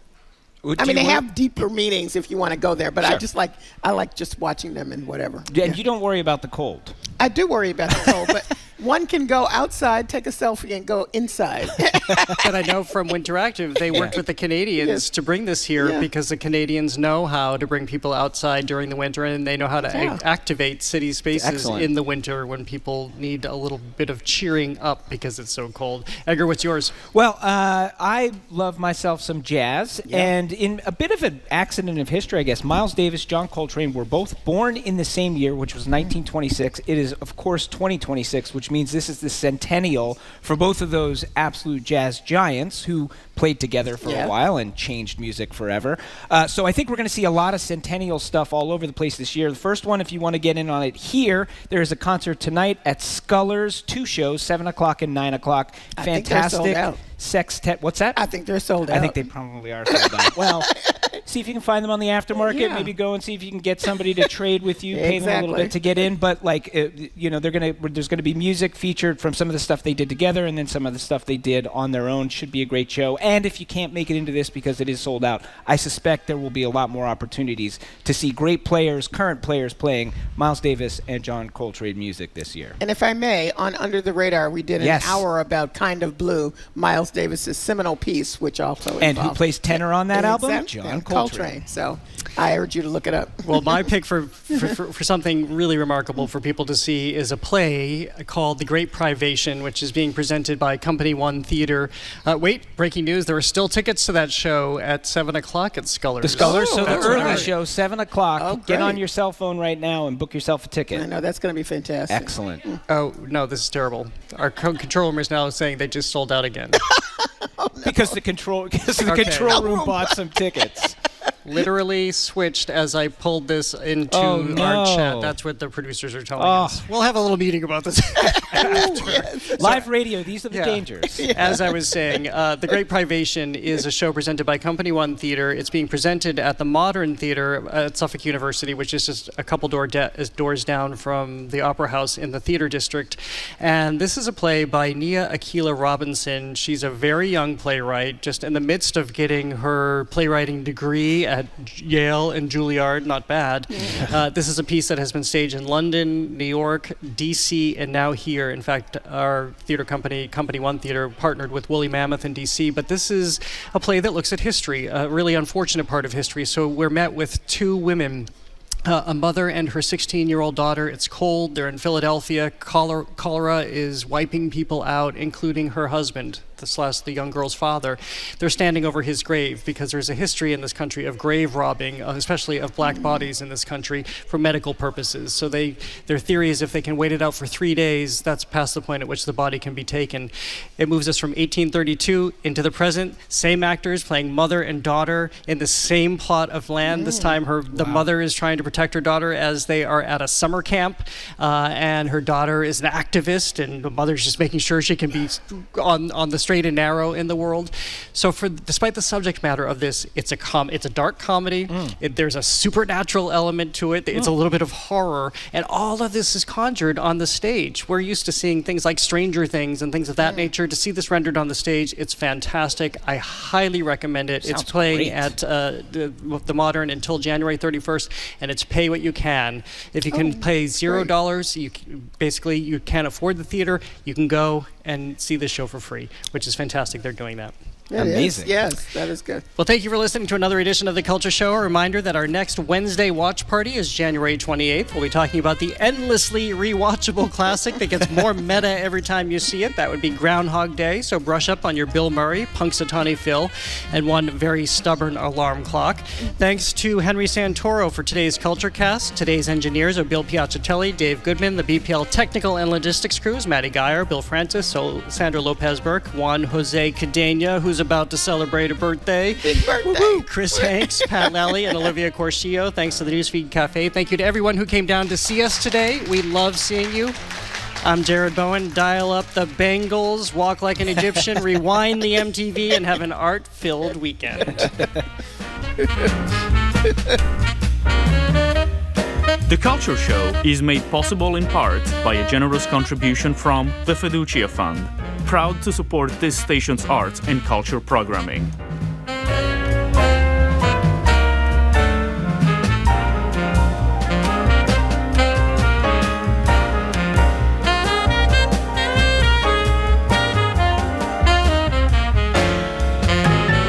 Just shy of 3 o'clock, and I've got some music from George Butterworth here, based on a ballad that tells a sad tale of love, birth, and death at sea. Here's Jeffrey Tate and the English Chamber Orchestra with Butterworth's The Banks of Green Willow.